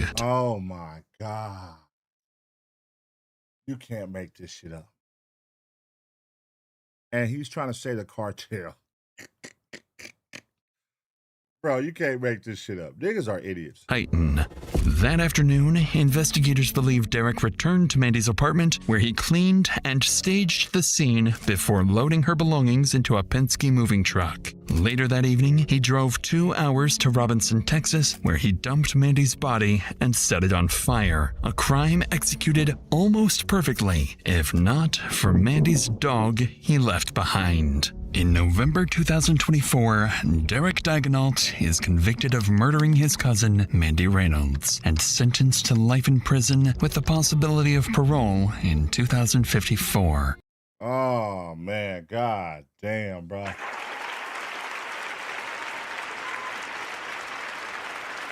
Wow. Hold on. Let's see if it's... Hold on. Is there more about the... Let me see something. If it's more about the girlfriend. He has not been charged or convicted in connection with the death of his girlfriend, Shanoa Hansel. Okay. All right. Damn. Yo. Swear you can't make this shit up, man. Motherfuckers are just stone cold idiots, bro. Stone cold idiots. So because you're finna get evicted, you kill her. What's so crazy is he must have did a great job cleaning up. They said he did it in the kitchen because when the police went there, they said it wasn't no blood. They didn't see shit. So he obviously did his research. He obviously knew what to do, what to grab, and he did it fast. He killed her the night before. He went and got a whole fucking Penske rental truck, a moving truck. He went to Walmart, got all the killer kit. He moved fast. So he wasn't, we're saying like, oh, he's off drugs and all this. No, that nigga knew what to do. And he moved in a timely manner to get it all done. So, yeah, I think he took drugs to, I don't know what the fuck, but that's a crazy situation. That you went in Walmart and you're in 4K, clear as day, buying the murder kit. You got the dog hanging out the window and you left the dog behind. So the dog must have jumped out the car while you was doing all that and ran and you couldn't catch it and you just gave up, said, fuck it, I'm out of here. And just left. Crazy situation, man. All because you can't pay rent. Killed your cousin. Your girlfriend is missing. Who knows if you did that? They don't know. They ain't pinned that on you. Sad situation, man. Rest in peace to these ladies. Rest in peace to these ladies, man. And life. Well deserved, brother. You deserve, like, come on, man. What are you doing? Idiot. Stupid. And then, listen, the one part that fucked me up the most, why would you call in acting like her for the dog? What was that about? Why? Why was that necessary? Like, you gave up your location, stupid. Like, why would you call in? That's how they tracked you down. Idiot, man. Hey, but let me know what y'all think, man. I'm going to give y'all 2 seconds, smash the like. And as always, get ready for the next reaction.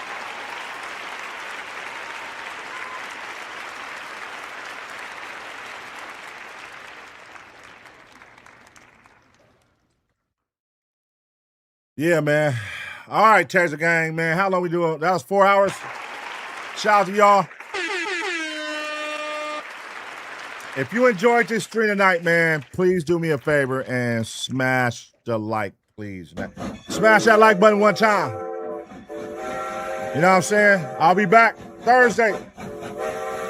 Thursday, we'll be live again. Law and Crime, man. Thursday, Law and Crime Thursday, man. Make sure if you just got in here, go back and watch the stream. You know what I'm saying? We did have a Nolan Wells update we watched.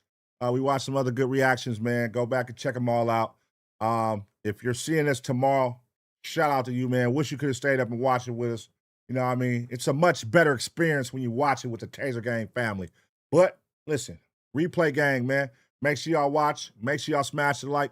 And most importantly, make sure y'all leave a comment. Hype me up. All that good shit, man. Let's keep this channel going. Let's keep this channel growing, man. You feel me? Shout out to the Taser Gang. Till motherfucking next time. Love y'all motherfuckers, man. I'm gone. You got a video you want me to react to? Join the Ace Pit Discord right now. Scan the QR code on the screen, hit the entertainment tab, click reactions, and drop it in. Super easy. Submit today. Voodoo beats.